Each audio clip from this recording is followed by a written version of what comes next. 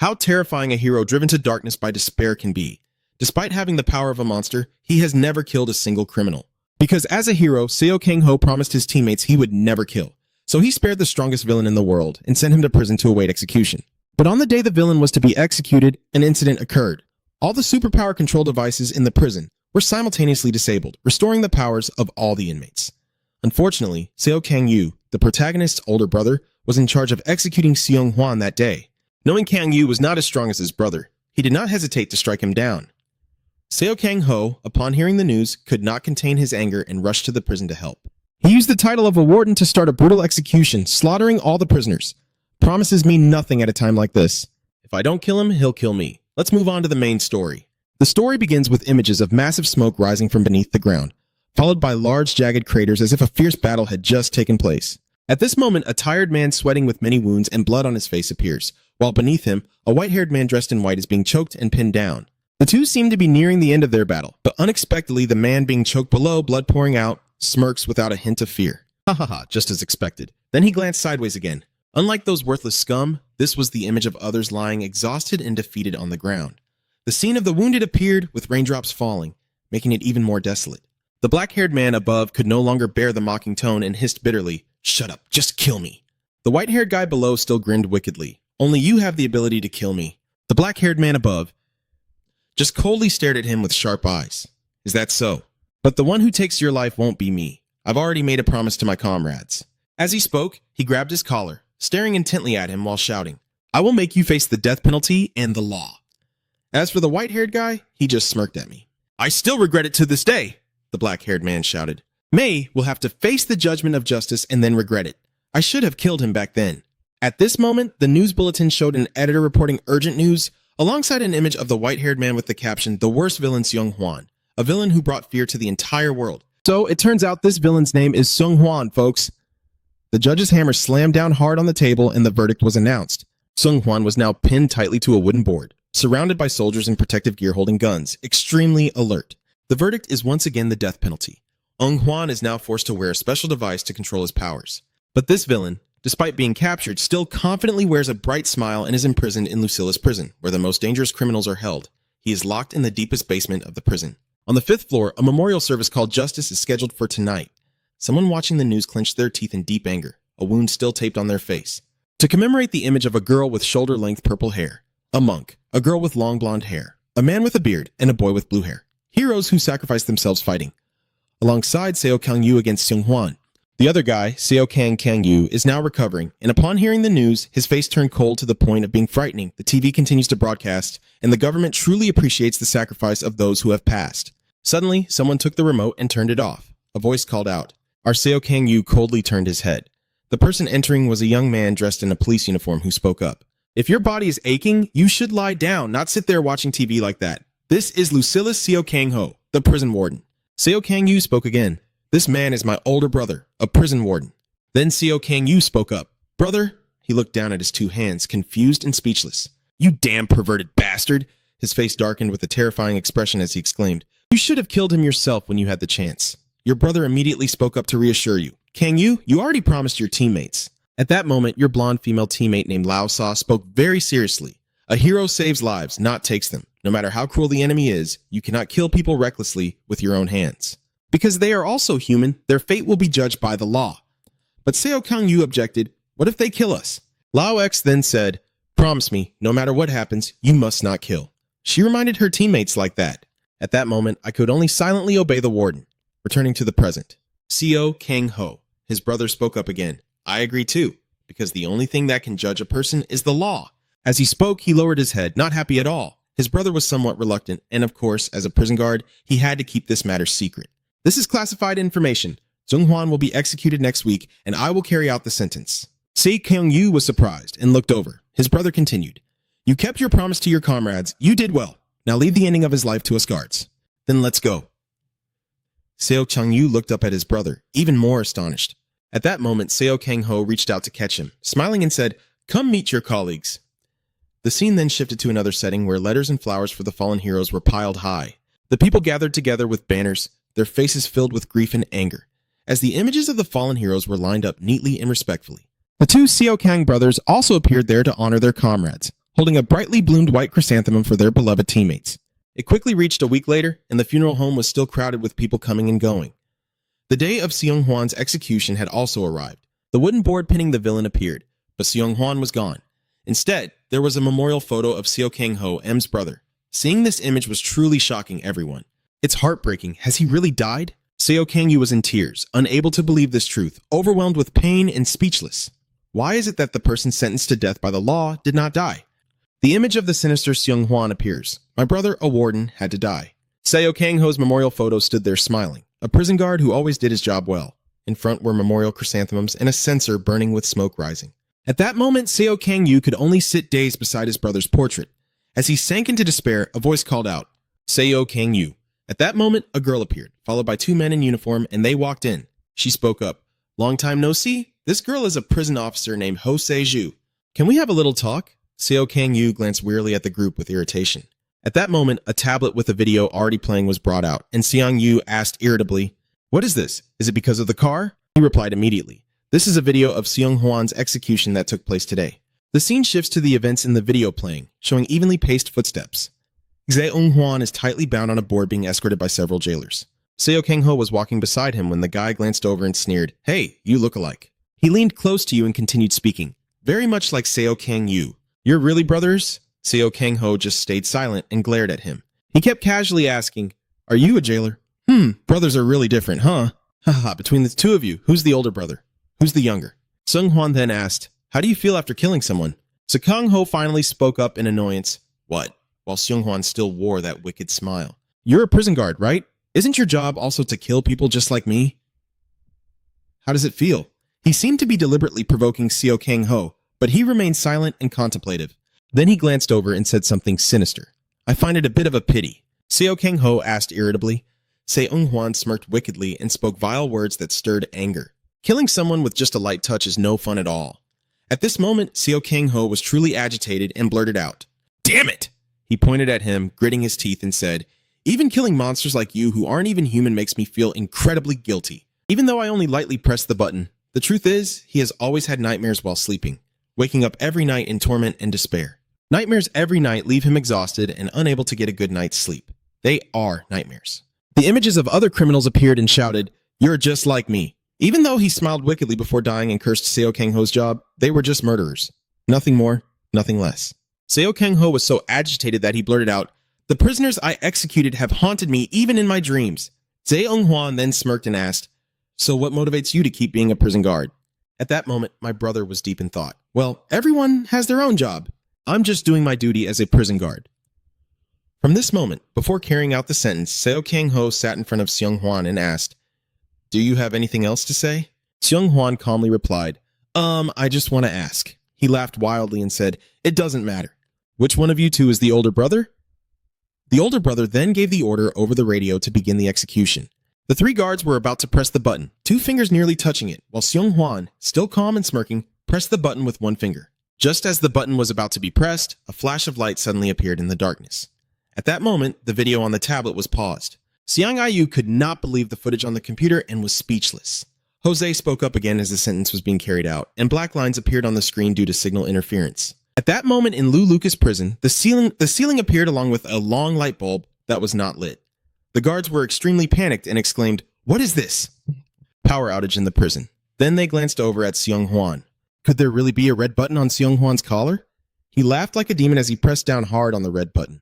A mysterious attack has been carried out, Seong Hwan shouted. The only one who can kill me? Kang-ho was terrified as a massive explosion erupted in the prison room, everyone desperately grabbing each other to jump out, while the electrical wires on the ceiling sparked and crackled, sending out flashes and smoke that obscured their vision.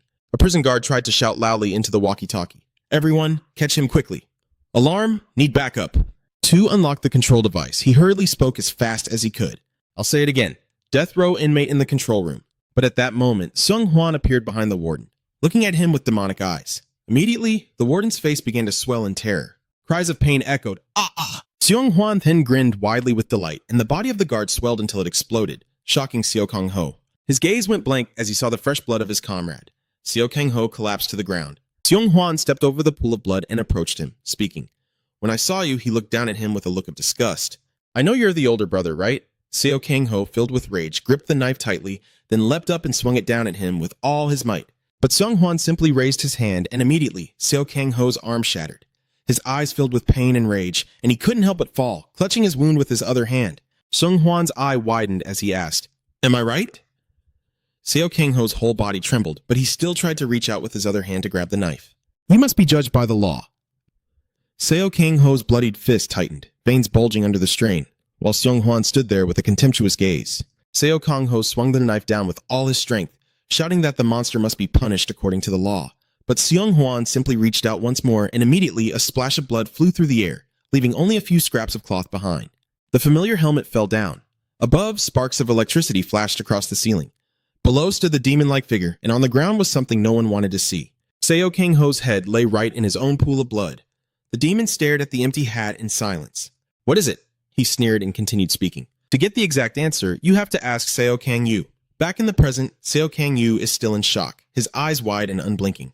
Jose spoke up at this moment, explaining that due to the sudden attack caused by Seung Hwan, all control devices installed on the death row inmates on every floor were released. Fortunately, the escape of the prisoners was prevented, but many guards were locked in with the inmates. Seo Kang Yu finally regained his senses. He gritted his teeth and asked angrily, "Who did this?" "Jose Xeu." After a brief silence, he replied, "We are still investigating." Then she rested her chin on her hand and spoke directly to the hero, Seo Kang Yu. "I truly apologize for asking this at your brother's funeral, but could you put an end to the riot at Lulu Prison?" Her expression was sharp and serious. Seo Kang Yu spoke without a moment's hesitation. "Of course, definitely." Jose still looked at him with those sharp eyes as if waiting. But at that moment, a fierce aura enveloped Seo Kang Yu. His glowing red pupils seemed like a grim reaper as he continued, "But I have one condition. My teammates once said this. At that moment, you could see explosions of various sizes going off. There was a group of prisoners all wearing yellow uniforms breaking down the door together. It seemed like they were locked inside. Chaos erupted with screams of 'Open the door! Damn it, die! Die!' In that moment, some were crazed, slaughtering others with satisfied expressions." Seo Kang Yu continued his narration, saying a hero must save people, not kill them. The iron door slowly creaked open, revealing a beam of light. "Ah!" Then the door slowly opened wider. After the chaos, the prisoners began to scramble to get out. "My brother, even a jailer, told me that the only thing that can judge a person is the law." The prisoners, with their grotesque and terrifying faces, were extremely excited when they saw that light. A triumphant shout rang out, "The door is open. Everyone quickly escape, and the one who enforces the law's judgment." Before they could celebrate for long, a surge of power from outside the door pushed the prisoners back. It was a guard. The prisoners were terrified and exclaimed, What? What is it?" So outside the door stood a dark figure with eyes blazing like a wild beast, staring at the prisoners inside. "I don't want to enter Lucas Prison as a hero." A hat with a familiar emblem appeared, accompanied by a greeting that sounded like it came from hell. "Hello, you filthy beasts." But he was a warden, a butcher. Seo Kang Yu appeared with a cold, emotionless face and said, "I am Warden Seo Kang Yu." "Seo Kang Yu?" The fierce criminals were utterly shocked to hear that. One of the gang leaders boldly stepped forward and said, "If you're a hero, why are you wearing a prison guard's uniform?" But they laughed like monsters staring at him. "But anyway, nice to meet you. Die!" As they shouted, the monsters charged forward to attack Seo Kang Yu. He calmly stood in the doorway, waiting for the swarm of moths to rush at him. Before their sharp claws could strike, he simply raised his fist with a darkened face. And finally, his eye blazed brightly as he charged forward. The thug who rushed ahead was struck straight in the stomach by a punch from Seo Kang Yu. Immediately, the man's body was split in two. Those standing too close were also struck, losing their arms. Those guys, whether alive or dead, were sent flying backwards by that punch as if caught in a Category 12 storm, revealing a path through the mangled bodies along with splatters of blood on the floor. The other prisoners were all terrified by the scene. One of them gritted his teeth, sweating profusely, and exclaimed, "What's going on?" Seo Kang Yu is still standing out here calmly, just catching his breath to recover. Then he stood tall and shouted a warning to those prisoners. "Listen up. From now on, by government order, on the first floor, there's a giant man sitting with his head down in solitary confinement. In basement 1, a purple-haired girl is smiling.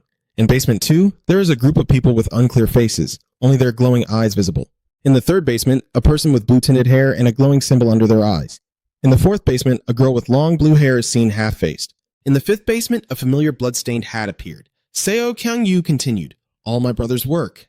At that moment, Seung Hwan sat calmly on a pile of bodies, wearing the pitiful warden's respected hat. "I'll kill him," he sneered as soon as he saw the person arrive. "Already here?" Seo Kang Yu ended his narration, continued his succession. Then his angry face appeared as he passed judgment and began carrying out the death sentence. At that moment, the prisoners were thrown into chaos by those words. "Execution?" They screamed in madness, unwilling to accept it, calling it nonsense. "That bastard, are you planning to kill us?" Meanwhile, Seo Kang-yu stared coldly at the muttering crowd, waiting for them to fall silent before speaking with a grim expression. You've killed countless people and still think you don't deserve to die? The prisoners looked at each other in confusion, wondering if they had really killed that many people. Then he shouted, I haven't killed that many, but the one leading us is Helita, who has killed 12 people. Another man raised his hand to explain. And the number of people he killed can be counted on one hand. He is Brook, who has killed 7 people. Another chubby guy proudly held up a few fingers, saying, I haven't even reached 5 yet. This guy is a monster, even more disgusting for kidnapping children, assaulting them, and then killing the victims. Then a group of unrepentant prisoners continuously questioned Seo Kang-yu. Who are you to threaten us? I need to speak with a lawyer. Even a killer is still human. Then came the insults and objections from that bunch of trash. At that moment, a prisoner silently watched from the side. He watched silently, feeling annoyed, too noisy. He has long moss-green hair and a haggard, sleep-deprived face. His name is Choi Guan, and he has killed 8 people, plus committed sexual assault. At that moment, Choi Guan stood amidst the chaos, calculating silently while being distracted by the other prisoners. Through the gaps, he looked at Seo Kang-yu and thought, I can. His eyes lit up as if he had just come up with a sinister plan. Choi Guan quietly stepped back, just as a foot stomped hard on the floor. While the prisoners were fiercely resisting Seo Kang-yu, Choi Guan used his lightning-fast strength to rush outside, seizing the chance to escape. But before he could revel in his success, something suddenly approached his ugly face. Why King Tung-yu? How could you let this little shrimp get in your way? With a single kick, a large splash of blood erupted into the air, silencing the previously rowdy prisoners in shock. At that moment, only a mangled object fell to the ground. Seo Kang-yu spoke softly. He stood boldly in front of the stunned prisoners and declared, I'm giving you one last chance. Put on the monitoring devices quietly and return to your cells to wait for execution, or be executed by my hand. His expression as he said it was no different from the words of the King of Hell. The prisoners here looked utterly confused and terrified when they heard that. Suddenly, one fearless guy spoke up to mock them. What the hell is that bastard thinking? He acts all tough, spouting arrogant words to the shock of the others. There's one thing I want to say. If I'm going to die anyway, isn't it better to die in a riot than to lie down and wait for death? This negotiation is truly meaningless. That guy is disgustingly vile, like a sewer rat talking with that smug expression. That damn Duong Vokuk, that wasn't a negotiation. Seo Kang-yu's voice of protest rang out against the contempt of this despicable prisoner. He tried to suppress the bloodlust, urging him to kill, and patiently explained. This is not a negotiation. The last thing I offer you is mercy. The prisoners were confused, worried, and calm as they talked. Are we done for? Is he planning to kill everyone? Extending life a bit longer, I thought he was just a new guard. But who knew he was a hero from equality? I'm wearing the monitoring device here. Me too. But at this moment, there was still one who remained silent. A bright aura burst from his mouth as the panicked prisoner scrambled around while he opened his wide mouth to release a powerful surge of energy. His face now resembled that of a high-level monster. The panicked prisoners couldn't help but turn back in shock to look at the creature. Attention! A voice rang out as a dark-skinned finger pointed to the sky. The prisoner calmly called out, Listen up, everyone. Even if he's a hero from equality, there's no need to worry. He's just one guy. I've killed a rank 2 hero before. We just need to work together. That guy is brainwashing the weaker prisoners to attack Seo Kang-yu together. Another one nervously asks, Is that true? It's over. Replacing their earlier confusion, they all revealed sinister smiles and said together, If that's the case, then let's finish this. That's right, there's nothing to fear. Just kill him and take back our freedom, Seo Kang-yu said calmly, staring at the man with fiery red eyes. This worthless guy returned to Jose, who was sitting seriously, and said, Lucilla's prison separates the detention areas according to the level of danger. On the first floor are those who have killed many people, with over 300 serial killers there. In the first basement level, there are more than 100 regional level criminals. In the second basement, there are over 30 city level criminals. In the third basement, there are 10 dangerous national level criminals. In the fourth basement level, there are 5 continent level dangerous criminals. In the fifth basement level, there are 3 people, including Seungong Hwan, who are threats to the entire world. At that time, Shu had sighed quite a bit.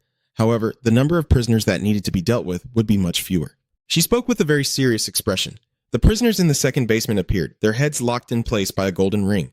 At that moment, 2 girls with blue and red eyes spoke up, reminding the prisoners, Confess your crimes. Meanwhile, in the fifth basement, a ceiling appeared. At that moment, a girl was sitting in the corner of the room, and another guy approached to observe her, then exclaimed, So that's Seung Hwan. In his hand, he held a round red object like a piece of meat, standing there smiling as he looked at the girl in the corner. They hated each other. He casually tossed the item in his hand and said, Is someone here? The girl just cast a sharp, cold glance at Seung Hwan. Seung Hwan smirked slyly, then figured he could kill some time while waiting for Seo Kang-yu to arrive. At this moment, a voice rang out again, but there was a prisoner on the first floor who was quite special, because XU left some information and reminded Seo Kang-yu to be careful of this guy. From above appeared the image of the sewer rat, from earlier, casually holding his prisoner board. His name was Hylon. Back to the present, he now wore an expression of complete calm, without a trace of panic or fear. He possesses a skill that makes others easily persuaded by his words. Seong-yu has now exposed his crime. You attacked a hospital, injuring 30 people and killing 7, plus one second-class hero, making 8 in total. Suddenly, Hilalasun's ugly lips, like a fish's mouth, sneered M. He raised both hands and laughed madly, proudly uttering disgusting words. I killed people, including that hero who was pregnant with twins. Seo Kang-yu's eyes sharpened even more upon hearing him. At that moment, he stared at him, exhaled, then began to call out, Commander A. He spoke into the glowing device attached to his collar. I think I'll have to use some force. Is this prison secure? The commander on the other side asked confidently. No matter what you do, you won't be able to break its head. I guarantee you that. At that moment, Seo Kang-yu's expression turned ice cold as he said, Then I no longer need to hold back my power. Hilala-san here still shows no fear of death and disdainfully says, You're just a fraud. He keeps mocking you and your teammates. You are a hero of equality who can't do anything. To catch the wild Seongan, you were so desperate that you had to use your own comrades as bait, right? He stepped forward with a disgusting sneer and said, We'll send you off to join your late colleagues. Then Hilala-san threw his head back and unleashed his wild power. The other prisoners, fueled by that surge of power, grew excited, hope shining in their eyes. One of them grinned wickedly and shouted, My body is filled with strength. Then Hilala-san opened his mouth like a high-level monster and shouted, Everyone attacked. Immediately, the other prisoners rushed toward Kang-yu with fierce determination to take him down. At that moment, 2 streams of power flashed and attacked Seo Kang-yu. But as soon as the prisoners charged, their bodies shattered like the others before them. The dark power struck down all those who feared no death. Hot blood spurted into the air as the prisoners at the front gradually dissolved. The dark power snaked through them, making them cry out in terror. What is that? Later, the prisoners were killed by Seo Kang-yu's power, leaving their bodies in pieces. The fragments of their bodies lay scattered on the ground like chickens with the flu, and a few lucky ones stood there trembling like they were rooted to the ground. What the hell is that? Hilala-san is even in there. He no longer had the arrogant and contemptuous look from before, but instead showed shock and horror. At that moment, a foot was thrust forward with tremendous force. It was none other than Seo Kang-yu. His midair kick unleashed a dark energy that crisscrossed like a spiderweb. Then Kang-yu slammed his foot down with twice the force, and the blood-red power beam spread even more fiercely. Immediately, his immense power reached its peak as his foot struck the ground, sending the remaining prisoners decisively down to hell. Then the scene shifts to a beautiful sunset sky, as if the deadly battle was just a nightmare. Someone is sitting in a dark room. It is a man sitting there with his head bowed, silent and motionless. Suddenly the prisoner raised his head, his mouth covered with leather cloth. Then a questioning voice was raised loudly. Seo Kang-yu, over here, a prisoner shouted out loud. He's still being massaged by Seo Kang-yu and about to be sent off to the afterlife.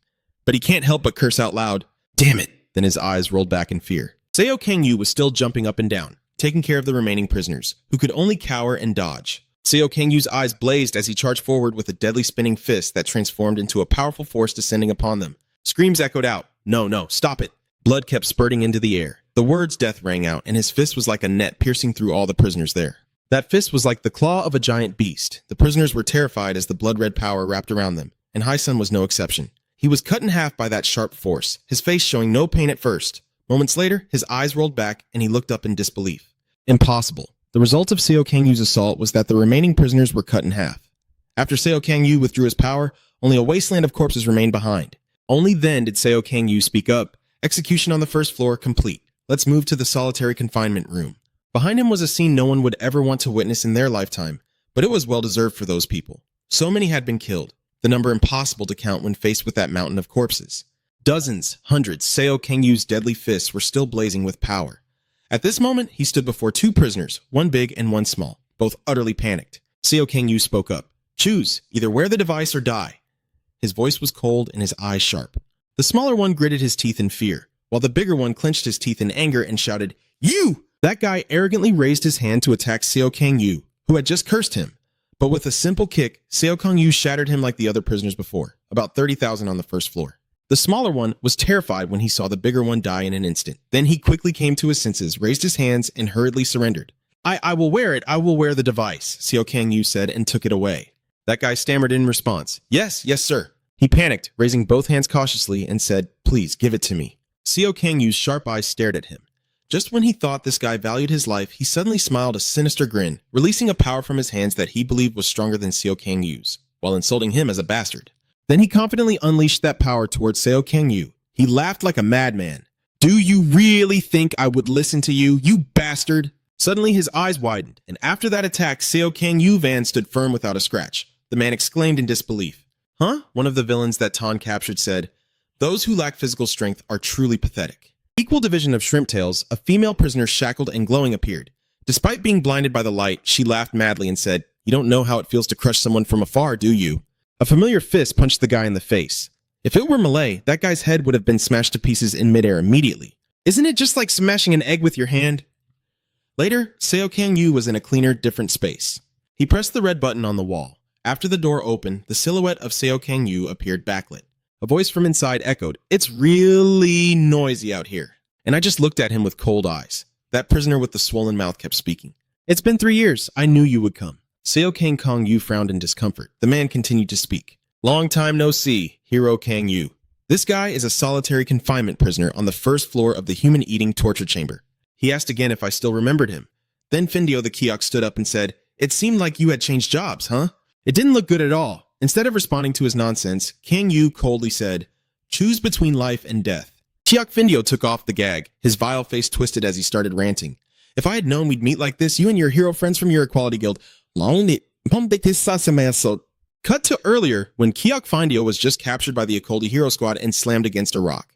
Seo Kang-yu was startled and glanced to one side, where a pot with a slightly ajar lid appeared, filled with something bright red inside. Seo Kang-yu was confused when the guy spoke up disgustingly. Doesn't it look unappetizing? He stuck out his dog-like tongue and put on the most despicable face. Looks like you want to kill someone, huh? Seo Kang-yu glared back at him with eyes full of hatred as he continued to provoke. But you wouldn't dare kill me. Seo Kang-yu's hand was filled with the overwhelming power of rage. His comrades looked at him with deep concern. Seo Kang-yu swung his fist toward that damn Kiok Findio and roared, I'm going to kill you. While he was furious and ready to deal with that prisoner, a shout rang out. Seo Kang-yu. When the other person appeared, his fist stopped, and with a sorrowful expression, he spoke. Stop. Seo Kang-yu could only hold back his rage, but the bastard kept provoking him. Look at your comrades. See how disappointed they are. Back to the present. At this moment, he raised his hand, emitting a surge of power, and spoke. If you don't answer, I'll take it as you choosing death. Findio kept babbling. You want to know why I kill? I'm not interested. Seo Kang-yu had long since gone mad, and no longer had the patience to listen to him ramble on. Instantly, a burst of power flashed through, and Kiok Findio's head flew off his body. Suddenly, a voice rang out because unexpectedly the head of Kiok Findio was still grinning wickedly. I want them to remember me. So I killed them and became the most unforgettable person in their lives. When they die by my skill, they will not forget me. His image appears in the lives of the victims like hateful, venomous insects. The victims seemed trapped by a terrifying force they could not escape, while he laughed proudly like a monster. They will engrave my image in their eyes deeply. Chi Oak Fin ability is the proof I can show you the memories of those I have killed. Seo Kang-yu just glanced at him, showing his disgust at the display of cruelty. Around him were eerie purple-black insects, like the manifestation of his power. He's starting to get arrogant again. Should I show you each one by one? At that moment, an image of a head appeared under his hand. Findio was about to say something. The child's eyes immediately flashed, and the arm that had just summoned his head was instantly sliced off by a streak of power. At that moment, Kiok Findio painfully clutched the wound on his arm. At that moment, Seo Kang-yu spoke up. Is it because you're a solitary confinement prisoner? Shang Yu transformed his power into a sword and stepped closer to the struggling Findio. I really want to shut your nagging mouth. His image appeared like the king of hell as he said, You don't have the time to attack me with your skills, do you? At that moment, he cried out and then broke out in a cold sweat, asking, Let me ask you something before I die. Do you remember the people you killed? Xiang Yu raised his sword and calmly replied, No, there's nothing worth remembering, especially trash like you. Suddenly, his gaze grew serious. The scoundrel Findio grinned slyly, creating an image of his teammates ahead to confuse him. Lao Sa with sad eyes said, Kang Yu, don't. But Kang Yu had already become dazed, staring ahead. Two more teammates were also looking at him affectionately, calling out Kang Yu. Despite sweating profusely, Findio still tried to put on his usual sneaky act. Do you remember these people? But Seo Kang-yu quickly regained his composure and swung his sword despite the calls. Kang-yu, Seo Kang-yu, illusion still calling out to him, but his powerful strike cut through the illusion instantly, the force snapping reality back. Seo Kang-yu's sharp gaze hissed, Ending your petty games, got it? The sneering Kiok still smiled wickedly and rambled on. I never thought you'd strike down your own comrades without hesitation, to which Kang-yu coldly replied. Isn't that right? At that moment, Kiok Findio frowned, confused. So Kang-yu finished his sentence. Just an illusion? Then the body of the prisoner Findio was cut down by the power of his sword strike. The prisoner's whole body fell to the ground. Seo Kang-yu stood there looking down and said, "And I'm no longer a hero, I'm a jailer." Chiak Vindio spat blood but stubbornly said, "What? You're not just a jailer." His eyes slowly closed, but he still tried to finish his sentence. "You are a monster." But Seo Kang-yu just stood there silently. The last words of Chiak Vindio marked the end of his cruel life. A monster like Seung-hwan, words meant to strike Seo Kang-yu one last time. But at this point, no one cared about those meaningless words, only glaring back at the prisoner's corpse before the scene shifted to Seung-hwan. He looked up with a bored expression. "What is it?" Without any resistance, the female prisoner sitting in the corner was beaten down to the floor by him. She had a blank expression as if she felt nothing. Seung-hwan showed his resentment like a child, looking utterly disgusting. "When are you coming down here? Seo Kang-yu. Or maybe we should go up? He's planning to take out everyone inside first." It was already nighttime, the moonlight flickering through the dark clouds. At this moment, 3 people stood on the cliff watching. A man speaks. "When will you, Shen-ka, finally start?" The woman called Sin-ka smiled in response. "So he has appeared?" He was Seo Kang-yu appearing on that floor, his face cold and filled with a deadly aura about to unfold. Miss X covered her face with a hand, smiled excitedly, and then exclaimed, "You are my beloved." "Your husband?" a man there asked confusedly while looking at Seo Kang-yu through the screen. She smiled brightly and turned back to reply, "Yes." "He is my husband," the other man said immediately. "Please, sir." He smirked and asked, "Isn't your husband Seung-hwan?" "This one's name is Hannes." One of the 3 named Ho also spoke up. "That's right. Isn't that why you attacked me to save him?" Hannes continued.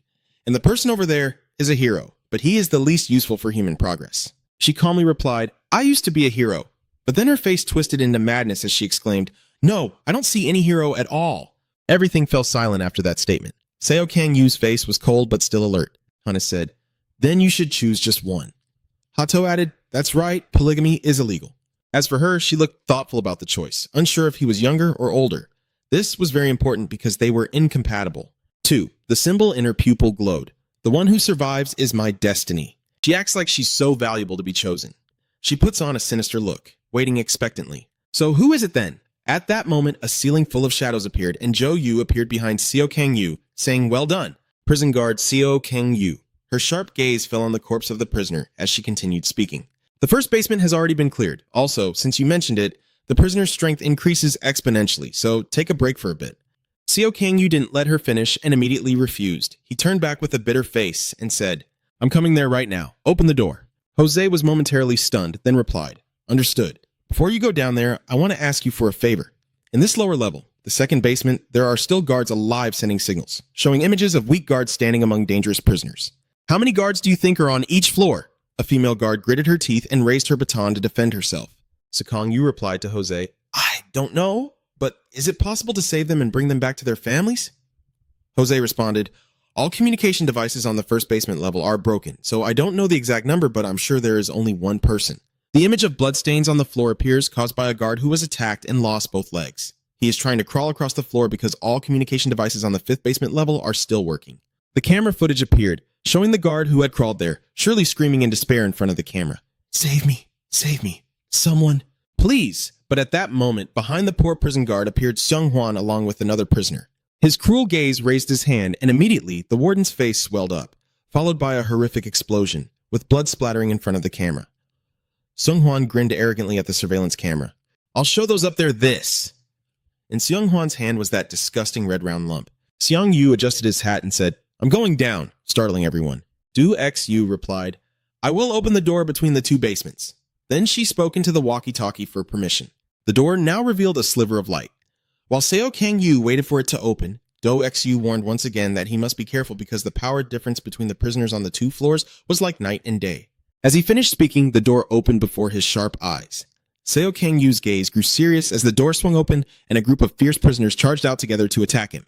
They were thrilled to drag him out for their amusement. "Ha ha, ha ha ha, you bastard, whoever's fastest wins." Then, colorful flashing lights erupted. Each prisoner took aim with their guns, mocking and shooting, knowing full well that someone would come to face them. Jose was terrified and cried out. Seo Kang-yu, however, quickly lowered her gaze upon hearing the words. "Before worrying about others, take care of yourself first." A giant hand reached out in front of Joe as a prisoner grinned with delight. "Humph." Then his disgusting hand reached out, successfully grabbed Do X-yu by the neck, and lifted him up before laughing and asking, "Are you the prison?" "This is a rare opportunity. I've always wanted to smash that arrogant face of yours." Do X gritted his teeth, struggling to break free from his claws. The prisoner smiled smugly. "Should I just finish it now?" Then he turned back arrogantly and said, Hey, fools, those are the guards. Whoever catches them first wins. But before he could finish, his eyes suddenly widened in shock. While he was struggling with his pitiful record, a group of fellow prisoners in his cell were already lying flat on the ground like chickens with the flu. The prisoner then exclaimed in disbelief, "What the hell?" He immediately glanced up in fear, seeing Seo Kang-yu punching down with a deadly fist, and before long, that overwhelming power struck down. Seo Kang-yu kept punching until the other guy's hand released Jose Shu. Jose Shu was confused as he fell to the ground. Then a voice rang out, "Don't come down!" Xiang-yu stood up, looked at her, and said basement 2. His gaze was sharp and warned of great danger. Jose could only nod in agreement. Yes, I understand. Before you walk away, the driver reached out to call. Kai, the prisoner Seo Kang-yu, and Tomoki were caught in the basement of the first floor. The image of the women wrapped entirely in chains appeared. At that moment, Seo Kang-yu could only walk away in silence, then later spoke up. I understand. The scene then shifts to the solitary confinement room on the first floor, where a few rough prisoners are talking among themselves. Did you hear that? Does that scream mean he succeeded? Who do you think among them could cause chaos here? I bet you have no idea. This is Tomoki. She has killed 28 heroes. Tomoki then pointed to her forehead and said arrogantly, Do you know why villains always remain villains? Because you're not smart enough, former hero. At that moment, a curse rang out. You bastard! A rough-looking prisoner approached, gritting his teeth as he looked down at her and asked, You want me to kill you or what? Tom. Tomoki burst out laughing and said, Ha, kill me! You've only killed ordinary people. Have you ever killed someone with superpowers? The tough prisoner fell silent, and she continued to point proudly. Have you ever fought against them? If you don't know why I'm here, it's because I've killed them before, the thug said with deadly intent. I'm going to kill someone with superpowers right now. But in an instant, she extended her claws and slashed a straight line down the thug's head. Kill! Immediately, a stream of fresh blood gushed out, her monstrous arm covered in blood. A chilling aura of killing intent radiated from her as she said, Who is the one to be killed?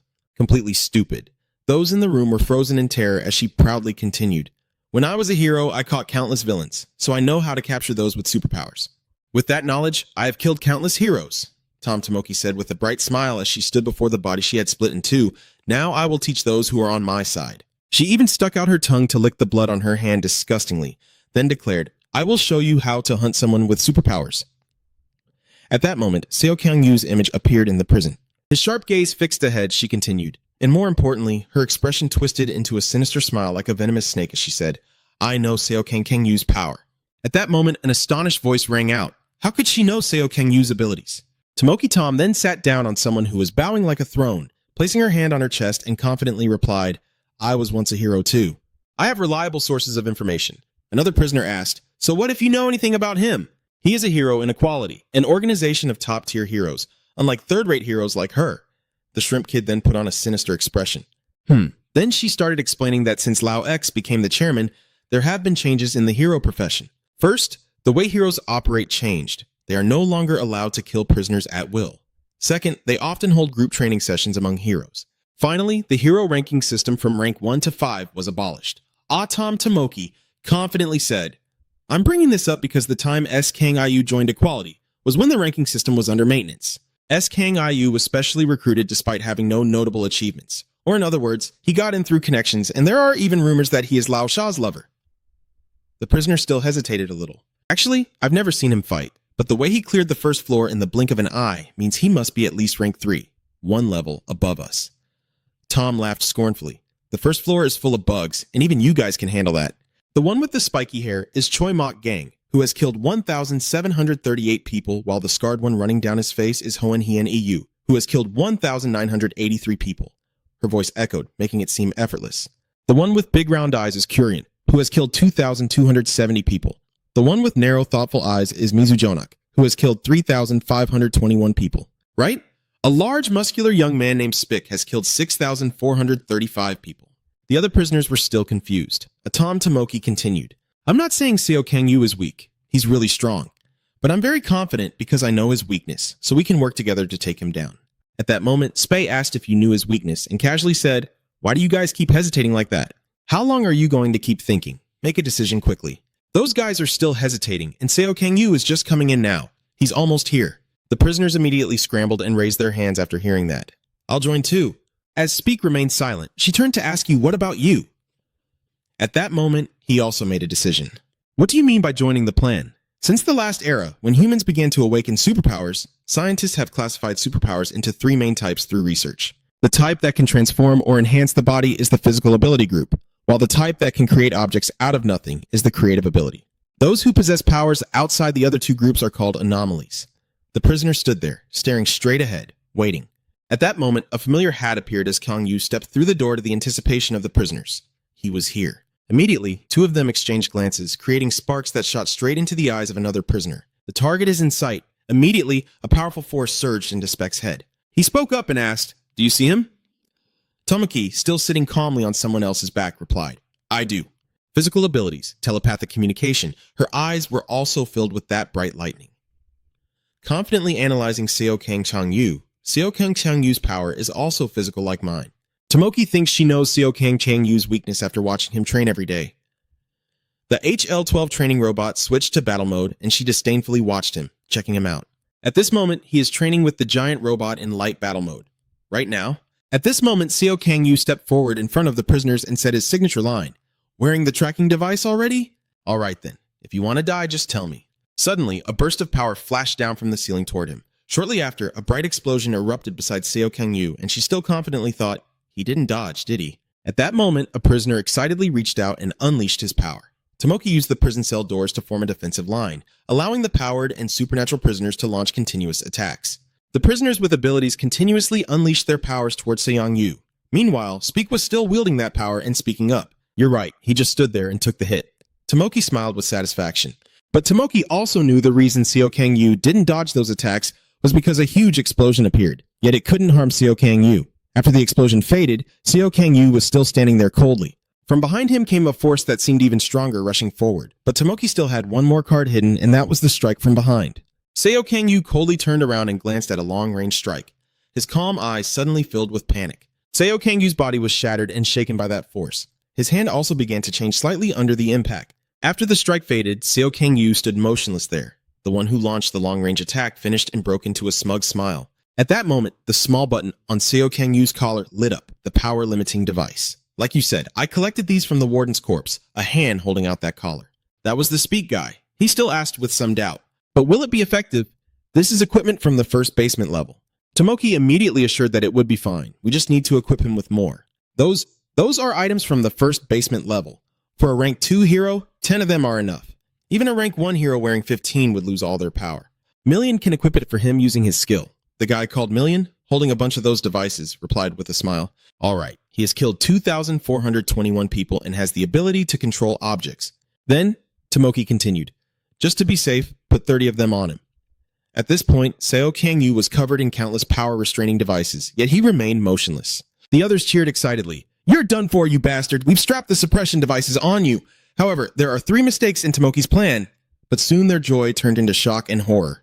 The energy suppression device on Seo Kang-yu's neck gradually loosened, and his eyes shone brightly like a fierce beast. First, the power radiating from you remains just as strong, not limited in the slightest. Seo Kang-yu's strength.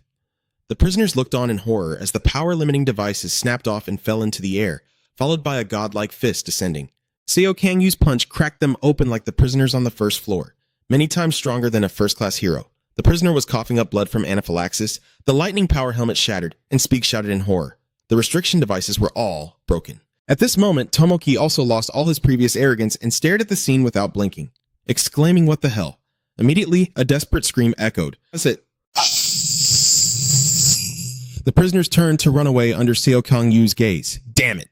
Tomoki quickly shouted. "Plan B. Tell them to execute Plan B." Spei immediately transmitted the message. "Everyone, execute Plan B." At that moment, a voice rang out warning Seo Kang-yu to stay still. At this moment, an innocent person is being strangled by a strange hand. This prisoner is holding the poor guard hostage to threaten Seo Kang-yu. "If you move, I'll kill this guy. Then, the group of prisoners will use the guards to threaten you if you want to save him." But at that moment, he simply raised his hand gently. Instantly, the prisoners were seized by his overwhelming strength. The second mistake was that fresh drops of blood splattered into the air. At this moment, the guard glanced nervously to the side as the hands of the prisoners painfully released their grip on him. Seo Kang-yu here still gently raised a finger, but the power was completely opposite to that small gesture. Seo Kang-yu's ability was physical, but the prison guard was so terrified he could only stare in disbelief. How can this be? Inside the prison room, streams of deadly red blood appeared. That man, before dying, was still utterly shocked. unable to believe such a power existed. The scene inside the prison was utterly brutal. The prisoners were swiftly dealt with by Seo Kang-yu's single finger, lying in a pool of blood. While the other wardens were also rescued, his ability proved effective. The third and final mistake. At that moment, a few prisoners hiding in some corner were panicking together. Damn it, what should I do now? Should I put on the tracking device? At that moment, a prisoner reached out from there. He was sweating profusely and hurriedly said, I'll wear the tracking device. Just spare me. But before he could finish speaking, his pupils instantly contracted and a large spray of blood burst into the air. For him, those who regret too late, Seo Kang-yu had no patience for them and kept relentlessly sweeping through the prison. His power spread through the air like that. Those on the upper floor were also terrified as they faced death from the Grim Reaper. At that moment, Seo Kang-yu sneered, You're too late. These people will never be forgiven. Then the blue lightning power shattered, and one prisoner broke out in a cold sweat. That was Speak. He exclaimed in disbelief, Damn it! Then he turned to Tom Tomoki and demanded, What the hell is he? Everything has fallen apart. Don't you have any plan left? She was still sitting in a corner biting her nails, unable to believe it. How could this be? Spitch lost all patience and shouted, Say something, damn it. I shouldn't have trusted you. Then Tomoki replied, You said the restriction devices couldn't stop him, but he's wearing 30 of them. He told me he'd wear a monitoring device, so there's still a chance to survive. She gritted her teeth in anger. Shut up! Shut up. Tomoki's eyes blazed like a demon as she turned around, piercing Speak's stomach with her strange hand. Go ahead, scream madly. Who do you think you're talking back to? You think we're on the same level just because we're locked up on the same floor? Tomoki looked down at the man, confident after realizing she had killed him, and said, I'm almost capable of becoming a top-tier hero. Then she couldn't help but grit her teeth in confusion. But are all those devices really broken? If he's that strong, why doesn't he fight on the front lines? Tomoki raised her head and shouted, Everything is meaningless. Incomprehensible. Suddenly, she glanced back at something. It was a jailer trying to escape. After seeing Tomoki's evil glare, the jailer screamed in terror for help. Please, someone save me, help me! But she, in her rage, swung her hand to stab down. Suddenly, a flash of power streaked through, severing Tom Tomoki's wrist. She looked down in horror at her severed arm, bleeding profusely. Seo Kang-yu appeared just in time with an even more monstrous hand and called out to the hero Tomoki. At that moment, the jailer, still shaken, stood up and shouted loudly, while Seo Kang-yu on the other side continued to radiate deadly intent as he questioned. No prisoner Tomoki, do you have any denials left? Tomoki still wore a mocking smile at this moment. Ha ha ha, damn it, I'm done for. Facing a shameless woman, Seo Kang-yu spoke up. That is your denial. Ah, I continue to connect the heavens. Is it true that all the heroes are dead except you? Seo Kang-yu replied calmly. That's right. At that moment, Tom Tomoki let out a strange smile. Hehehe then. So Tom died too. The image of Tom was blinded by countless chains. Seo Kang-yu just silently stared at her, and she asked again, You're dead? I told you not to be a hero. You really are a foolish little sister. Then, with a slightly provocative tone, you say you're a member of equality, but you kill people. Do the other heroes know? You know how hard Lao Sa tried to change the hero system, but because of you, everything has gone back to the way it was. I wonder if Lao X is sad in the afterlife. Your eyes have become sharp and unpleasant now. Stop beating around the bush. The hero industry is not an ordinary field. That's what Tomoki realized after becoming a hero. But defeating villains doesn't mean everyone is righteous. At that moment, a cry for help rang out. Please save me! A girl is being threatened with a knife by a thug. Please, help her, the thug shouted. Stay still. If you move, that poor girl was terribly scared. At that moment, a beam of light flashed through. A hero swung his sword, cutting the thug in half. Even the girl couldn't avoid getting cut by that slash. While on a mission, no matter if civilians die, the hero's status remains absolute. This hero, after killing even civilians, still wore a satisfied smile for completing the mission. The reason Tomoki became a hero is very simple. At that time, she was still a young girl, always helping her sister, like two hands tightly clasped together. At that moment, Tomoki's sister Tom happily said, Amazing, just like a hero. Tom has no special powers and relies heavily on her sister who possesses strong abilities. But at this moment, to her sister's amazement, Tomoki confidently said, That's right, your sister is amazing, isn't she? She twisted her personality like a hero, a clear blue sky shining through, saving people. The girl who was just saved sat on the ground gratefully and said, Thank you for saving me. At that moment, Tomoki smugly replied it was nothing. Instead of feeling proud and embracing her face with satisfaction, thinking she was just doing the right thing, she felt superior. Tomoki continued her work as a hero. Finally, on a mission, she killed a villain. It was the first time she had ever killed someone. At that moment, Tomoki's face twisted and distorted. For the first time in her life, she touched her own face, then tilted her head back and laughed maniacally. She felt superior. Tears welled up in her eyes. Ah, killing is truly thrilling. After that, Tomoki kept killing. Villains, civilians, heroes. She spared no one. Among them, Tomoki liked most to kill heroes weaker than herself. The feeling of betrayal, dizziness, and finally, she lost her happiness. Please. At that moment, the weaker hero begged for mercy. That expression drove Tomoki mad, but the truth always comes out eventually. Tomoki had always suspected that Tomoki came home very late and smelled of blood, so that day Tomoki followed her. At that moment, Tomoki's eyes gradually went blank as she saw what was in front of her. Before the girl was the image of her sister committing a series of murders. The child witnessed her sister killing people. Tom was utterly stunned and exclaimed. Sister Tomoki, also startled, and turned to look at her sister, her face covered in blood. Tom, I already told you not to stay out late. Useless. At this moment, her hand was still tightly gripping the head of an unfortunate soul. Instead of feeling guilty, she wore an excited smile, inviting her sister to join her in crime. Want to join? Tom's eyes widened in disbelief. What? But at that moment, Tomoki went even more frantically, swinging her hand down. If you don't want to do it, let me handle it. At that moment, a loud S sound echoed, startling her as she looked up. No, a chain emitting a purple light shot down and blinded her hand. And it was also that day that Tom awakened his power. Ah, her first action as a new hero. At that moment, Tom, tears streaming, pointed and exclaimed, Sister.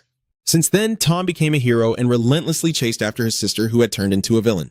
The image of Tomoki, blinded but still wearing a sinister smile, appeared. Finally, the villain Tomoki Tom caught his sister and exclaimed, Have you been caught? Tomoki Tom then shouted excitedly, So you won't call me sister anymore? It's really sad. Your power is getting stronger, but it's even more unfortunate that it's a summoning ability and not a physical one. Those without physical abilities are truly pitiful. Tom just silently looked at his sister. Tomoki went even crazier because they could only kill from a distance. They will never know the ultimate thrill of tearing someone apart with their own hands. You never understood me? When I heard those words, Tom exclaimed, I've never had a sister like you come back to this place. Tomoki asked again, Did Tom die in pain? Seikang Yu coldly replied, Tom, remember the moment she fell in the battle with Seong Hwan? When Seikang Yu arrived, Tom was already crying out in pain. It hurt so much. The girl's tears streamed down her face. Save me, sister. Return to the prison cell, Seikang Yu said. Even in death, she called out his name. Tomoki fell silent for a moment before speaking up. I shouldn't have asked. It only caused a surge of power to erupt right now. I see it getting worse. A sharp blade has grown from her hand, and her whole body has transformed into something more terrifying. Then she suddenly jumped forward. Seikang Yu remained calm, standing still. Tomoki lunged forward to attack, stabbing straight at him, but her eyes suddenly filled with panic as the sword on her hand only pierced the air. Seikang Yu had appeared behind Tomoki, who was struggling to grit her teeth and withstand that force. At that moment, both of them charged at each other. Tomoki's eyes flashed with intensity.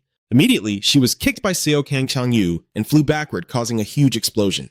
A massive cloud of dust appeared. Seikang Yu stood waiting in front of the smoke. With the light shining down from above, Tomoki gritted her teeth and charged at him again. But Seikang Yu simply punched her lightly in the stomach. Tomoki then spat out a mouthful of fresh blood before collapsing to the ground, unable to withstand it any longer. Tom? Tomoki gritted her teeth angrily and looked up at Seikang Yu. Seikang Yu looked down with his blood-red pupils and said, Even as a criminal, I don't take pleasure in killing my own colleague. Only then did she speak up to his astonishment. Then can you make her give a crazy smile and say, Spare me? She then bowed down to the ground and said, You are a hero. Did you promise Lao Sa? He coldly replied, I am no longer a hero. Tomoki kept begging desperately, pleading, Please, please spare me. She was now trembling with fear as she shook Seikang Yu's leg. I don't want to die. I don't want to die. He then said, Your current state is exactly the scene you often see.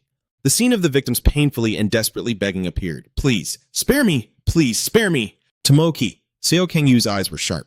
What have you done to those who begged for mercy? Tomoki's face twisted into a crooked smile. Ha ha, damn it! Seikang Yu didn't let her say another word and kept swinging his powerful fists. Outside, dark clouds gathered as the sounds of Seikang Yu's battle echoed throughout the prison. Among the hannies watching, an excited voice rang out. Did you hear that explosion? That must be Seikang Yu, right? Oh, what now? That young master is so excited it makes someone snap back to reality. The other guards were confused and scared about what was happening, causing someone to panic. But for someone, the familiar hat appeared. Seong Hwan shouted happily. Seikang Yu made them even more eager. At that moment, Seong Hwan felt extremely excited and exclaimed, leaving the girl beside him puzzled. This won't do. I have to go up there now. As he spoke, he made a terrifying demon-like face and raised his hand. But suddenly, a force threw Seong Hwan to the side, his body crashing into the wall with a loud explosion, and the hat on his head flew off and fell.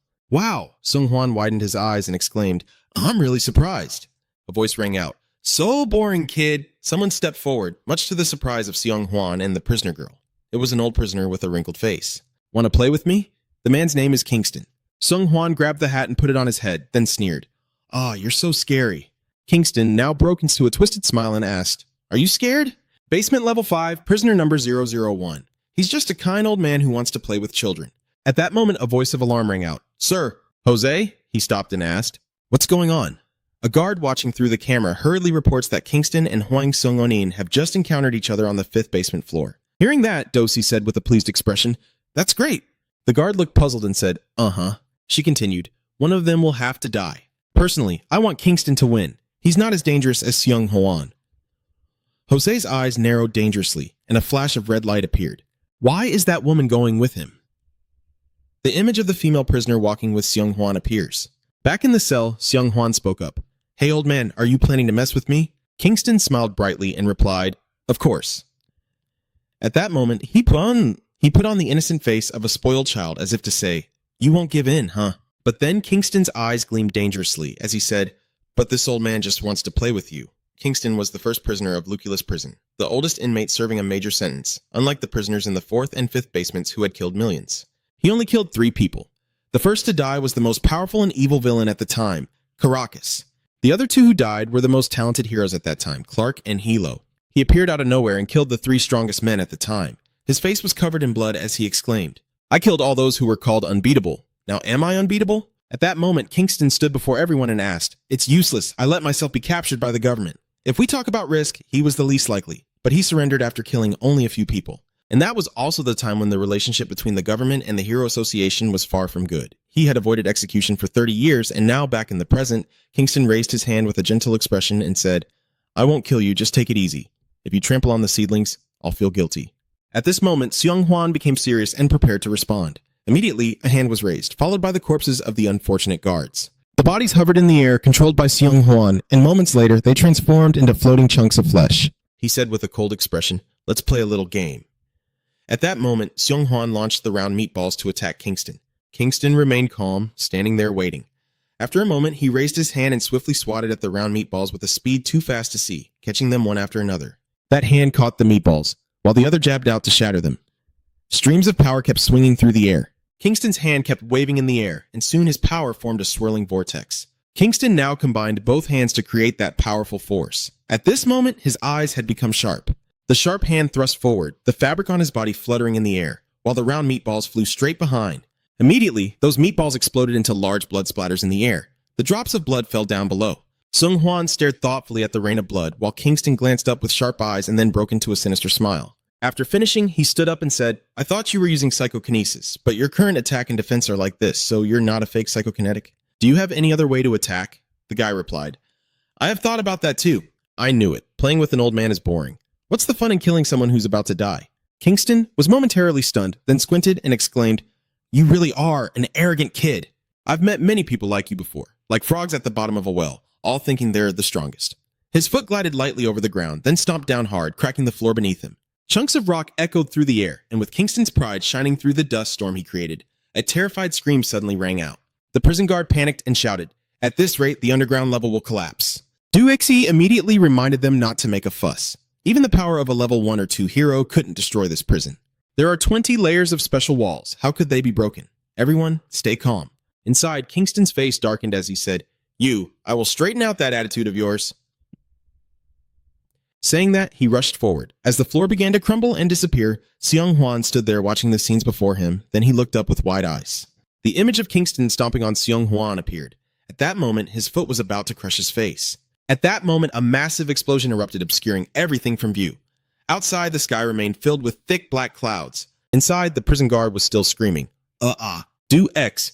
Yu also raised his hand to shield himself from the shock, while Seo Kang-yu stood silently outside. At that moment, Do-X urgently asked, Is everything okay? The warden was still too shocked to speak. Commander, who won? She asked anxiously. Not exactly, the jailer replied before Joe's sharp eyes. Inside the dungeon, the man stood in horror watching the cracks and ruins before him. The jailer turned and replied that all the walls had been pierced through. Is it X? At this moment, sweating and stunned, he exclaimed, We're done for! Inside, Seung Hwan looked at the shattered walls and cheered. Wow, it's like a human-shaped drill. How far can he get? A voice called out. Is this enough to pique your interest? He looked down and then spoke hesitantly. Should we follow him? Suddenly, another group appeared and said, Why are you following that old man? Those words came from a familiar, arrogant mouth. Shinka appeared with her two henchmen sitting on the ground laughing and saying, "Isn't talking to me much more fun?" In the vehicle observation room, the warden and the prison guard were both shocked and exclaimed, Huh? Sung Hwan turned back, glaring, and asked, "What are you?" Shinka replied, "Let's talk, and then you'll know who I am." Jose X looked more closely and shouted in shock, "How could that starving woman be in the 5th basement level?" And the prison guard was still stunned. "What is this?" On this side, she looked up, but before that, she pointed at the screen and said, "You watchers, get lost." Immediately, the screen went black. Jose Xiaoyu angrily slammed his hand on the table, gritting his teeth. "Damn it, the main character is still silently standing outside the door."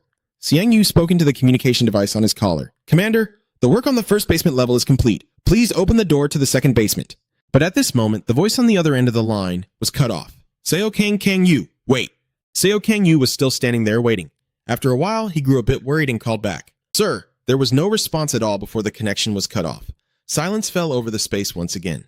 Perhaps the signal was weak because Seo Kang Yu stopped waiting and used both hands to pry open the sturdy door. The door slowly opened, revealing an eerie light. His expression was sharp as he continued. She went down to the lower basements. When descending the stairs to the 2nd basement, unlike the 1st floor and the 1st basement, it was a place where you could smell blood even before entering.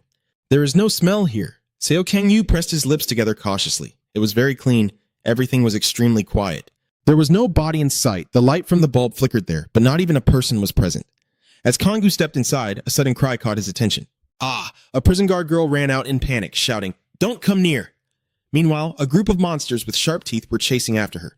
The monsters were excitedly baring their sharp teeth as they approached. The prison guard girl ran while shouting, "Don't come any closer!" But when she ran out and saw Seo Kang Yu standing there, the girl couldn't help but be surprised. "Yeah." She ran over and shouted, "Seo Kang Ho!" The girl called the wrong name, startling Seo Kang Yu. To recap, Seo Kang Ho is the name of the male lead's older brother, and the prison guard girl is desperate as she is chased by the monsters. Immediately, a surge of power swept past the girl, scattering the monsters. She was now sitting on the ground beside the corpses of the monsters. Huh? Next to her was Seo Kang Yu's fist radiating deadly intent. He finally spoke up, asking if she was okay. The girl, probably unaware of the main character's brother's sacrifice, rushed over anxiously and hugged Seo Kang Yu while calling his name. At that moment, she looked up at him, happily saying, "Shouldn't you be in the 5th basement?" "Hey, what was that just now?" "You have superpowers? That's amazing. But have you been hiding your powers all this time?" Xiang Yu then pushed the girl away and told me. His sharp gaze revealed he was Kang Ho's younger brother. The girl was astonished to hear that. Hero Seo Kang Yu. Then she wondered why you were wearing a prison guard uniform. "Oh no, why are you here?" He then said, "So you're my brother's colleague." So Kang Yu warned, "It's very dangerous here." Suddenly she said, I'm really sorry to hear you say that, young master." This surprised him greatly. Then he finally spoke. "Who are you?" The girl placed her hand on her chest and cheerfully said, "This is our first time meeting, right? I should be the one to greet you first." Then she reached out her hand and said with a smile, "I am your sister-in-law. You look a lot like your brother. Do you know that Seo Kang Yu was stunned speechless upon hearing this?" At that moment, in the solitary confinement room on the 2nd basement level, a voice called out, "Ayo!" Someone spoke angrily, saying it seemed like someone had come here to cause trouble. The girl called Mao replied with a dangerous look, "That's right. A group of both humans and monsters are locked inside. The stranger who came this time has committed countless crimes." The girl named Mao caught something and replied, "He killed my dog." The prisoner called me, with a defiant look, said, "Is that so? Then it's going to be hell for him from now on." Cut to Seo Kang Yu's side. At that moment, the girl spoke up. "I've only seen you in photos or videos." She smiled brightly as she introduced herself, but seeing the real person was definitely much better. "I am Kai Nuk Hongjia, the warden of Lucullus Prison." Seo Kang Yu replied, "I heard he has a girlfriend, but other than that, I don't know anything else." Hong Jae laughed and scratched his head. Actually," he said, surprisingly pointing 2 fingers at his stomach. "Here, Hong Jae," she said happily, holding her belly with both hands.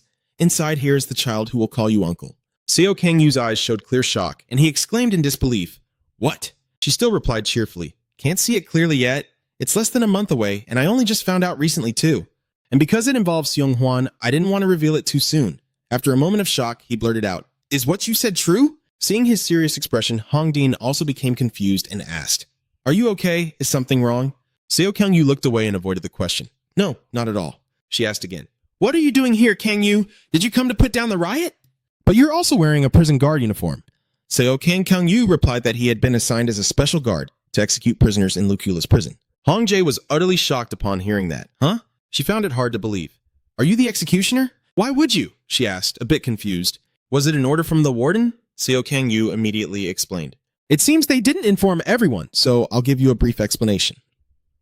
After hearing the whole story, Hong Jae was utterly shocked and exclaimed, An electric star attack? Who would do that? Seo Kang-yu replied, They are still investigating this matter. Hong Dee's eyes welled up with tears as she anxiously asked, What about the cough?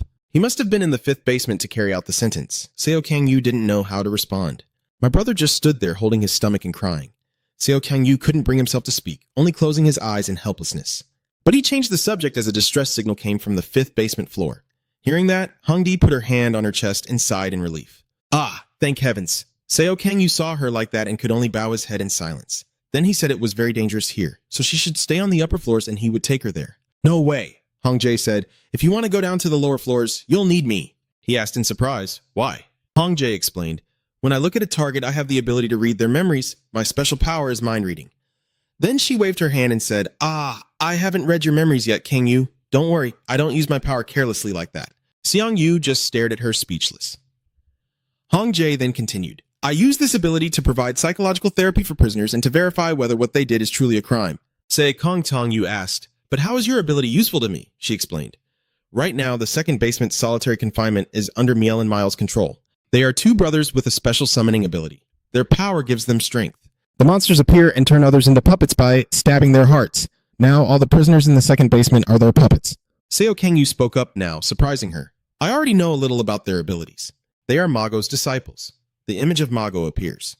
I already know this information, so please go upstairs, Seo Kang-yu said, pointing upward. Seo Kang-chang-yu hurriedly said, Some of the battle puppets controlled by those 2 brothers are the jailers. He heard this and could only press his lips in silence. Hong Jae's expression was more serious than ever. Among those fighting puppets, you wouldn't be able to tell who is a prisoner and who is a warden. But with my ability to read memories, I can tell them apart, Seo Kang-chang-yu replied. If they have become puppets, doesn't that mean they're already dead? What's the point of distinguishing them? Hong Jae explained. No, they are still alive. When those 2 brothers stop using their powers, they will return to normal. I'm certain of one thing. Those 2 will never do that. But can Hong Jae be so stubborn? She placed her hand on her chest and said confidently, I can convince them. He worriedly said that in her current state, it was too dangerous. Suddenly, Hong Jae said, Before becoming a mother, I was and still am a prison guard, so I have to fulfill my duty. At that moment, the image of Seo Kang's older brother appeared within her. Seo Kang-yu pursed his lips, silently watching Hong Jae, then reached out and spoke. All right, at this moment, Seo Kang-yu's power surrounded Hong Jae, startling her. The energy lifted her into the air, leaving her utterly amazed. Wow, then she spoke up. Girl, what is this? Seo Kang-yu looked up and replied, My power will protect you from danger. Hong Jae shouted in panic. Wait, wouldn't that put you at a big disadvantage? This is really strange. At this time, the 2 of them were still heading towards their target. At that moment, Hong Diao spoke up. In front of them are puppets that are hard to tell if they are guards or prisoners, their bodies like a block of stone controlled by a golden ring on their heads. Hong Jae then said that was Mio's ability, and asked to remember that he had captured many guards. Seo Kang-yu stared ahead and asked who among them were the guards. Wait for me a moment. Hong Jae then responded and closed her eyes.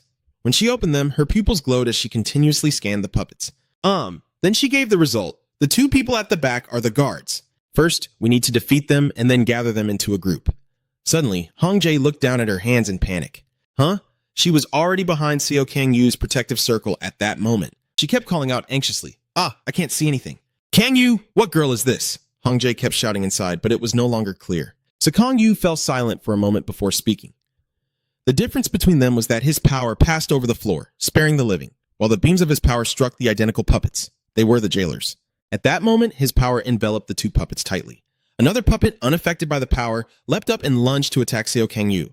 The puppet's hollow eye socket stared blankly as Seo Kang-yu delivered a punch straight to its face, shattering its head. His sharp eyes gleamed as he declared, The ones who are dead were prisoners. Now it's clear. The puppets all rushed to attack him, but Seo Kang-yu easily dealt with them with a single punch. Those puppets kept charging like moths to a flame and were burned by Seo Kang-yu's fire. His eyes grew fiercer with each passing moment as he threw a punch that immediately cut through the puppet prisoners. Meanwhile, Hong Jae is still being protected inside that circle and cannot see what's outside. At this moment, a sphere appeared showing Seo Kang-yu sweeping through the prisoner puppets, while the 2 siblings Mile and Min were watching together. Mao's little sister spoke up. Brother, this guy from outside, do you think he's stronger than Master? Min hesitated a little. Mao's little sister remembered Lao Sha and asked again, What about that woman? Min remained silent. The little girl called out to her brother when she didn't hear an answer. She came closer, grabbed his arm, and said weakly, "I'm so scared." Looking through the orb, M immediately replied, "Don't worry." Around the two girls appeared countless puppets holding his sister tightly to comfort her. "If that's all there is, he won't be able to kill us." The sharp image of Seo Kang-yu appeared. "Over here," Hong Jae is trying to shout. She can't stand not seeing anything and speaks up. Huh? "Why did you lock me inside?" Seo Kang-yu stood there silently and replied, "Have I surprised you? Sorry, I should have informed you beforehand." Hong Di then asked, "Why did this happen?" He explained to avoid misunderstandings. "I pushed the guards aside, and the prisoners have all been executed." She exclaimed in shock, "The executioner?" She was shocked and asked, "But isn't the execution device supposed to be in the 5th floor basement?" Seong Yu remained silent and replied, "I executed them with my own hands." Hong Di exclaimed, "So what? You mean you executed them yourself? Kang Yu?" He looked up and asked, "Is there a problem?" She hesitated a little. "Who exactly made this decision?" His sharp eyes answered straightforwardly. "I decided that," Hong Di asked in alarm. "Has the warden agreed yet?" He immediately replied. Suddenly, she was speechless. What are you planning to do?" Hong Dia clenched his teeth and asked. Seo Kang-yu looked up in confusion. "Hong Diao Tong-yu, is everything all right?" Seo Kang-yu replied coldly. "As a warden, I only do what needs to be done, so what's the problem?" But Hong Jae is arguing as a warden. "We are not supposed to kill them. Our job is to rehabilitate the prisoners and make them better." "What if you're a jailer?" Kang Yu, unable to listen any longer, interrupted. "Enough. I'm tired of hearing such idealistic words. The hero's job is to save people, not kill them. Only the law has the right to judge others." His face showed clear anger as he said, "I know very well." In the end, those who pursued such ideals were brutally killed by beasts who had no reason. Actually, whether I'm a jailer or a hero doesn't matter. I'm just doing the job I should have done a long time ago, executing the beasts that have abandoned their humanity. "Hong Diang, you stubborn fool, in the end they are still human." He was so angry he couldn't speak. "What about you?" Hong Jae looked down in shock. At that moment, he shouted in anger, "How can you think that? Are you saying they are human?" From the second basement level down, there are criminals who have killed hundreds of thousands of innocent people. They all deserve to die. In the past, there were wrongful deaths and much debate over the death penalty. But since the emergence of those with lie detection abilities, there have been no more wrongful convictions or injustices. Rhea, you know this, right? But Hong Di still argues for her opinion, and they all have their own stories. "I'm at a loss for words." "Oh, a story, huh?" She continued speaking, especially about Miel and Mael. Seo Kang Tong-yu interrupted her. "What? Everyone in this world has their own story. Aren't the victims who were killed also the same?" In the end, Hong Jae looked down in confusion. Seo Kang-yu immediately made his decision. They will either die by my hand or by the death penalty. Isn't it all the same, right? Hong Di, still going on. A death sentence doesn't mean a massacre. It's really frustrating to encounter a saint like this. Hong Jae should know what true pain is like only after learning that her lover was killed by that prisoner. At this point, Seo Kang-yu lost his patience and shouted, "Stop it, don't say anything more. My hand is already raised." Then, he gave a severe warning. "This matter ends here. If you keep acting like this, I'll send you upstairs." "What did you say?" "I will handle this my way." Hong Jae could only sweat nervously and stay silent. At this moment, everything inside the prison was hazy and unclear. Seo Kang-yu was still walking, with Hong Jae following behind, protected by a circle. At this moment, the red control circles appeared, followed by puppets that looked stronger than before. Seo-ku asked, "Which one of them is the jailer?" Hong Jae replied, "The three of us in the back understand." After saying that, he reached out toward the group of puppets. Hong Di was still very confused, looking down. Then suddenly she said, "Being tense makes you very sad." She wanted to tell the Holy Mother that if Ko knew her lover was dead, she would be even more heartbroken. Seo Kang-yu was advancing to attack the puppets, but after hearing that, his eyes seemed to dim. He froze there, letting the puppets swing their weapons down at him. At that moment, a surge of power slashed down at his neck. Seo Kang-yu's face darkened with rage, and the tip of the weapon cracked. The haunting voice echoed again, tense and warning that knowing it would bring great sorrow.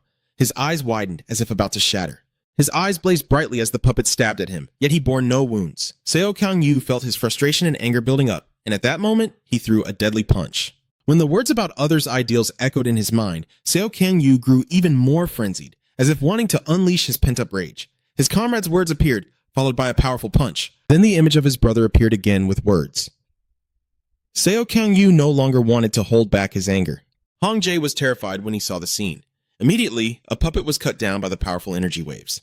Then the puppets rushed forward to attack him. Words. What can words really do? Is this misfortune or luck? The blazing red power spheres were launched in a spiral. The worries of Seo Kang-yu. Those spheres hovered in the air under his control. Then, those spheres attacked directly towards the puppet prisoners. After that, the puppets turned into a swirling red stream that lessened somewhat. Then there were explosions in the air. Cries of pain echoed. You! A rain of blood fell over Seo Kang-yu after he killed the prisoners. At this moment, he stood silently in a blood-soaked space. He smiled with satisfaction as he watched through the screen. Her eyes lit up. He watched while clutching his face in joy and cheered. Oh, now he's even cooler. Seo Kang-yu is walking alongside Hong Jia, then we see him continuously dealing with those prisoner puppets. Then came the image of the protective sphere around Hong Jia. Those images kept overlapping each other. At this moment, Hong Jia is trying to observe. This time, the three people over there are all wardens, with three puppets appearing in front of them. Seo Kang-yu replied, "Then please wait a moment." But at that moment, something startled him to turn and look. A golden ring appeared along with a voice saying, "Nice to meet you." Then a red ring appeared. The brothers Mael and Mi embraced each other and walked in, speaking as casually as if nothing had happened. The one from outside spoke back, surprising the two of them. "You come out here yourselves." Seo Kang-yu looked at the kids with cold eyes and said, "You've made things less troublesome for me, and I'm quite pleased about that." At that moment, the stone door slowly opened, revealing behind the two siblings a huge monster. Hong Jae anxiously called Men B. Men calmly spoke up. "Warden Hong Ria, why haven't you come to us? You should have gone into heaven by now, right? You should remove your powers." Seo Kang-yu raised his empowered hand and said, "Then I shall grant you a painless death." Mi held her sister tightly and asked, "Is there any choice where you don't kill us?" He replied, "On the first floor as well as the first basement, I gave them the choice to use the surveillance devices or not. But the beasts that have killed countless people on the second basement have no choice but death." At that moment, Mien mentioned her master. "I heard that stranger is a colleague of my master. Is that true?" Mao also added, "The woman is also a hero like you who captured us. You and she give off two completely different vibes." Seo Kang-yu remained silent, just watching them. Little Mao retorted stubbornly, "Are you sure you're going to hell?" Her brother immediately reminded her, "Mao, don't say anything more." Xiang Yu then took the offensive and said coldly, "We'll see who goes to hell first." Mian then spoke up to negotiate. "If you promise to release us, we'll deactivate our powers." Seo Kang-yu immediately replied firmly, "I refuse." Hong Diao said, "Mian Mao, that will only make things worse." Having trouble with the surveillance device, the prison guard interrupted her, hugged his sister, and began to sell misery. "We didn't commit any crime that caused death. You understand that too, right?" Hong Dia fell silent, unable to respond, but then spoke again. "So we refuse as well." Hong Dia is trying to persuade them at this moment. Mi and Seo Kang-yu interrupted quietly. Her method absolutely won't work. He clenched his teeth, glaring at the others and hissed, "I will not negotiate with beasts." Hong Dia is still trying. Kang-yu is fine. There's no other way.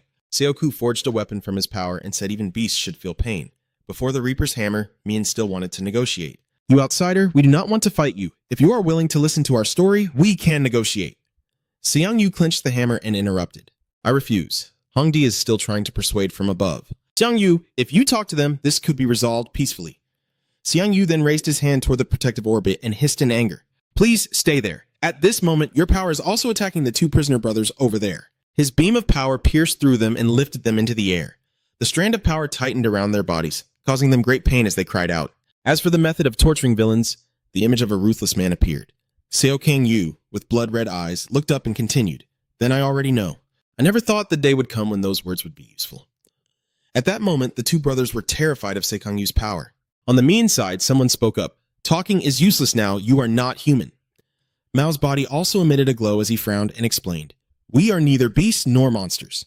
Seo Kang-yu just glared at those villains, while the two shining figures above were replaced by the two prisoners in place of the brothers. The voices continued, "We are humans with special powers." Immediately, the two were crushed in midair by his strength, blood spurting out. The voices still echoed, "But why do these creatures not call us human? What's the difference between us and them?" At this moment, countless other puppets were advancing towards Seo Kang-yu. The feeling was that the yellow circle represented the white puppet, the red circle the black puppet.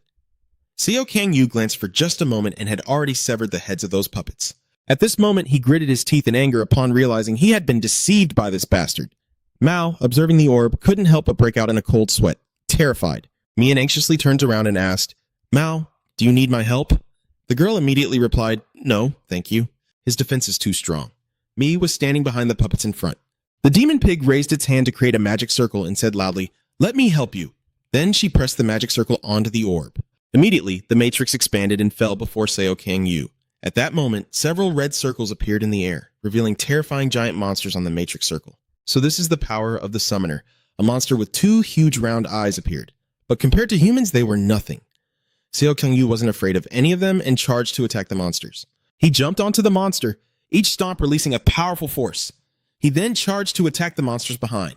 The monsters scrambled frantically, crowding together. Seo Kang-yu slipped through them and then unleashed a powerful slash. His burst of power slashed through the monster on the right, then cut through the monsters on the left.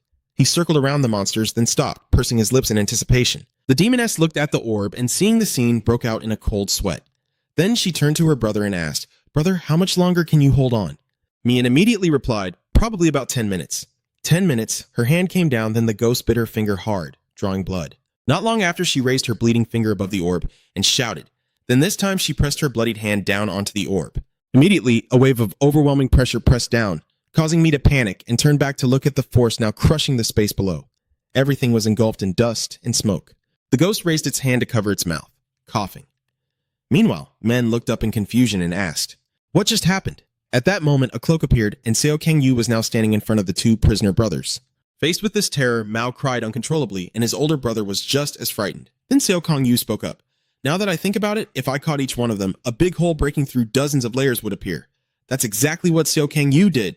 Light shone down from above as he looked at the two kids and glared, "Your lives end here. So remove your powers, and I will send you off without pain."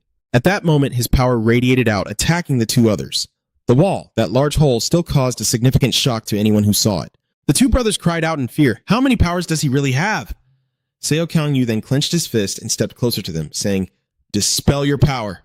His gaze looked down like a god of death. The two prisoner brothers looked up in panic. At that moment, Mian clenched his teeth and raised both hands, instantly causing streams of light to appear from his palms. Circles of the matrix appeared in the air, and Seo Kang-yu looked up in astonishment. At that moment, countless giant puppets appeared along the matrix circles to confront Seong-yu. The tallest puppet was named Michael. The second one has a pitch-black face and is Gabriel. The third one's head is covered with wings and is Raphael. The fourth one has 3 eyes and a mouth stretched wide to its ears, Uriel. Suddenly, 2 intersecting slashes appeared. Seo Kang-yu's speed was like a lightning bolt as he sliced through those giant puppets. The two brothers hurriedly turned back to look at their last shield. After seeing that scene, his mouth stiffened and he blurted out. At that moment, Mian raised his hand to form a magic circle. Immediately, the prison guards were freed outside. They called out in a daze. Ami summoned the prison guard puppets and shouted, "Stay away from us. If you don't let us go, all these guards will use this to threaten you." Seo Kang-yu cut in coldly. "If you do not remove your power and release the jailers." Suddenly a cry rang out, leaving it stunned. "Ah!" Its eyes grew solemn. Seeing her sister blinded by Seo Kang-yu's power, she cried out in panic, "Brother!" Sekong Tong-yu only stepped down now, coldly saying, "I will make your sister die a very painful death." Mao cried out in pain. "Ah!" The screams of his sister echoed, making me panic. "Brother, it hurts. It hurts so much." Seo Kang-yu just stood there coldly staring ahead. Meanwhile, the child kept crying out. At that moment, Min finally had to speak up. He knelt down on the ground, begging, "I will remove it. I will remove the power. In return, let me talk to the warden," Hong Jia said firmly. "Remove your powers first. Remove them." His eyes were cold and irresolute. The painful cries of Mao echoed again, startling him into panic. Seo Kang-yu said, "I will stop soon." After a moment, a beam of light shone down, and the two brothers knelt, holding hands and facing each other. After a while, the guards who had been restrained suddenly woke up and shouted, while the prisoners also regained their confused consciousness. "Huh? The others, faced with the current scene, spoke up in confusion. "What the hell? What's going on?" Those guys were asking why we're here when Seo Kang-yu's power suddenly sliced through. That surge of power sliced those wretched prisoners in half, blood splattering everywhere, leaving the two siblings startled in horror. The guards who saw the scene were also terrified. One of them stammered, asking the hero Seo Kang-yu what was happening. He then turned back and said, "Everyone should go upstairs." The others followed on, confused and uneasy. "Ah, I understand now." It was then that Mian spoke up. "I have stopped using my power, so you must keep your promise." Seo Kang-yu replied, "All right, I will let you meet her." The two brothers were still stunned when he continued, "But first, let's move somewhere else." At that moment, a pile of prisoners' bodies cut in half stood terrifyingly between them. Pregnant women shouldn't see this scene. At this moment, there is still a place that's somewhat safe. Hong Jae was still sitting inside the protective circle trying to call out. Once she could see outside, she looked down and asked, "What happened?" Sekong Yu replied, "I have completed the task. The powers have been neutralized and all the prisoners have been rescued." Hong Jae hurriedly asked, "What about Min and Mael? Over there, right in front of me." At that moment, the two brothers were holding each other tightly in fear. They wanted to speak with Miss Jia before they died. Hong Di still tried to persuade, Can you let these two kids wear monitoring devices?" Seo Kang-gu cut him off firmly. "Don't make me repeat myself. The beasts in the second basement have killed countless people and will be executed by my own hand." Hong Din-min naively asked, "Prison guard Hong Jia, did we do something worthy of death?" We really didn't do anything that deserves a death sentence. Please say something. Its expression was full of panic. Hong Jae was momentarily speechless, and Seo Kang-yu urged, "Hurry up!" At that moment, Hong Jia panicked and exclaimed, "Mian Mao, you two must be executed." She tried to say her final words. The two siblings, hearing this, could only hold each other tightly in fear. Hong Jae clenched her teeth after speaking, then everything fell into silence. She couldn't say another word. Sekong Tong-yu asked again, "Do you have anything to say?" Mi also spoke up as the jailer. Then the two girls held each other tightly, waiting for death. "I will keep my promise." Seo Kang-yu spoke those words and raised his hand. It was time to begin the execution. At that moment, the waterways ghost wept bitterly and cried out, "Please spare us. Please, I beg you. Brother, they no longer have any strength left to fight back." Seo Kang-yu then swung his deadly fist down. The force unleashed created a cloud of thick dust. But after the power faded, something appeared that stunned Seo Kang-yu. A beard emerged. It was Mago. He is creating a protective sphere around the two brothers. Mago Iroti appears with a cold expression. The two brothers looked at him in surprise and exclaimed, "Master Dudu." Seo Kang-yu also widened his eyes, wondering about Mago. He appeared giant in front of everyone. Ah, what is happening here? At this moment, the image of Master Mago appears there, enveloping his two disciples. Seo Kang-yu exclaimed in shock, "What? Are you saying this is the power of the twins? Summoning an illusion? No. The prisoners in the second basement level couldn't possibly have defensive magic at this level. Mago was the one who used this ability himself, but why? Seo Kang-yu wondered why he used defensive magic on these two. Whatever. He shouted, then immediately summoned his immense power. No matter what men thought, nothing would change. The two brothers were still terrified, holding each other tightly. His fist struck out, breaking the shield, and shards fell down. But at this moment, Mago kept unleashing those matrix circles onto Seo Kang-yu. He gritted his teeth in anger. "You damn old man, what the hell have you done? Why is he doing this?" Mago seemed to be using all his strength to protect the two prisoners, while his bloody red power still surged forth. Seo Kang-yu's fist smashed through the matrix circles, leaving only the original blue protective shield. The shards fell down, but Mago's face remained calm and gentle. Seo Kang-yu's eyes were sharp, but then he stopped. Seo Kang-yu broke through countless layers of Mago's defenses. Mai was panicked, holding his sister who seemed about to faint. His eyes clearly showed discomfort, but he couldn't shake the feeling of unease inside. The scene shifts to a clear blue sky with white clouds, where Seo Kang-yu's group of heroes are gathered, smiling happily in a flower field. They were watching Mr. Mago happily playing with the children.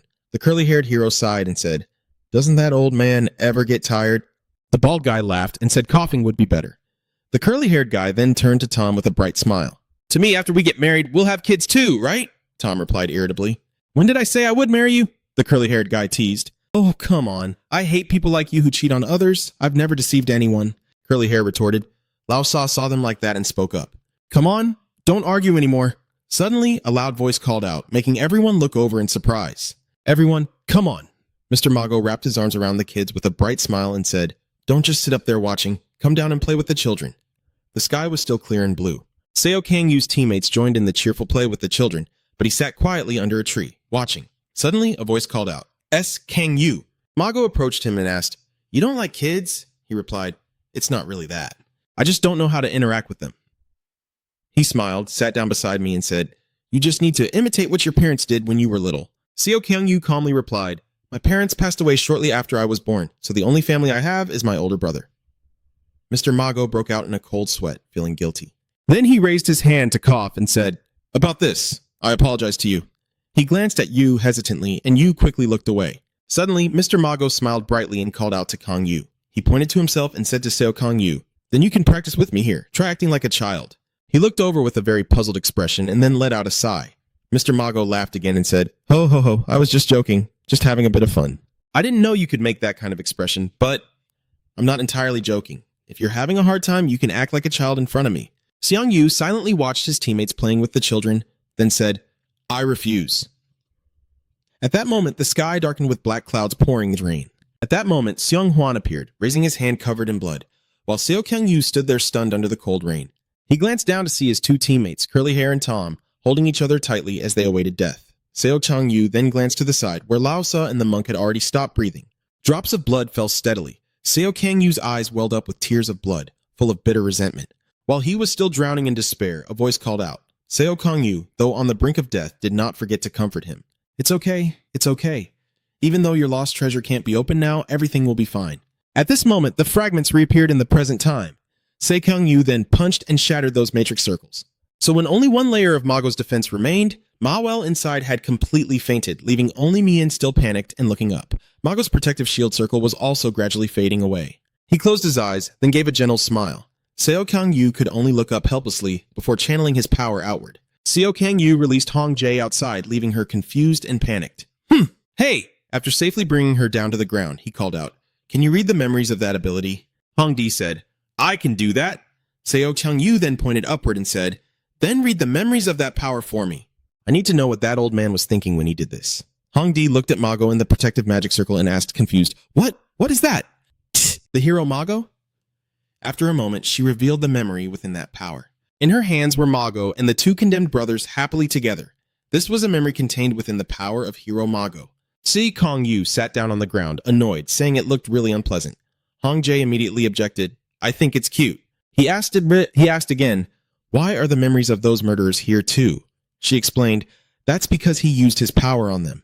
Seo Kang-yu looked at Hong Jae and she quickly said, "I didn't mean to put them here." Seo Kang-yu said, "I'm telling you this so you won't misunderstand. No matter what the situation with those assassins is, I will still execute them." The three of them in Hong Jae's hands huddled together in fear upon hearing this. She replied at that moment, "I understand." All right. Then having said that, Hong Jae released all three of them down below. At that moment, a candle chandelier hanging from the ceiling was lit, followed by iron cages being brought out. Someone struck a hammer and announced, "Ladies and gentlemen, we will now begin the auction of individuals with special abilities here." At that moment, someone wearing a torn shirt was gripping the bars, looking out with a haggard face, suffering as if hell itself had decreed a fate with no hope. Miel and Mael were also locked together in a cage, their eyes blankly staring out. At 6 years old, it was the first auction for those with special abilities, a pastime for VIP collectors. Deep beneath Huangtan City lies a secret auction house. Miel and Mael were sold here by their own father. The most valuable ones have special grade abilities and some have transformation powers. The most common summoning ability should have the lowest price. That's why Miel and Mael hid their true powers. And for a long time, no one bought the two children as they waited to be discarded. Then, someone came and opened the iron cage door, saying, "Come out, someone wants to buy you too."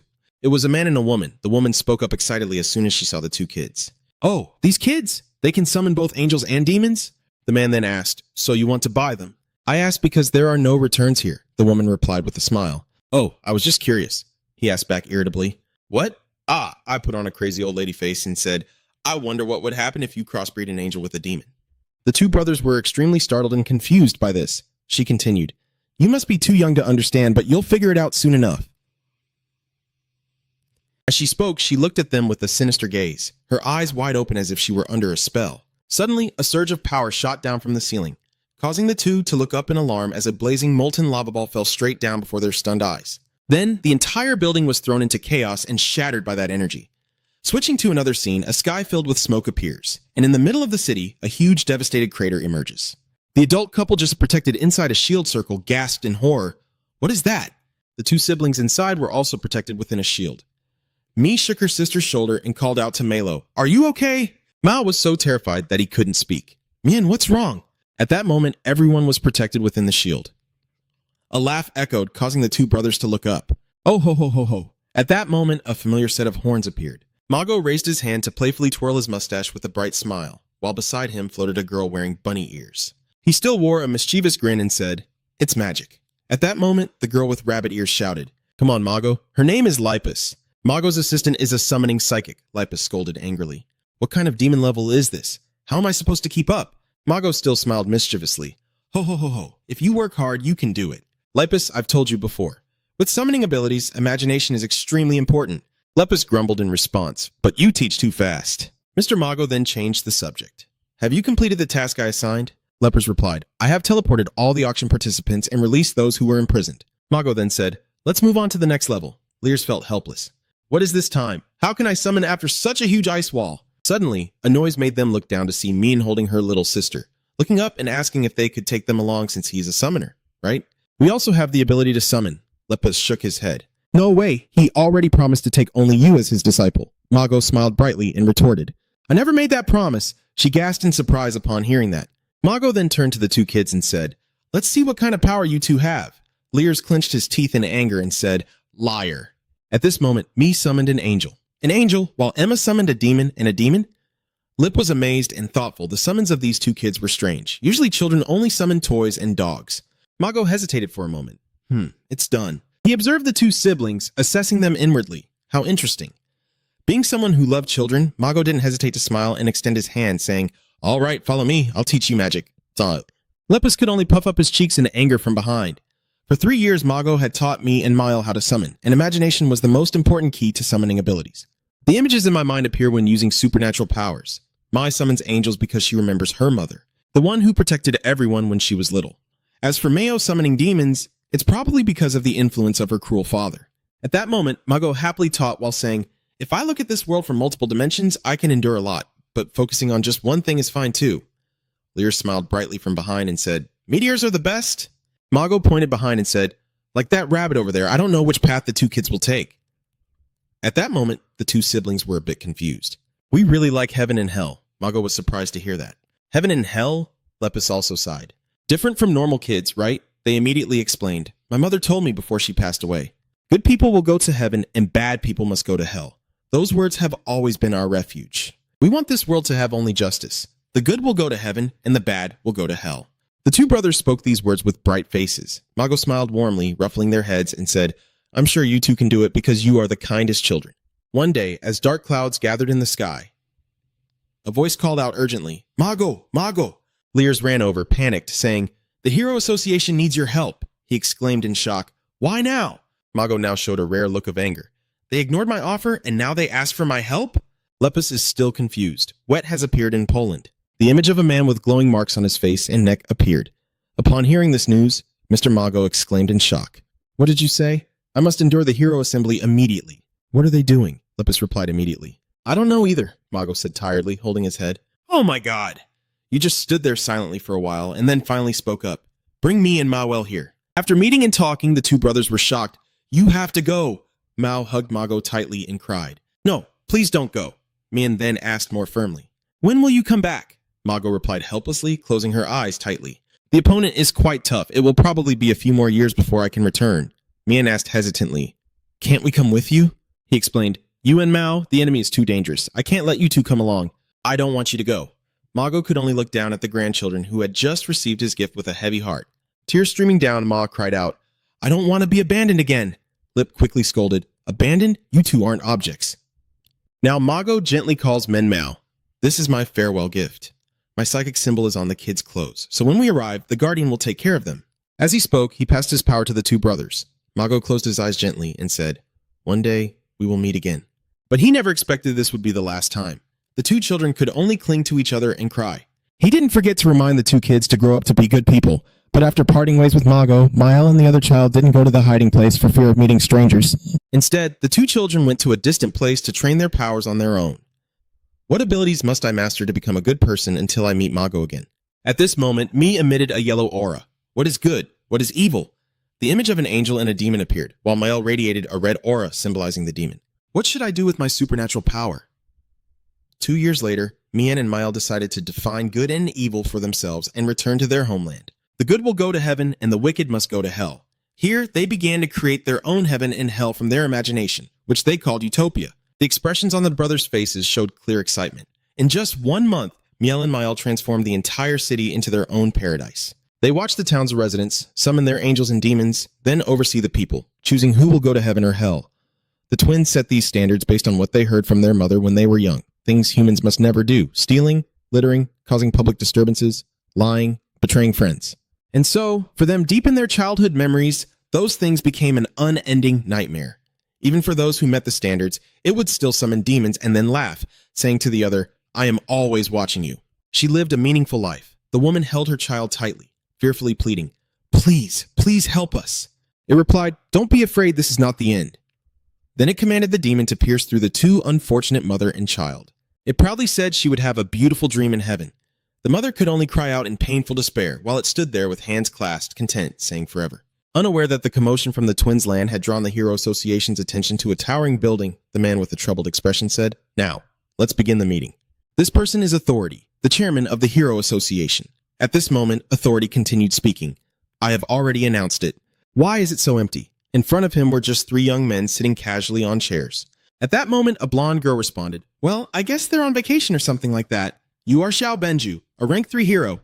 One of the young men chewing gum spoke up. "Please open that information and let's see what it is." His name is Kusta, also a level 3 hero. At that moment, a few electric shadows cast faint light down. After reviewing the information, both Kusta and Xiao Benju exclaimed in astonishment. "What is this?" Kusta exclaimed. "The first level is already at this stage? It's really hard to reach 102. Xiao Benzu sighed in frustration. "Damn it, I want to rank up. I want to reach that level." Chairman Authority immediately asked, "Level 3? Do you want to give it a try?" So Benzu replied disappointedly, "It's not effective, Mr. Chairman." Then she looked into the information containing the image of the two brothers. "But why did you choose this small village, level 1 Bayon?" "It doesn't really help much with the hero's performance," Authority explained. I chose that place because these kids are rated as level 1 villains." Kusta asked, "How old are they?" The chairman replied, "Around 10 years old." The young man exclaimed, "They've only just reached this age and they've already conquered the whole village." Xiao Benzu added, "After their second upgrade, they could reach level 2 or 3 villains." "Should we prepare anything before dealing with them?" Kusta asked. Xiao Benzu smiled brightly. "It takes at least 5 more years for them to develop further, so there's no need to prepare much." Kusta exclaimed, "That long?" Authority then spoke up. "There are also some things that need to be added. These two are Mago's disciples." Kusta was surprised to hear that. "Mago?" As for Xiao Benju, he helplessly said, I knew it." But the argument between the two young men broke out again. "So we should tell Mago about this. He has gone to Finland to apprehend East W. Just tell him to come back after he's done." So Authority just sat silently during this discussion.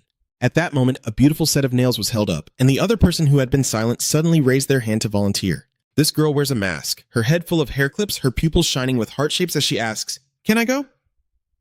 This girl is K2, also a top-level hero. The scene shifts to a sunset bathed in golden light, with a wheel rolling on the ground. C2 arrives, stops the vehicle, and looks around. She shook a pink motorcycle with a cool style. At that moment, her hands were on the helmet. Then she took off her helmet and watched in awe. Wow! Countless golden and red rings floated in the air, sparkling brilliantly under the sun.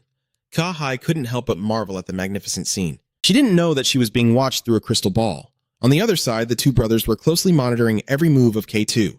Mao spoke up in confusion. "There's a stranger here." Mai just responded with a single, At this moment, K2's heart-shaped pupils were still intently watching. The sky was still brilliantly lit by the sunset in the afternoon. C2 even raised her phone to snap pictures with the puppets. While taking the photo, she exclaimed, "Oh, this is a special ability. Is it brainwashing? Or maybe they were just put into a deep sleep. I don't think they're dead." What is that? Suddenly, something made her cautiously turn back to look at the demon and the angel who had just transformed into the twin brothers. To K2's surprise, Mai spoke up. "Stranger, why are you here?" Both girls stared at her with suspicious looks. Ta-hai saw the two siblings and rubbed his hands together, his eyes sparkling as he kept marveling. "Oh wow, those are amazing abilities, right? What can you guys do? Is there anything different about them?" You replied without happiness. "You should answer our question," the second brother continued. But she raised her hand toward the shimmering red and gold rings floating in the air and continued. "Do you know, in the end, you also have many disciples who are summoners." The two siblings looked at Kate with confusion, while Ka-tu raised a question. "What do you think about their summoning skills?" Mian anxiously asked. "Who are you?" Both of them were sweating nervously, waiting. "You're the senior to them." At that moment, K2 made a rather twisted face, sticking out his tongue. "Remember that."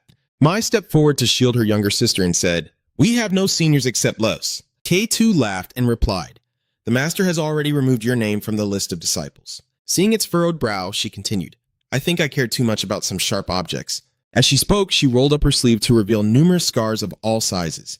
Sahai ran his claws over the wounds and said the master told her she needed to learn more defensive magic as a form of protection.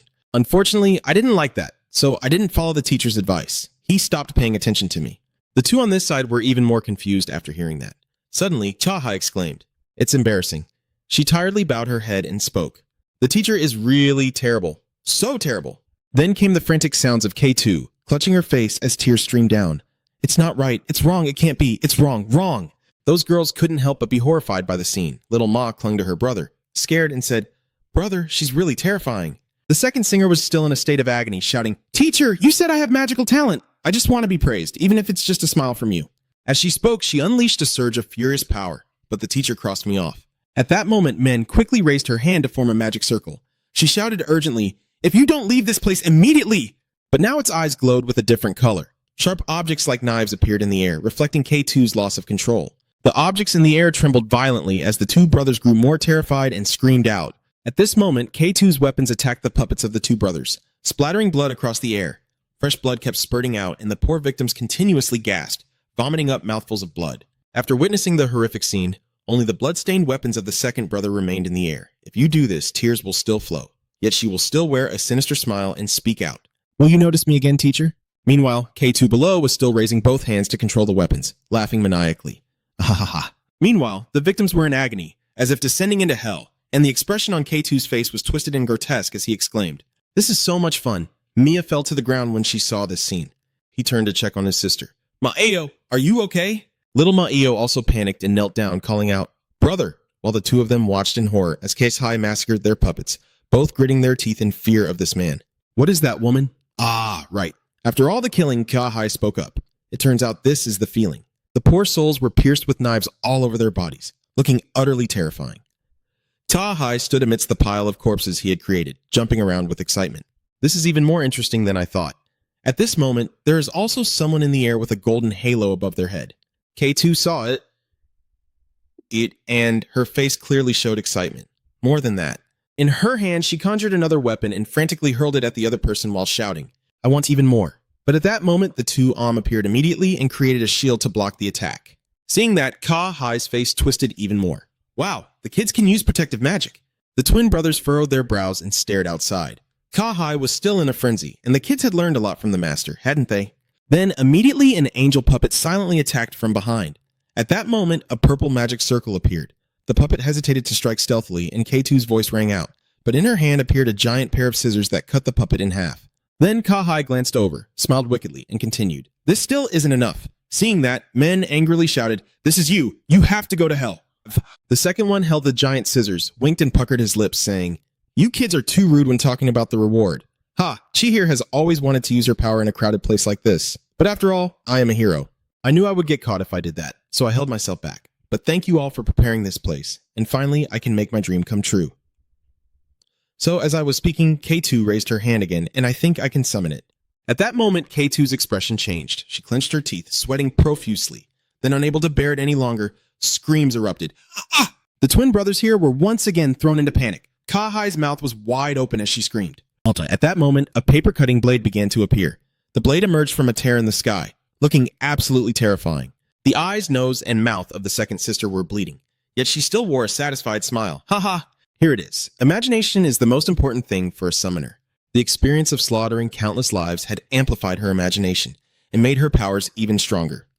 The giant paper-cutting knife now appeared above K2 at her summoning.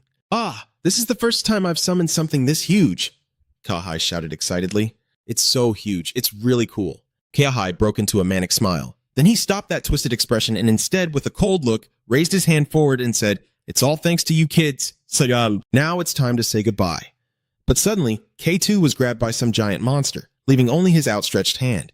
Mai was stunned at this moment, but Maeo had summoned a demonic monster that swallowed K2 whole. In her hand was a red magic circle. It was the same for Mao, whose eyes also shed 2 streams of bloody tears. His face twisted as he gritted his teeth and uttered a demon's cry. He scolds others without looking at himself. When looking at K2, Mao only sees a terrifying demon. That scene also exaggerated the girl's abilities. At that moment, Mi turned to call her younger sister. The little demon Mao froze and called back, "Brother!" Its horrified face standing before the monster it had just trained was utterly nauseating. She even asked, "Did I just kill someone?" Under a sky gradually turning red, the answer was spoken aloud. No, the giant monster with bulging eyes was still there. Mian held her little sister to comfort her, saying she was not human but a demon. Soon, a year passed, and Miel and Mael had created an even greater paradise for themselves.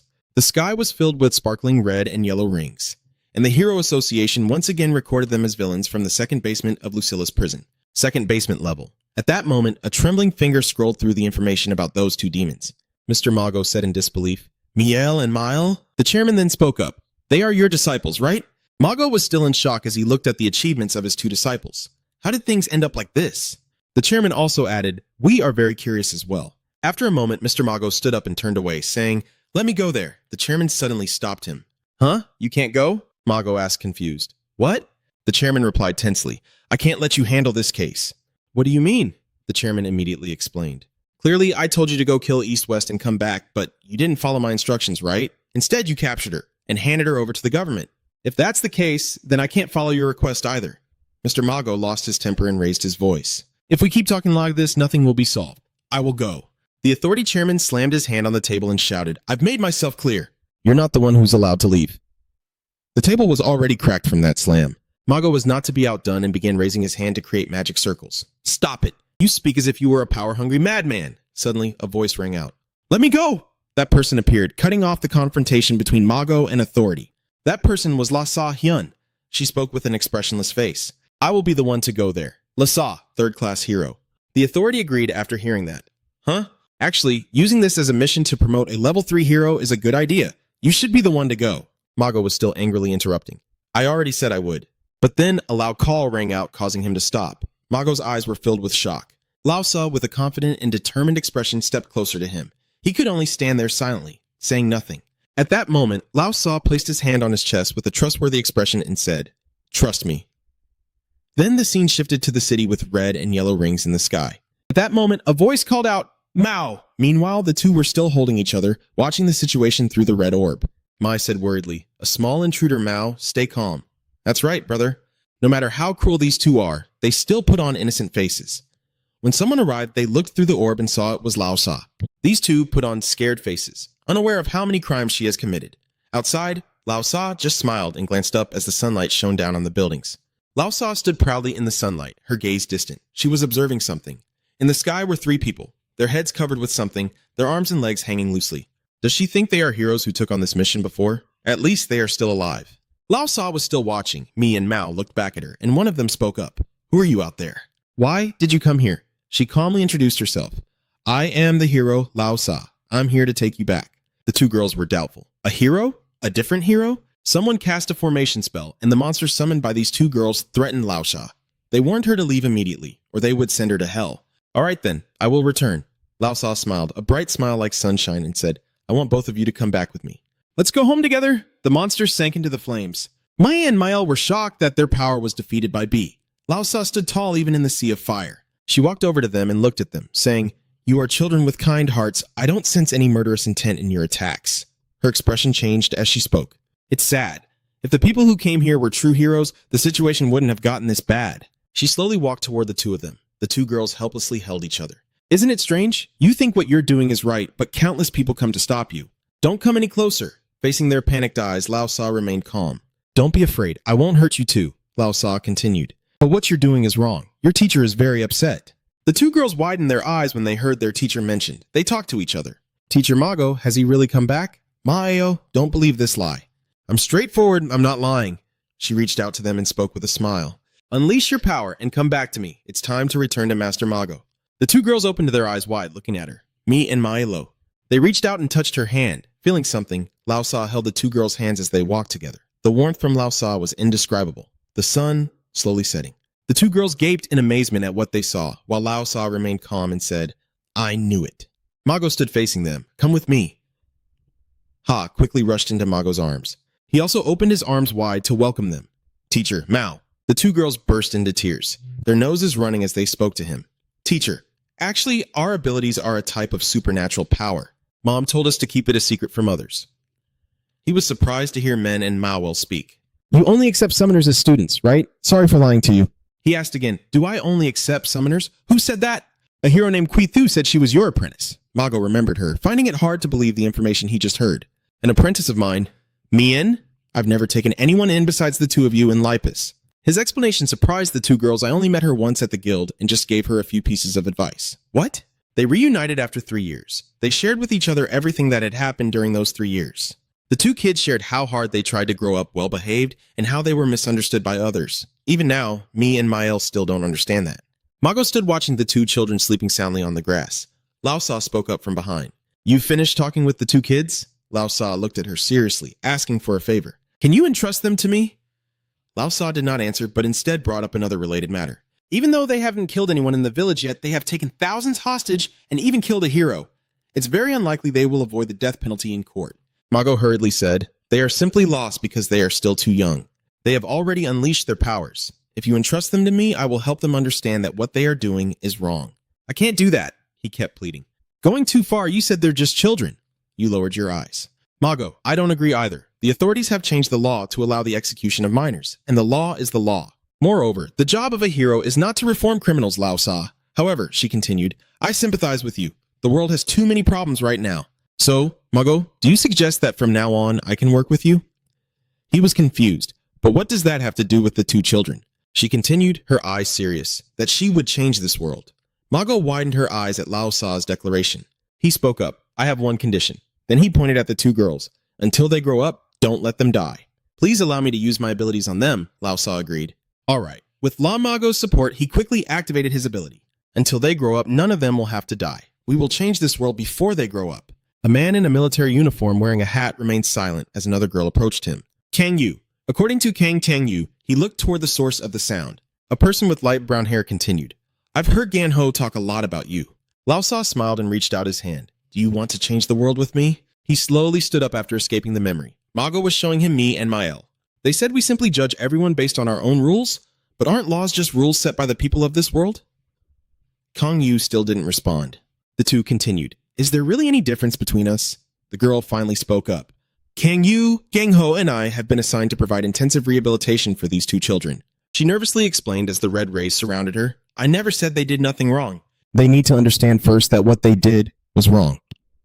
Kang surrounded her with a red sphere, not allowing her to finish speaking. He stepped forward toward Kang Chong Yu, red rays weaving from the ceiling to the floor. Mi clung to Mao, terrified as he looked at his hand while the others panicked desperately, begging for mercy. Xiang Yu, him. The closer he stepped forward, the louder Mi and Mael begged. Please, I beg you, we know we were wrong. He raised his fist. The two shouted loudly, Mom, Mom, sob, teacher. Kang Yu punched down. A tremor occurred here. The red streaks have yet to be contained. Kang Yu punched the ground a short distance from Mi and Mao. Their eyes were filled with fear, tears and snot streaming down their faces. Kang Yu cursed, damn it! He gritted his teeth until they bled. His eyes reddened and veins bulged on his hands and face. It's really frustrating. Kang Yu has thought a lot, and those thoughts have become a chaotic mess in his head. Kang Yu opened his eyes wide, glaring as those thoughts teased him within his own mind. 3 figures appeared before him. Piercing laughter echoed all around. Kang Yu knelt on one knee, observing the scene before him. Why do you have to think so much? The girl with black hair smiled, saying that look doesn't suit you. You're even more handsome in real life than in photos. Kang Yu opened his eyes wide. The girl with black hair smiled brightly. Hello, my husband. Your bride has arrived. The girl eagerly introduced herself, saying she was very happy to meet him, and her name was Loi. But before she could finish, Kang Yu rushed forward, causing a collision. He was a bit surprised. After all, when someone is speaking, you have to listen. A man took the hit from him without even the slightest courtesy. The girl pouted. Soon he will become our master. You're so rude. I apologize, miss. She cleared her throat and said, let me introduce myself again. But as she continued, Kang Yu charged at her once more. My name is...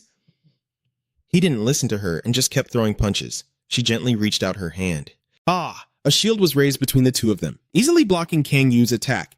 But he had no patience at all. She continued. We will be seeing each other for a long time, so let's talk a little.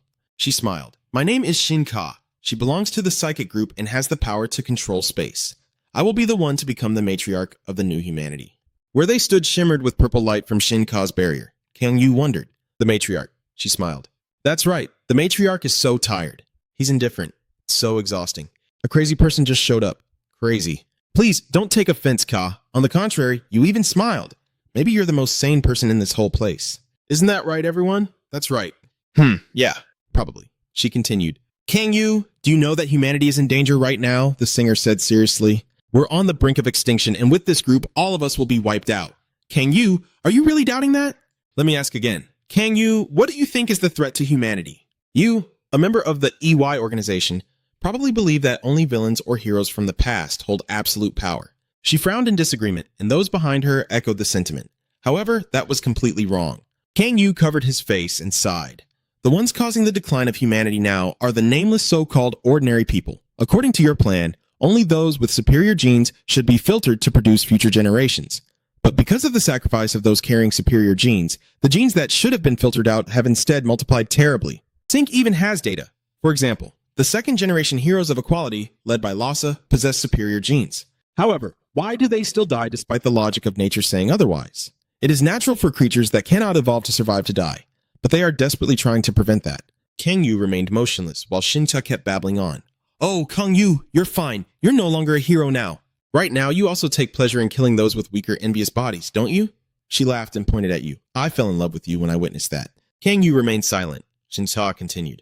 Roculus Prison is a place for superior humans who will become the new humanity, but are unjustly imprisoned here because they killed the weak. After we eliminate all the heroes blocking human evolution and all the weak, she excitedly paints a vision of the future. We will build a world where only those with powerful abilities exist. A peaceful world. She pointed at him, continuing to smile warmly, reassuring him. Oh, don't worry. If those powerful heroes change their minds and join us, we will include them as part of the new humanity too. We're not that strict. Kang Yu finally spoke up. I try not to harm those who aren't criminals like you, but it seems I can't avoid taking down a lot of you. Shinka was excited by his words, while the person beside her remained cautious. Oh, taking down many people, right here.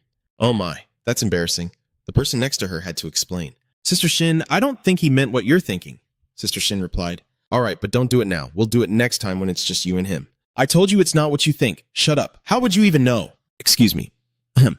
I am. Anyway, then pointing at you, you will be Adam, then pointing at himself, and I will be Eve. She imagines the two of us giving birth to children who will lead humanity's evolution. She shyly covers her mouth with a bridal bouquet. Actually, at first I planned to make Seum Oni an Adam and use the electromagnetic pulse weapon to save him. Kang Yu was stunned. Please continue. But the prison security is tighter than I expected. No external attack could do anything to it. So after we obtained the prison's interior layout, we used a custom-made electromagnetic weapon and triggered it from inside the prison using my psychic power. Kang Yu asked again about the electromagnetic weapon and Shin Ka replied. Then I talked with Seung Onin. However, he's still too young and hasn't gone through puberty yet. You know that too. He only gains full ability after puberty, right? But time is very precious. That won't stop me. My name is Za, which means rich in imagination. So I immediately came up with a brilliant solution. Before Seung-won becomes an adult, I will work with him as Kang Yu. For humanity. When he grows up, we will do it with him for the sake of humanity. I found the solution. Sin said proudly that it would pass the jealousy of both of them down to future generations. Then she laughed. He wondered how the two of them could become sworn brothers. They can get along with each other, isn't that great? She asked again. Do you understand what I'm saying? Kang Yu replied, so you are the ones behind the electromagnetic weapon attack, right? Shin Ka was shocked to see that angry look on Kang Yu's face. Not like that. I mean, other things. Oh, I just remembered, she admitted it. Oh, right. Your brother is an investigator, isn't he? He died after that electromagnetic weapon attack. It's okay. You can build a family with me again. Let's build the biggest family we can together. Kang-gu can no longer hold back his anger. Please ask him, so have you made up your mind? I made my decision a long time ago. Oh, really? He reached out toward the barrier. I take back what I said about not being able to make you like humans. Shinka looks at him with anticipation. I will make you suffer. He uses his powers, grinding his teeth in pain as he crushes your bodies and breaks your bones. Please, excuse me, the girl beside me joked. Wouldn't that mean doing it to many people? The man also looked worried, seeming not okay. Wow, why does he want to tear me apart like that? Kang Yu is nothing like a bloodthirsty beast. Well then, I'll just turn a blind eye and act cute. Lovers arguing isn't so bad after all. They say that when you love each other, biting hurts but helps you understand each other better. Kang Yu angrily tore apart Sha's barrier bit by bit. She's delighted. That guy is really lucky. The man beside him was wary, saying this was very dangerous. His power was about to reach her. Instantly, a spatial portal opened. Kang Yu hesitated for a moment, falling into the portal. 1 second, her words caught his attention. She waved and smiled at him at the exit. Let's end this matter outside. She didn't forget to remind him. Stay calm first, then come over. Then the gate suddenly vanished, leaving Kang Yu behind in this space. He continued to use his powers. Kang Yu went mad. A pillar of power shot straight up from the center. His explosive strength made the S group wary. Kang Yu escaped from there. Ska stared at him in shock. Wow, his power stops abruptly. It cuts through space. Kang Yu also approached Shincha, who smiled as the three of them slipped through another spatial gate. Kang Yu kept rushing forward. That crazy woman exclaimed again, as if we were playing hide and seek. His strong foot stomped down, hitting no one, leaving him all alone. Sinka opened a portal and teased him. She called out, "It's about to close, come catch me." Form. The moment the words were spoken, red rays immediately began to surround him. An excited Shinka said, "Oh, that's the thing he used in B1. I'm still not as fast as her." Sincha appeared behind him again, blushing with excitement. She smiled as Kang Yu's hand was already in front of her. Wait, hold on. I followed her closely every time she opened the gate. Kia S., tears streaming, hugged the girl beside him. Kang Yu's claws were about to touch her when suddenly the space around him shifted. Kang Yu's eyes widened in surprise. The girl was on him, choking him. Ma Shin-kei reached out from another gate. "Oh, everything is going smoothly. Why are you interfering like this, Lord Shin-cha?" While Hao was rushing toward Shin-cha, Kang Yu grabbed her by the head. Hao didn't have time to say anything. If he caught the Lord, he would die. He slammed Hato's head against the gate, creating another explosion. Shinka and the man remained silent. "Kang-gu, don't stay silent. There's chaos all around." Someone spoke up and his eyes immediately turned in that direction. "See?" Hato appeared behind Shinta. I told you if he catches you, you will die. Shinka asks again. What do you plan to do about the life just lost? Sigh, Sir Shinka, please make a decision. Kang Yu is about to use his power again. What a waste. But what about the life I lost? She is shedding tears. Your jealousy is truly remarkable. How did things end up like this? Kang Yu continues. The form of the fifth birth is cold. Multiverse. Kang Yu opened his eyes wide, his red orbs ready to face the multiverse. Each portal held the silhouette of a person. Kang Yu was stunned. The cold brother no longer smiled. Greet them. They are the new. Awet stepped out from a portal. It's hard to believe that Mago is dead. I should have been the one to finish him off, Ho said with a laugh. Who will be the one to tame me? Friat the physical cultivator also spoke up. Does an old man like me need to join? Natura, the martial artist, replied to the old man. Everything in this world is necessary. The psychic powers were worried, thinking to themselves, I'm so scared, I'm so scared, I'm so scared, I'm so scared, I'm so scared, I'm so scared, I'm so scared.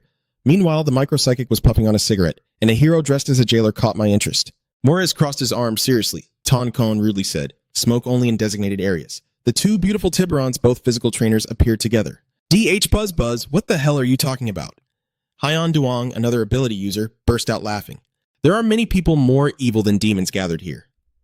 Inmate B4 Tuju Jin, a psychic and a physical trainer, stared intently at the empty sword in his hand. Stepness, a physical trainer, pointed at something. They're useless guys who have to rely on weapons, huh? Terapia wondered. Number B, still alive? Malady, a summoner, stood with his hands on his hips. I know those outfits are more comfortable. The hero with powers remained silent. Kang Yu opened his eyes wide, his hat stained with a bit of blood. Two more figures stepped out from the gate. Prisoner B5 Aora, a power user, looked at him coldly. Next to her was Hwang Sung-onin, who looked excited to see him. Seo Kang Kang Yu. Kang Yu unleashed his power, making everyone there stop laughing. No mode. The white-haired guy is excited. Let Kang Yu rush at him and keep playing. Kang Yu charged forward with great force. Sun Quan was excited. His hand already held a sphere ready to fight him. The two quickly closed the distance between them. Kang Yu's red energy clashed with Sung-onin's blue energy. A roar that seemed to swallow everything echoed throughout the prison. The others watched the fierce fight from above. A few people watched with interest, hoping no one would be careless and get hurt. Warden. Someone else spoke up. The other guards came to inform the warden. Do we have to leave here? Does the female warden find it hard to believe how things turned out like this? Nothing went according to plan. One of Kang Yu's hands pressed against something, his whole body rising up. Kang Yu went berserk, switching to battle mode. All B3 and B4 criminals were captured by the heroes of justice. I see now. However, none of them had ever seen Seo Kang Yu in combat mode. Now I understand why that Lao X woman stopped Seo Kang Yu from fighting. Others just said it simply, death.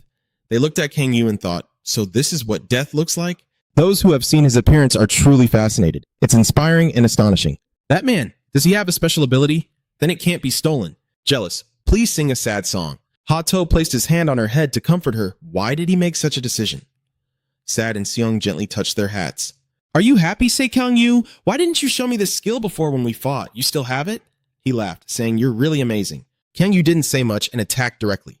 His eyes went wild from the power. Song Quen sneered, but you're still hiding some tricks, aren't you? Kang Yu exploded even more, the blue strikes hitting him continuously, increasing in number as Kang Yu was pushed back. But he quickly regained his balance and kicked again, rushing forward like a red lightning bolt toward Song Quan. His face no longer looked human. He punched, but his blow was blocked by a barrier from Song Onian. He laughed. All right, freezing the space in front to prepare, they created an explosion together. The spectators exclaimed, wow, what a terrifying bastard. He hasn't even used his combat abilities and is already this strong. He's not even a teenager yet, so how much more terrifying will he be when he grows up? Sao Kang Yu then glanced toward the smoke and shouted, where did you go? I know that still isn't enough to take you down. He kept shouting, but before Se Kang could finish, Song was punched straight in the face by Kang Yu. He spat out blood, Kang Yu glared and kept punching him in the chest. Song Wan's eyes widened as he was thrown back, crashing harshly into the wall. The audience was thrilled by the unfolding events, so exciting. It was a battle between monsters. A red lightning bolt sliced through, decapitating both X and Tiburon at once. Kang Yu glided past them, heading straight for the summoner. He struck once more and then suddenly stopped because Wet had cast a defensive spell. Mago's defensive magic was really impressive. Too bad he died too soon. Did you feel the surge of longing after seeing your teammate's magic? Kang Yu gathered his strength and the defensive layer began to crack. Awet clicked his tongue. Honestly, I'm really jealous of that power. The defense broke apart. Someone else stepped in and kicked Kang Yu. He flew into the wall, smoke rising from where he hit. Hero stood watching, and on his face shone the expression of Kang Yu. He rose like a demon from hell, slowly standing up with a murderous look in his eyes, then stopped as both looked down. Song Quan smiled brightly. Kang Yu, you have to play with me. But after thinking it over, he continued, I still feel like you're hiding something. Kang Yu's eyes widened as he heard what the kid said next. He laughed. Are you holding back because of the warden? That's really weak. Then that won't do. He smiled and raised his hand. I'll create a playground just for the two of us.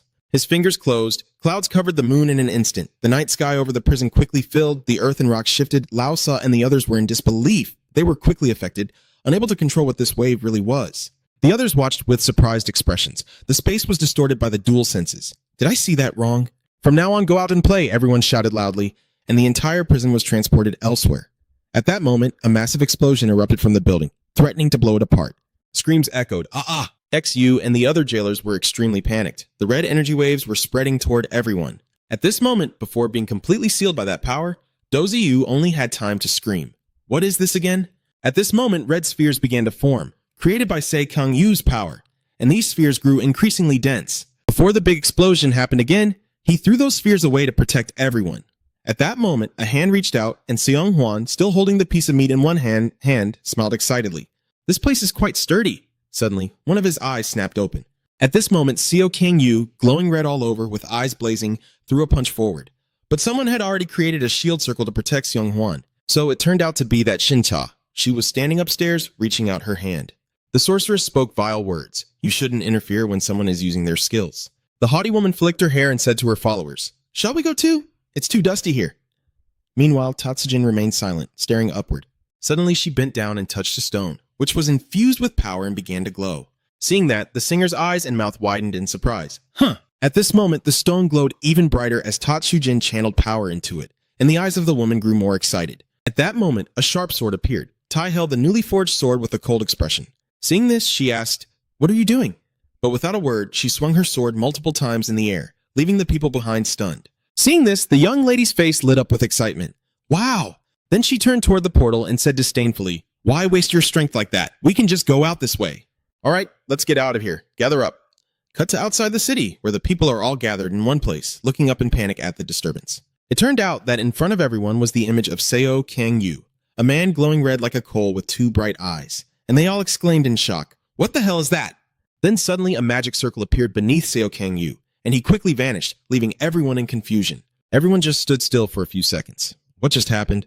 A villain? At this moment, Seo Kang Yu appeared somewhere else, surrounded by massive clouds of smoke. The smoke grew thicker, obscuring part of his body, until only Seo Kang Yu's two glowing eyes, fierce as a demon's, remained visible. At this moment, a pile of something stacked up like a mountain appeared. It became clearer. It was a giant sphere, with Seo Kang Yu standing beneath it. At this moment, a hand appeared holding the jagged orb created by the villain to confront Seo Kang Yu, with beams of light radiating from within the orb. Zeung Hwan gave a sinister smile. Boom! The orb immediately exploded. After a while, the smoke began to spread. Zeung Hwan caused the explosion that left a huge crater in the ground. Then he landed with a sinister smile of satisfaction. On this side, Seo Kang Yu was still sitting with one hand on the ground. At this moment, one side of his face was starting to return to normal. Those waves of power are gradually fading from his body. Over here, the huge crater and the group of people she is standing with are watching. Shinka excitedly shouted, Don't let anyone get in their way. Now we just stand and watch. The reason why inmates B3 and B4 obey Shinka, even though they are not the type to listen to others. Hello, I am Shinta. I will help you fulfill your desire. The desire. Every time she talks to men, she puts on her most seductive act. Shinka uses the desires of the prisoners, a feeling everyone on Earth has, an aging globe. Whether an old man or an underage child, she succeeded in luring all the prisoners into her world. But there were still exceptions. At that moment, Wet coldly asked, What if I refuse? And she replied, If you refuse, it would be very sad. You will die, and for many other reasons too. Zheng Huan's laughter echoed at that moment. Ha ha ha. Zheng Huan laughed out loud as if he had just heard a joke. A new kind of human? He wiped the corner of his eye from laughing too much and said, You want to marry Seo Kang Yu for that reason and then marry me? You're interesting too. That guy, naturally thick-skinned, clapped and laughed along when he heard that. I'm glad you think so. But then Zheng Huan said, There's still one problem. I think fighting Segang was even more interesting than anything you can come up with. He put on a sinister face. Zheng Huan? He put on a kind face and reminded him. If you only chase that short-term pleasure, you'll become a dopamine addict. You need to think bigger than that. If you kill Gang Yu, what else could bring you joy? Meanwhile, Zheng Huan just smiles confidently and says, It's fine. Anyway, I'm going to die. I'm fine with it because I'll die while still enjoying myself. He put on a sorrowful face and said something terribly nauseating. If I could have a child with Kang Yu and then another with you, they might bring you joy as they grow up. And once you become an adult, you'll be even stronger than you are now. That way, you can enjoy fighting Kong Yu even more then. Look at the long-term benefits. If you join me, you'll be able to enjoy yourself until the day you die. She kept brainwashing the young Seong Hwan. He fell silent for a moment, deep in thought, as she stared at him with an excited face, like she had found someone as crazy and twisted as herself. He couldn't help but break into an excited smile. Then he spoke up. All right, let's give it a try. Sounds fun enough? She was delighted and exclaimed, "Oh great, you've made a wise decision." Suddenly, Seong Hwan turned cold. "But I don't love you. How can we possibly get married in the future?" He stepped closer to the guy and said, "It'll be fine." Then he pressed his soft grapefruit against Seong Hwan's face and confidently declared, "You'll love me then. I'm sure of it." The scene then shifts to a moment later, showing the man wearing a rare look of panic as he takes a hit. Seo Kang-yu had just jabbed him in the stomach before pulling out and sending him flying backward. At this moment, he also spat out a mouthful of blood, yet he still held the piece of meat firmly in his hand and laughed triumphantly. I guess one hand isn't enough. While Seo Kang-yu stared at him with a look of resentment, Seong Hwan began to taunt him. "Say something, Seo Kang-yu. Do you plan to stay silent forever? Or maybe you can't speak in that state. Do you know what this is?" At this moment, Seo Kang-yu still looked at him with a murderous glare. Seeing that he didn't respond, he casually held out the round object in his hand and said, "This is your brother." Se Kong Tong-yu heard that, and his eyes grew even more bitter with resentment. Seong Hwan could die 100,000 times and still not be free of guilt. At this moment, overwhelmed by rage and pain, he screamed out loud. Seo Kyung-yu seemed to transform into a wild beast frantically charging at his enemy, but Seong Hwan remained calm, provoking. "Oh, so you still have the ability to speak after all." Seo Kang-ho ran quickly towards Seong Hwan, who stood calmly holding a round object in his hand. The stones at Seong Hwan's feet lifted off the ground. Seong Hwan, with a savage grin, controlled the stones rising high, which suddenly transformed into incredibly sharp objects. They grew larger under Seong Hwan's control, directing the sharp points toward Kang-ho, who was speeding forward. Se Kang-ho raised his hand into a fist against the thousands of sharp earth spikes rushing at him at incredible speed. Seo Kang-ho thrust his fist with great force toward the tens of thousands of sharp points. With his fierce expression, the spikes quickly flashed past him. Suddenly, Seo Kang-ho's eyes widened in shock as explosions erupted across the ground, sending debris flying everywhere. Seo Kang-ho stood on the ground, pressing down with his transformed massive hands. He looked ahead in shock as a huge object was rushing toward him. Amidst the swirling dust and debris, the object was still rushing toward Seo Kang-ho at incredible speed. He looked at it and raised his fist forward. Seo Kang-ho's fist drew closer and closer. Just as the fist and the object were about to collide, Seo Kang-ho gritted his teeth, and a huge explosion sent him flying backward. The object clung tightly to Seo Kang-ho's body. Seo Kang-ho was thrown back, crashing into the mountain behind him with a massive impact. Seong Hwan's hands kept controlling the object. Beyond the hazy scene at the rocky mountain, the object remained intact, still hovering in mid-air. Seong Hwan grabbed the object, laughing loudly as he stepped forward. Holding it up, he said slyly, "You can't attack this, can you?" Seo Kang-ho struggled to stand up after that collision. Seong Hwan continued, "I just came up with a good idea." Seong Hwan looked at the object innocently and said, "If I eat this, you won't be able to attack me, right?" Seo Kang-ho was shocked to hear that. Seong Hwan continued, "But it's too big for me to swallow." As he spoke, he used his strength on the object and added, "I'll compress it a bit." Suddenly, something powerful burst out of the ground. Seo Kang-ho stomped down hard on Seong Hwan, knocking him to the ground before he could react. Seong Hwan's eyes widened in shock as he spat out a mouthful of blood. A loud explosion echoed, shrouding the scene in a haze. Seo Kang-ho stomps one foot on Seong Hwan lying on the ground and makes a fist with his hand. Seo Kang-ho aims directly at the target, delivering a powerful punch to Seong Hwan's face. The fist continues to swing down. This time, Seo Kang-ho's punch slammed down on Seong Hwan, sending dirt and rocks flying around. Stepness Hero and Tatsujin calmly watched the scene unfold. Seo Kang-ho, with an extremely angry face, suddenly had both hands grab his arms. Seong Hwan lay pitifully on the ground, reaching out to hold Kang-ho's arm. Suddenly, a blue light radiated from the two of them. Seo Kang-ho widened his eyes in surprise as he looked at the person in front of him. Seong Hwan smiled without any pain as he looked at Seo Kang-ho. A surge of power shot up, drawing the attention of everyone watching. Kato raised his hand to shield his eyes as he watched the surge of power. Meanwhile, S began making strange noises. Sin-Ka clasped her hands together in front of her, eyes wide open, and exclaimed, "It's so beautiful." Sin-Ka continued, "It's really a shame. If those two could reconcile, that would be great." Kato replied, "That will never happen." Canis nodded in agreement, saying, "I think so too." He looked down and added, "Besides, it seems this battle is about to end." Seong Hwan struggles to stand and looks at Seo Kang-ho lying motionless on the ground. Se Un-hwan, covered in wounds and blood, lifts her eyes and looks ahead. Seo Kang-ho shakily pushed himself up, his eyes filled with pure rage.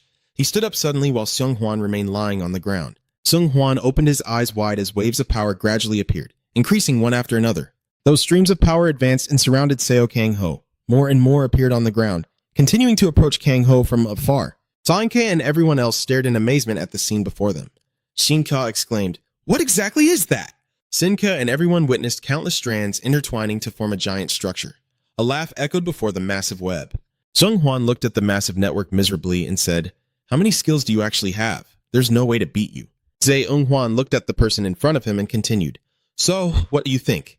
Se Kengyu's voice echoed in Seong Huan's tone, "How does it feel to kill?" Seo Kang Ho knelt on one knee on the ground and looked at Seong Huan. Seong Huan smiled and continued, "You're probably just as disappointed as I am, right? Just a slight touch and they disappear. Not even enough for you to release your pent-up emotions." Seo Kang Ho listened to Seong Huan's words. Seo Kang Ho said, "Shut up, the power is still surrounding you."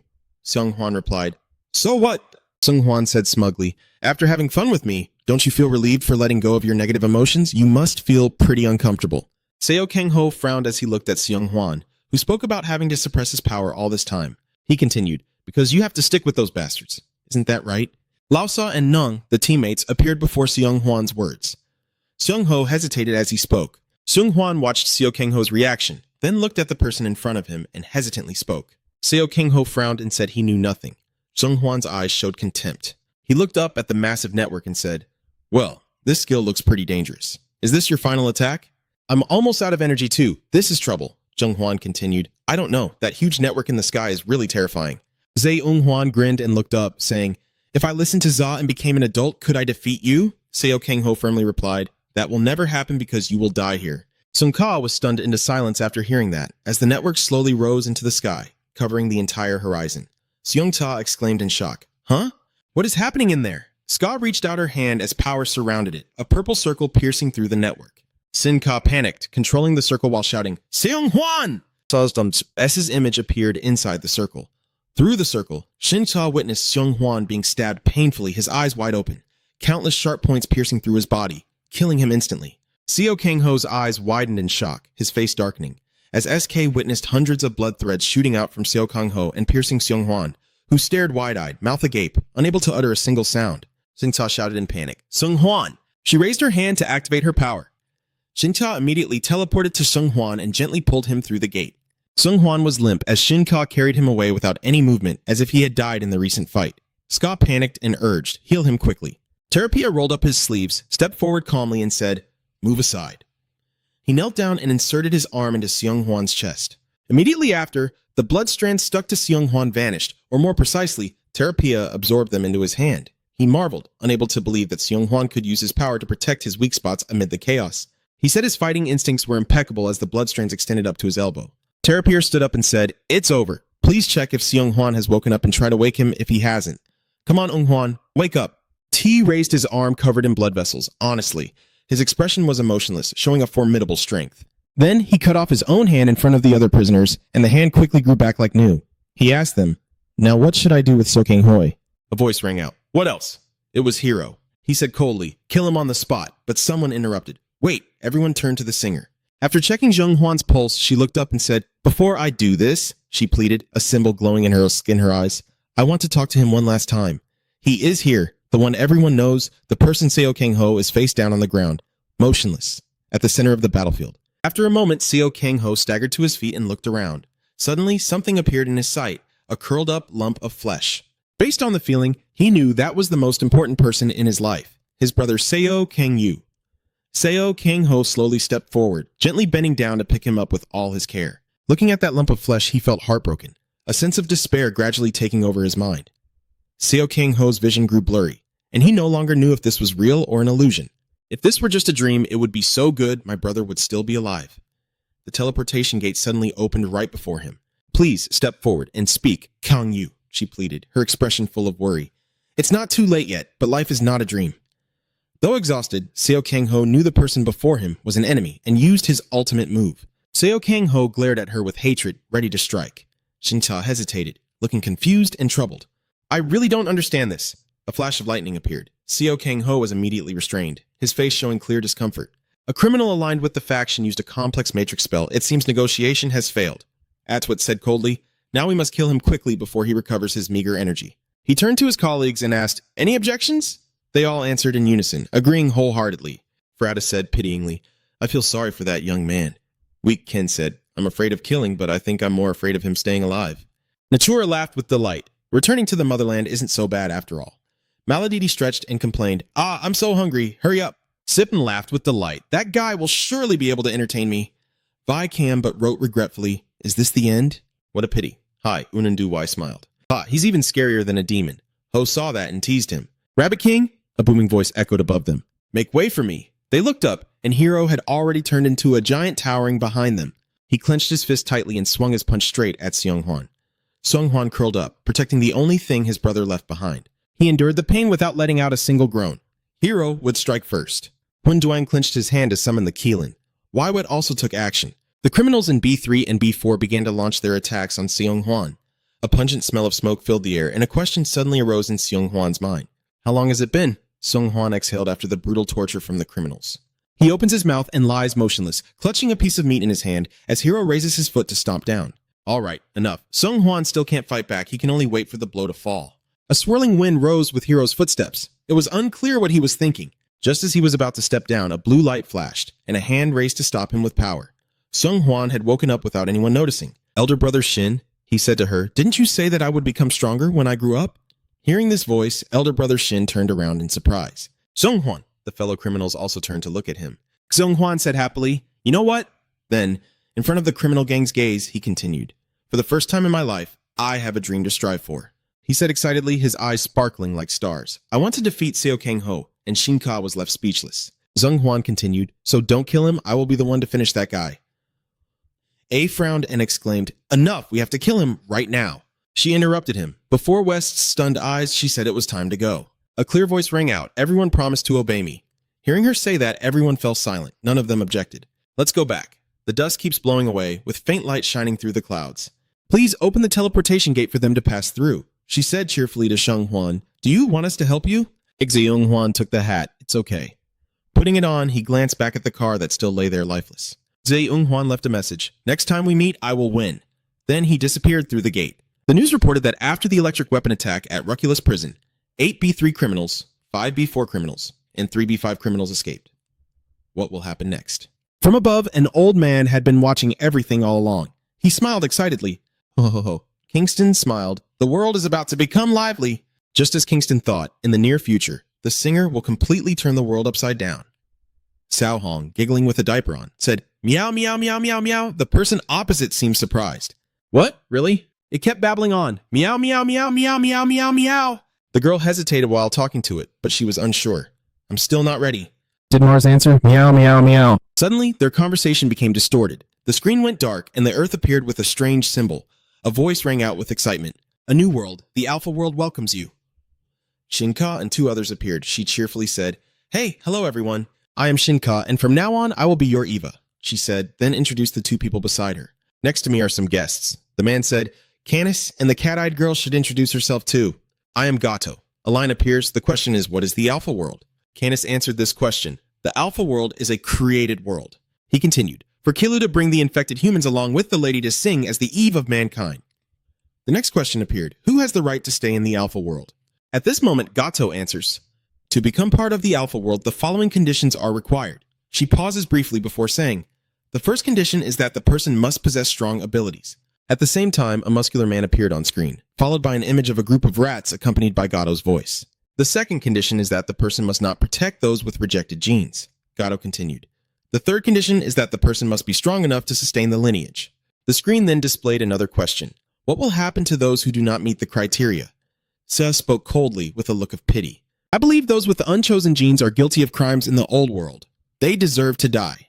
Please point to the camera, but if they have committed a capital crime, what should we do? She is exactly right. They must be executed. Scene K claps. Those with unqualified jealousy sources deserve to be exterminated. She spoke passionately as a letter appeared on the screen. Next month, we will select new humans qualified to become members of the Alpha World and send them invitations. Shinka made a throat-cutting gesture while smiling and said, anyone who dares to refuse our invitation will be considered guilty of harboring those with rejected jealousy sources. They will also be terminated. So we sincerely hope you carefully consider our invitation. She clasped her hands together and pleaded, all right, will the future of the new humans be bright or not? Then she approached the camera, winking as she relied on Eva, your future. Let me sing. Goodbye now. The screen flickered again. The channel switched back to the original movie. The girl puckered her lips and spoke to Sao Hong. Meow, meow, meow. Sao Hong puckered her lips in response. Meow, meow, meow, meow. The screen flickered off again, the light from the large screen gradually fading away.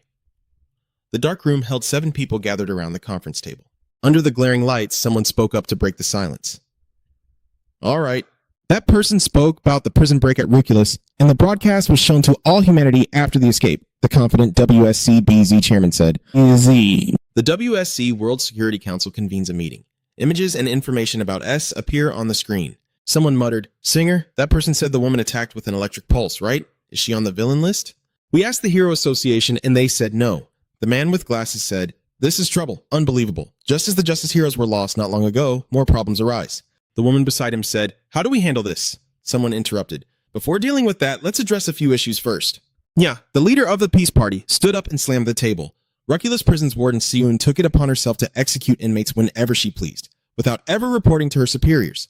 He frowned. Since when could an individual unilaterally decide a death sentence for someone else? That caused chaos and deep concern. Someone spoke up. We're in a tight spot, so why keep going on about that kid? Huh? That person said the warden simply made the wisest decision in this situation. Authority is the chairman of the Hero Association for 2 terms and the current leader of the World Party. If it were me, I would still do the same. And he said, even if the situation was urgent, she still had time to report the matter, right? Authority immediately defended her, saying not a single second could be wasted. That must be why she chose to go find the sales representative. I can understand that action. He glanced at the man beside him. Do you have any comments? Looking at the elderly man deep in thought beside him, Elgato, the Minister of Justice. Elgato spoke up. Although I do not agree with allowing an individual the right to execute others at will. Everyone looked at him. Elgato raised his hands and smiled. Although I do not agree with allowing an individual the right to execute others at will. Given the very special circumstances, I fully understand. At that moment, Ba, a Fire Prevention Committee member, said, It must be a tough decision. Looking at the situation, I'm worried the other side will suffer heavy losses too, said Kum, the police commissioner, clearly upset.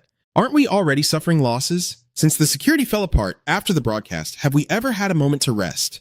Deputy Minister of Defense Gazet, puffing on a cigar, said, Is it time we realize we're in the middle of a war, or are we still stuck on the prison break? Authority slammed the table angrily, saying, I said those prisoners deserve to die. He angrily pointed at Crom and Jera. We got ourselves into this situation because you stubbornly clung to those sentences, didn't we? Denying is not my doing. Authority continued, if I were still the head of the Hero Association, those guys would have been dead even before needing the death penalty. I can't understand how you bring disaster upon yourselves just by not killing the wanted criminals the moment you catch them, he gritted his teeth. Ever since he rushed to become the chairman of the Hero Association, the world has truly become a mess. Calmly said, You still haven't changed, have you? Un spoke up again. You probably think the decisions you made as chairman of the Hero Association were right. Look closely at the heroes back then. He glanced at Authority and continued, Most of the heroes you led never had a normal mind. Authority said with a sharp tone, So what? You two are arguing, and this one says it's better to control them than let them turn into villains. The other guy snapped back, Are heroes really that important? Authority grimaced. Clearly, after Lao Sa took over as chairman of the Hero Association, those who could have been heroes turned around to become villains and cause trouble everywhere. Boda glared at him. Authority, the image of a hero in his mind is completely different from mine. Authority said again, You are just a bunch of dreamers clinging to your ideal world without bothering to face the harsh reality right in front of you. Bez sat silently watching them bickering and suddenly spoke up. Everyone instinctively fell silent and turned to look at him. He said, If she were here. Looking toward the empty seat, he added, I'm curious about what her opinion would be. Authority clenched his teeth in silence, clicked his tongue, and walked away. When he reached the car, his secretary opened the door and asked, Did the meeting go well? The Authority snapped, Not at all. He grimaced and said, Those people are really a nuisance. I don't think there's anything to discuss here. Just kill Quach Lu Pham Non and be done with it. He muttered, It's all that bastard's fault. That bastard Laux. The secretary asked him, What do you plan to do now? Authority replied, Since Lao Sha became the chairman of the Heroes Association, the members of the World Security Council recalled those annoying faces. He said bitterly, The reform supporters included the Peace Party, the Fire Prevention Committee member, the Minister of Defense, and the chairman of the Heroes Association. Authority frowned. The punishment supporters included the World Party and the Police Commissioner. Then he remembered Bada's face, while the neutral side was the Minister of Justice. At this point, he sighed. It's all because those 4 teamed up against the 2 of us that our opinions were ignored. Even the current chairman is gradually leaning towards Lao Sha's side. He said, But right now the chairman's seat of the Hero Association is still vacant. We just need to help our people get that position, and it's done. To keep everything balanced, he can do anything. If it were 3 against 3, Our views might have been taken seriously. Authority paused for a moment, then looked out the window. We will go meet Seo Kang-ho, the former hero of justice, he said with a firm tone. I am sure a suspicion has crossed his mind. Others have already begun to take action. Authority thought of a pink-haired girl wearing bunny ears. The secretary wondered, isn't Seo Kang-ho quite close to Mr. Lao X? Authority said, yes, he is close. He gave a foolish smile. But the current situation has changed quite a bit, hasn't it? The secretary, following his orders, started the car to go meet the armored vehicle, which was currently in the operating room. His lips were cracked from dehydration. Sung Hwan dreamily opened his eyes. A question was posed to the heroes. Why can't the heroes kill the villains? Judd laughed out loud when he heard that question. When I first joined Equality, I thought the same way. C said so too. He said, you'll find the answer to that question as you journey with Equality. Hap looked at him, puzzled. You want me to kill someone? He hesitated. I don't want to. Waving his hand, he said, if heroes have to kill, then he'd rather not be a hero at all. This time, media spoke up, saying, my sister is a criminal sentenced to death in the cabinet. She hesitantly said, it did commit a crime worthy of death, but I think it should be given a chance to atone for that sin. Mago rubbed his chin. Why can't heroes kill villains? Think about it the other way around. Why do heroes have to kill villains? He pondered sadly, wondering if their lives were meaningless. Or have they given up on becoming human? What kind of person is worth living as? What does it mean to be human? Then he said cheerfully, it's a tough question. Let's think about it together. Lao Sa calmly said, the hero's job is not to kill villains. Our job is to save everyone. She reached out her hand. From now on, let's save people together. Seung Hwan's vision suddenly went dark, and Lao Sa's voice echoed. Seo Chang-ho, he will definitely do it. He vaguely wonders why everyone. The scene shows the portraits of 5 close comrades. Why did everyone leave without giving me an answer? Hong Jia appeared and said, the job of a warden is to rehabilitate prisoners. She hesitated. I do not oppose the death penalty as an investigator.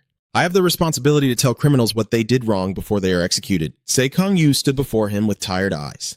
The law is what convicts people, and we are the investigators who carry out the judgments made. Siang Yu's image suddenly crumples like a piece of paper. His words still echoed. That's why before the execution, the paper was crumpled up. The duty of an investigator is Seo Kang-ho suddenly opening his eyes, blood rain falling, a foul smell spreading all over his body, a voice calling his name. Seo Kang-ho, a hand reaching out with a flesh orb. The giant version of Seung Hwan taunts him. Even your eyebrows find this amusing, right? He excitedly says, after all that happened, they still keep babbling nonsense. Se Kang-ho sprayed stiff glue, the surroundings like a sea of blood. Sung Hwan woke up gasping, a voice calling him Seo Kang-ho. Lips sat with her legs crossed and said, you're awake. She asked worriedly, are you okay? Se Kang-ho was still trapped in the nightmare, the world blurry before his eyes. Leper said, I'm sorry, she admitted. I should have come to help, but even though I knew something would happen in the area. Leiper seemed hesitant. I can't know the details because the investigator concealed the chaos. Se Kang-ho closed his eyes. It's okay, he continued. Even if you had been there, you wouldn't have been able to help. Lepers remained worried. Are you really okay? I heard about the mission you were assigned during the prison executions. Se Kang-ho cut her off. Actually, he was looking at Lip. I'm not okay at all. Lippus looked at him. Se Kang-ho glared angrily. I should have killed them all, but I just couldn't do it. Lepus opened her eyes wide in surprise. Se Kang-ho asked her, Lippus, did you also come here to say that I shouldn't kill the villains? If that's the case, then go back. I'm no longer a hero. Looking at Lip with disbelief, he said firmly, now I'm an investigator. Lipers lowered her face. We need to establish a new hero association and select heroes for a new equality. She said, I am currently serving as the temporary president of the Hero Association, but with the upcoming changes, we need a hero to lead. Lepos looked straight into Kang-ho's eyes and said, we were considering choosing him, a former equality hero, to be the president of the Hero Association. Se Kang-ho interrupted. I already told you. He glared at her. I'm no longer a hero. Heroes should do what is necessary for heroes. Se Kang-ho said, as soon as I recover, I will go out and do what I have to do. Lear stood up. Kang-ho. Another voice interrupted. Hero say Kang-ho. You're right. Authority stood by the bedside, hands in his pockets, arrogantly looking at Seo Kang-ho. He smiled. Oh, you're Investigator S. Kang-ho, right? Lipers was surprised. Authority. He slowly stepped forward. You have worked hard to execute the criminals on your own, but now you won't have to do that anymore. Authority firmly declared that I will soon become the chairman of the Hero Association, and I plan to let the heroes execute the criminals. Lipsoku. What? See, Kang-ho is cautious. Are you the representative of the world faction? What are you talking about? Authority replied. I will be stepping down from that position soon, he continued. To be able to participate in the Hero Association chairman election, Authority adjusted his suit and looked confident. I came here to talk to you and see if you were interested in becoming the president of the Hero Association. But never mind, just consider today a visit to say hello. Then he turned and walked toward the door, hoping you would recover soon and be discharged. Lepus, just wait and see. Lepus grimaced. Did he really think someone would vote for him? The authority clicked his tongue. He smiled smugly. We'll have to wait and see, right? Lepus anxiously turned to look at Seo Kang-ho. Kang-ho, you just close your eyes and say, I'm tired. You look at Lepus. You should go. Lepus was stunned and speechless. After a moment, authority got into the car. Looking at the scene outside, he was right as I thought. He pondered, everyone is very busy. Many others, including myself and Lepus, probably turned to Seo Kang-ho. He said thoughtfully, after developing powers, many people have struggled a lot. Organizations, the military, and the police are all relying too much on a single individual with power. Authority thought of the WSC, the World Security Council, which would likely soon discuss whether Kang-ho should be allowed to execute criminals and if he should be granted the authority to do so. He continued, according to current law, S. Kang-ho's actions are wrong. The secretary asked curiously, so what do you plan to do? Authority clicked his tongue, a thought flashing through his mind. If that is what the law dictates. During the party meeting, Renhei slammed the table and spoke up. We need to punish the investigator from Rucula's prison. Chrome objected. Isn't that a special case? She said, even if my subordinates did that, I would overlook it. Renhei was about to retort when someone intervened. Blah, blah, blah, she said. Authority speaking. He didn't provide any information on what we could do or any solutions at all. All he said were just ideal but meaningless scenarios. Renhei grimaced. An ideal situation? I already gave a solution. Then he pointed to the people sitting at the fire department, military, and police meeting table. Crom raised his hand. I will never agree. He continued, including the Hero Association cooperating to arrest criminals, we will make them face the judgment of the law. Authority shouted, is that your solution? Renhei replied calmly. Yeah, Authority immediately pointed. Is your head in the clouds right now? Bez spoke up. Authority. He was also tired of this situation. So what solution do you have? Authority said. Vote. Everyone was stunned. Vote, Authority continued. Let the countries vote on investigator S. Kang-ho. He is seriously opposed. Whether or not he has the right to execute, we will change the law. Does everyone agree or oppose the decision to execute Seo Kang-ho? After hearing Authority's words, everyone was stunned and taken aback. A vote? Authority said, that's right. Instead of us arguing here like this, a vote will make things much clearer. He looked at everyone. Isn't everyone working for the people after all? Renhei argued immediately. Decisions like this are very dangerous if made by majority rule. Authority pointed at him. Are you looking down on the people now? Seeing Renhei unable to argue, Authority smirked. I see it clearly. He's provoking you. You're avoiding it because you think you'll lose, right? Then he glanced to the left and said, am I right? Everyone looked at the highest authority here, the chairman. He closed his eyes and thought for a few minutes, then said, all right, let's hold a vote. The emotions of those present were mixed with both joy and sorrow. And 2 weeks later, a blue-haired girl read the voting results. Everyone listened anxiously with 88% in favor and 12% against. The majority overwhelmingly approved. Authority smiled with satisfaction. This was to be expected. The girl continued. According to the supporters, everyone paying close attention to this situation should be seen as a declaration of war, and the enemy must be eliminated. There is no need to apply the law to them, as they are beasts who have abandoned their humanity. Authority's wrinkled face lit up with excitement. Besides, since these issues arose while pursuing ideals, the right to execute should be given to all heroes, not just Seo Kang-ho. Her voice was calm, reflecting the opposition's view. She said, S. Kang-ho's current state made it difficult for him to make a rational decision. Giving him the power to execute is quite dangerous. Everyone wore a thoughtful expression. If the power to execute is given to an individual, it could cause problems similar to those of previous heroes. If one person values their own judgment over the law, society risks collapsing. In the end, she emphasized that it was the opposition's opinion. Renhei spoke up first. We can accept this result to satisfy everyone. Authority bangs the table. Damn it. His face twisted up. Satisfy everyone? The result was already overwhelmingly clear. Is there anything left to discuss? B reminded. Stop causing a commotion, he said calmly. Quickly call Kang-ho's car here. At the office, the sunset streamed in. Bez stood backlit and said, it's been a while, hasn't it? He said to the young man standing confidently before him. Seo Kang-ho. Ben asked, have you heard the news? Seo Kang-ho replied, yes, I have heard. B asked again, so what is your decision? Seo Kang-ho replied, according to the vote, I will execute them all with my own hands. Ben said, I have one more question. He is waiting for your reaction. What will you do if the voting results are different from the current outcome? He frowned. Seo Kang-ho said, if that happens, with eyes glowing red, I will kill them all and surrender. B fell into thought. He then looked up and said, one more thing. Bez is thinking about the former hero.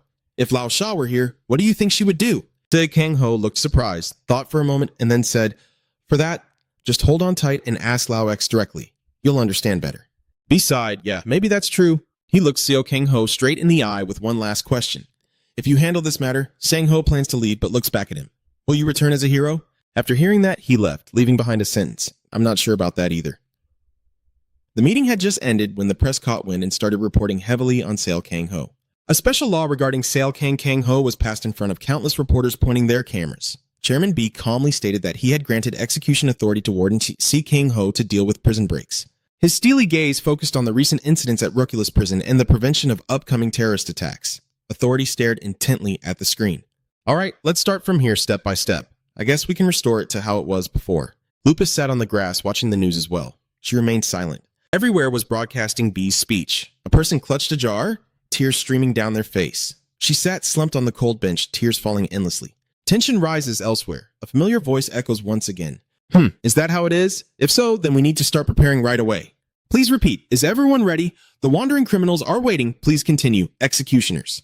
The intact ambulance smiled. Not long ago in Spain and Portugal, a blue vortex appeared, carrying a piece of paper with an invitation letter. It is said to be from the world government, and everyone looked up to the sky, frozen in place as a massive blue vortex appeared in the air, with a green magical circle forming within it. It made a loud noise, but no one knew what it was. In just a few seconds, an explosion struck down everyone there. That last strike made a huge hole in the ground. A cheerful voice rang out. Quack! The gang stepped out from E's gate, stretching their bodies. It's hot, isn't it? The girl holding the umbrella said to Wet, who had just rushed over here. This crazy guy! Morris said displeased. What if someone received an invitation? Why are you attacking so recklessly? Wet was uneasy, thinking if someone died at that level, they didn't deserve an invitation. Immediately after, Shinka's image appeared on screens across countries around the world. She said hello. Her face was still as cheerful as ever. Hello everyone, I am X. She pointed at the camera.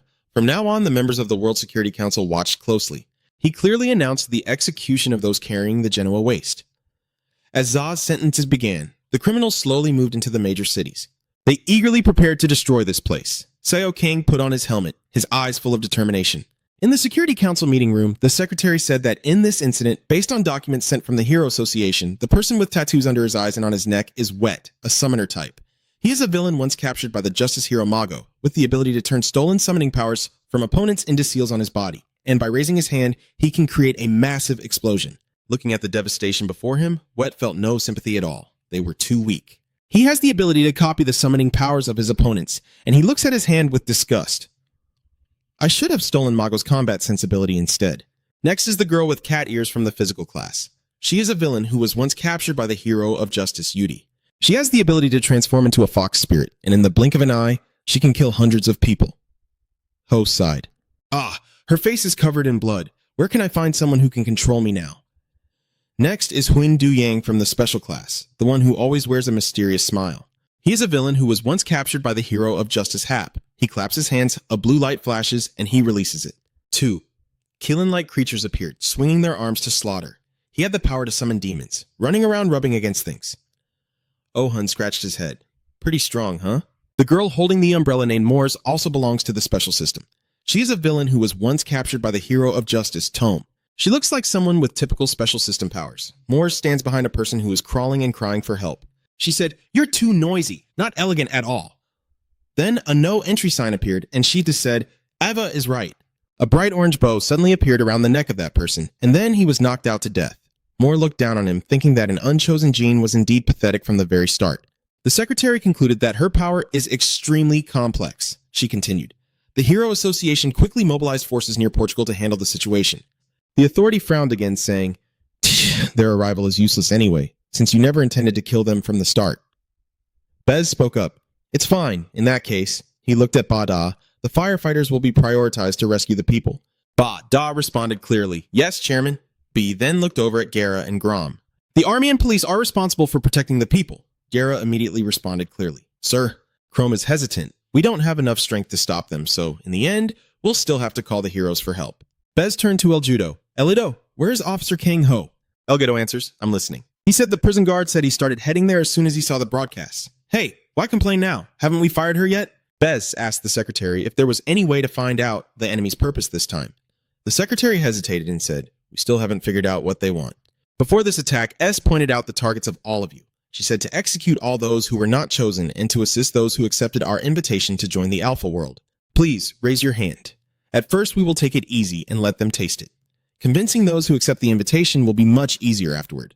Everyone's eyes were fixed on her. She continued, "Right now, I want you to focus on bringing people back rather than slaughtering them." Then she spread her arms, savoring the decisive moment. "In the end, we can kill as many unselected gene carriers as we want." Morris stepped in to stop the other three. "Stop it now, she's serious. Warming up like this is enough, okay? Let's just do the mission Eva assigned." Hoeo said, "But I want to destroy a little more." Brother Du Yang nodded. All right, don't disagree right away." He said, "I will do whatever I want. If I continue to destroy this place, those who accept our invitation will eventually have to show themselves." Morris angrily said, "You're going too far, planning to ignore the mission Eva gave you." He calmly replied, "If so, what do you intend to do to me?" 2. Under their gaze, Hun Du Yang raised his hand and formed the seal to summon again. A skinny, bony, ugly three-legged crow flew over. He climbed onto the bird and said, "I think even if you tell him to leave, he still won't go anywhere." The fox spirit jumped up. "Wow, let me on." Morris could do nothing but click his tongue and turn away. Awit said, "As soon as this is done, I'll report this to Eva. Do whatever you want." Hearing that, they left him alone. The scene was devastated, the city engulfed in flames. At West sighed, breathing out fire as he complained that nothing had changed since he left prison. What a nuisance. He rolled up his sleeve to look at the tattoo on his arm. Everything was the same. No matter how much he destroyed, his power still couldn't grow stronger. It really was a cursed ability. Looking at these diamonds, he said, "I get it." His eyes sharpened. He had to keep stealing. While he was distracted, a huge pair of legs fell down. It was a rabbit landing right where Atwet was standing. He quickly created a barrier. Suddenly, he heard a familiar voice. "Who are you?" A person standing on a flying carrot asked as the giant rabbit vanished. That person said with disdain, "You really haven't changed at all. Been out of prison for so long." Lipus grimaced. "Didn't you learn anything there?" The shield Adwet created was also gradually breaking. He frowned and said, "Lipers arrived just in time, giving Mago a peaceful rest, right?" At a school, it was the USB Talent Academy. In a classroom, the teacher was giving a lesson. A boy sitting in the front row raised his hand and said, "Teacher, I'm scared." The teacher smiled warmly to comfort them. "You're all right." He winked and said, "No matter what happens, I will always protect you. Follow me to the safe place." Just as he finished speaking, a clap echoed, and everyone turned toward the sound to see a woman suddenly appear at the back of the classroom. Morris was the one who clapped, saying, "Very impressive, truly an admirable teacher." The children screamed in fear and scattered. Morris frowned. "You're too calm, it's really rude." Gry shielded the children behind him. He stood ready, angrily saying, "Morris, she remains calm. Do you know who I am?" "Sorry about that." She grabbed the umbrella. "Don't be afraid. I know you also received an invitation from Eva." Then she jumped down. "Those who received the invitation follow me," Profi interrupted. "Please leave immediately." He sat down, holding the children. "I won't let you take any of them away." Before Morris could do anything, she was rejected. She said irritably, "You're not wise at all." She tapped the umbrella on her hand, and Morris began to use her power, thinking about how dare you interrupt me while I'm speaking. Gry could feel the pressure, right? Morris brushed the brim of her hat, saying, "I must teach you a lesson. This school for the gifted, built in Greek style, was established after the Mian and Mile incident to educate children with special abilities. Under the guidance of Lao Sa and Mago, special schools were established worldwide where children are taught by hero teachers how to adapt to society and, importantly, how to control their powers when possessing abilities." Morris tossed her hat high. The domain of magic law, her hat instantly grew large, then came down to trap them inside. The kids screamed in fear. Roy surprised. "What is that?" Morris tapped her umbrella and hissed, then said. Silence followed her words as a prohibition sign appeared on the children's mouths before turning into masks that covered their faces. They tried to pull away but couldn't. Morris sneered coldly, finally satisfied that everything was settled. Morris' special ability system, also known as the Rules, activates when she deems her opponent inferior, restricting or even harming them. "If I see any more hesitation, I will send you all on your way," Roy warned her cautiously. She made strange things with multiple eyes appear. Morris frowned and said, "A typical power of the strong bullying the weak." Morris said, "The 3 kids who received the special invitation stepped forward in front of me." The 3 kids carefully stepped forward under the intimidating gazes. Morris pulled out a piece of paper. "Let's see. They're all special systems, huh? The special system has many diverse uses, and from now on you will work together to build the Queen's world." Then she looked at the kids covering their mouths and said, "Answer me. The chat ban has been lifted." A worried boy asked, "Is the Queen the woman who appeared on TV?" Morris smiled brightly and replied, "Exactly." She continued, "A beautiful woman with a perfect ideal." The boy immediately said, "Then I don't want it." All eyes turned to the boy. Morris shifted uncomfortably. "Huh?" The boy continued. "Didn't that person say they would eliminate everyone without powers?" The boy continued, "There are many friends around me who don't have powers, and I would never harm my friends." The cat-faced girl next to me also said, "Me too. My parents don't have powers either. They haven't done anything wrong." The little demon girl next to him stammered, I feel the same way." The kids kept questioning Morris, and he had taught that discrimination and hatred are wrong. He also said that those who try to solve everything with powers instead of words are the bad ones. You evil ones, let us go! Morris was silent for a moment, then asked. Don't like it? The kid said. Yes, I don't like it. She immediately used her ability to create a no-entry sign beneath the three children. Then go die. An orange bow appeared around the kids' necks. Suddenly, Moore's eyes widened. Roy behind him spat blood. A green light radiated from his body, and blood sprayed from his neck instead of the kids. Gry gasped for breath. Only now do I realize his ability is to absorb all impacts directed at special system targets, also known as bodyguards. Morris chuckled. Ho ho, now I understand why Sinka sent you an invitation. Such a perfect ability for the role of a bodyguard, allowing Sinka to operate freely. A bodyguard is absolutely essential. Killing you would be a waste of talent. Grofy gritted his teeth and said, Morris, we know very well about you. When you were little, before you could finish, she raised her hand to stop you. Stop! She frowned. Did you hear that from a shrimp? It's really rude to spread a lady's past around. Griffey looked angry. Morris continued. I didn't come here to talk about my past. She said, I came here under the Queen's orders to choose those worthy of joining the Alpha world. Moore glared. Give up the kids and I'll spare your life. Bry immediately replied, No, I can't do that. Hearing the answer, she was puzzled. Why? Is one of them your own child? Roy answered no? Morris tilted his head, waiting for a response. Then the determined face said, Because I am a teacher. Grofy belongs to the Hero Association and is also a teacher at the School for the Gifted. His defense power can withstand attacks from prisoners on the 3rd and 4th floors. But when Authority was still the head of the Hero Association, he was always a rank 5 hero. The reason why? One day Authority called Proy to the office and asked, How long do you plan to keep doing this? He looked at him and said, We don't need a punching bag. The reason was that he lacked the ability to kill and was not capable of eliminating villains. But when Lausa became the head of the Hero Association, she called him to Bree to be a teacher at the Superpower School. He seemed surprised. Have I been wrong? My abilities aren't suited to becoming a hero, are they? Lausa shook her head. No, what are you talking about? I mean, do both jobs as a teacher and a hero at the same time. She said, Nothing is more important than educating children, so I want to entrust them to the best hero. Breepy shyly said, But I'm not suitable. Lausa looked at him and smiled. What are you talking about? Who could do better than you? Breepy was stunned. Huh? Lausa looked at him with affection. Isn't he the hero of heroes, the one who sacrificed himself to protect his comrades? Truly amazing. At that moment, Proy was speechless. Returning to the present, Morris said, I have a good idea. You go convince the kids. The Wild Sister said, They'll listen to you because you're their teacher. Profi spoke up. Morris, he says the world is changing. Remembering the ruined buildings, the emergence of superpowers, and the great wars that caused our society to collapse, his mind pictured the backs of the heroes. Gry continued, and to stabilize this society, we had to sacrifice a lot. Morris wondered, what does that have to do with my question? Griffey said, I mean, he looked straight into Morris' eyes. If that woman's crazy delusion becomes reality, this society will fall back into chaos. Hearing this, Moore went mad, telling him not to insult the Queen.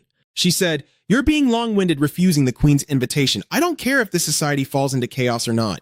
Griffey denied that she should care. Looking at Moore in confusion, Gry continued, Because when society is chaotic and can't function, he looks on with pity, and more children will suffer the pain like you.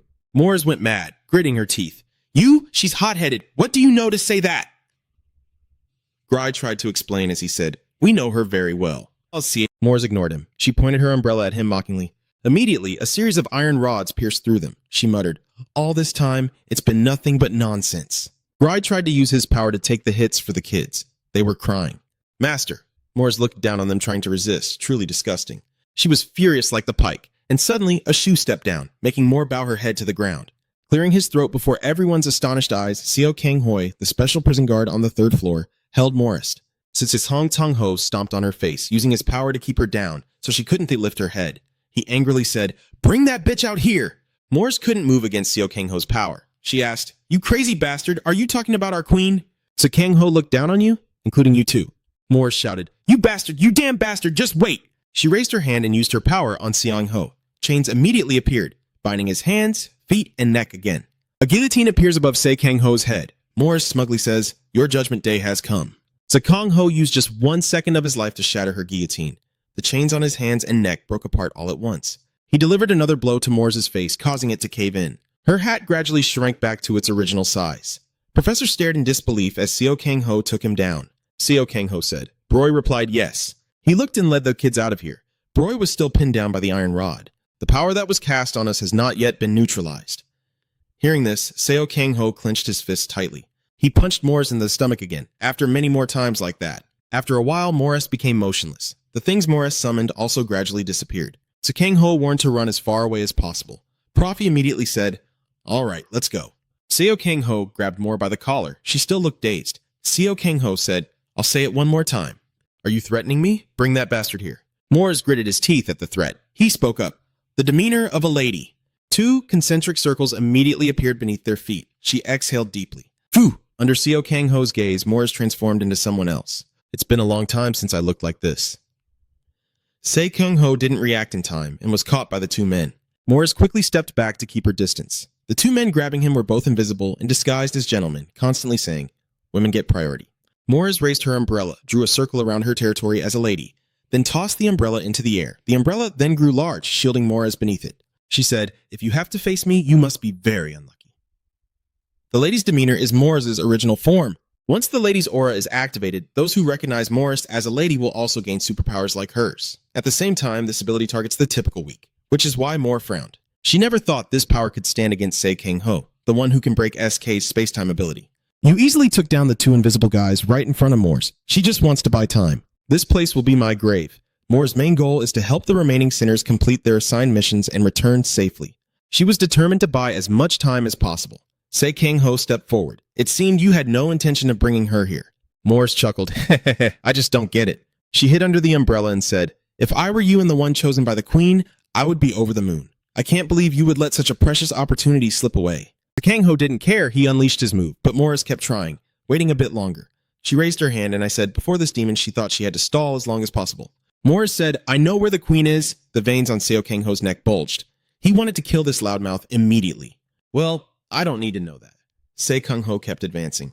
"I just need to bring your body to a psychic with superpowers and have them check it, and we'll know immediately." Morris broke out in a sweat. "I hadn't thought of that, but as long as I die here, it doesn't matter." She said, "Now that you've found the queen, what do you plan to do? Even if you get there, you'll have to fight everyone. Do you really think you can win? This time, even the queen won't spare you." Seo Kang Ho didn't listen. He raised his hand and red rays gathered.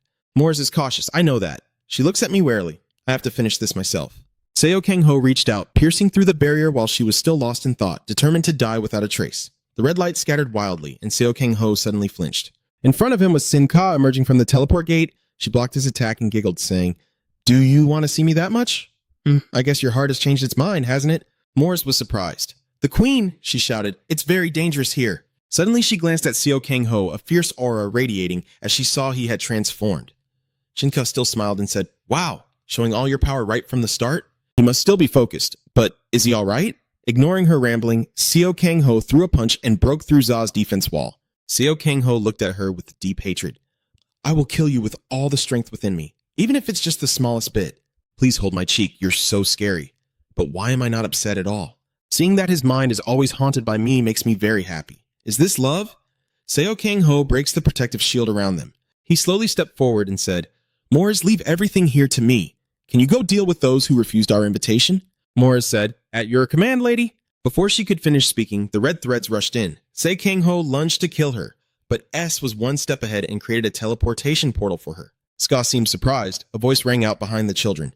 "I'm a bit late." Morris, clutching his bloodied stomach, staggered in. Coughing, the children screamed in panic.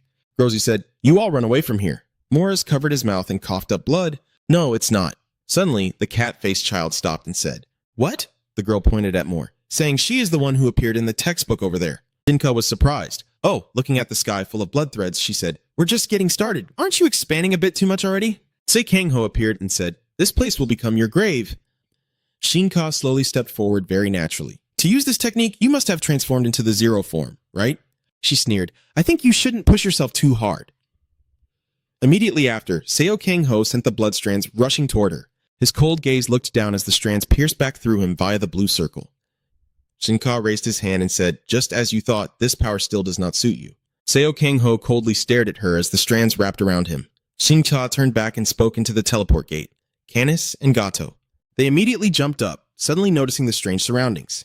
Canis said, "Miss Shinka, what is going on here?" Gato added, "We shouldn't have gotten involved." Shinka covered her mouth and laughed. "This is really a tough situation, isn't it?" Gato shook his head and said, "Instead of killing him, we should have stalled. He used his finishing move right from the start. How could we possibly defend against that?" "No, we can't." Senior brother heard that and fell into thought. Then she happily waved her hand. Then let's run. Suddenly, her arm went numb. Please don't panic. Why is this happening?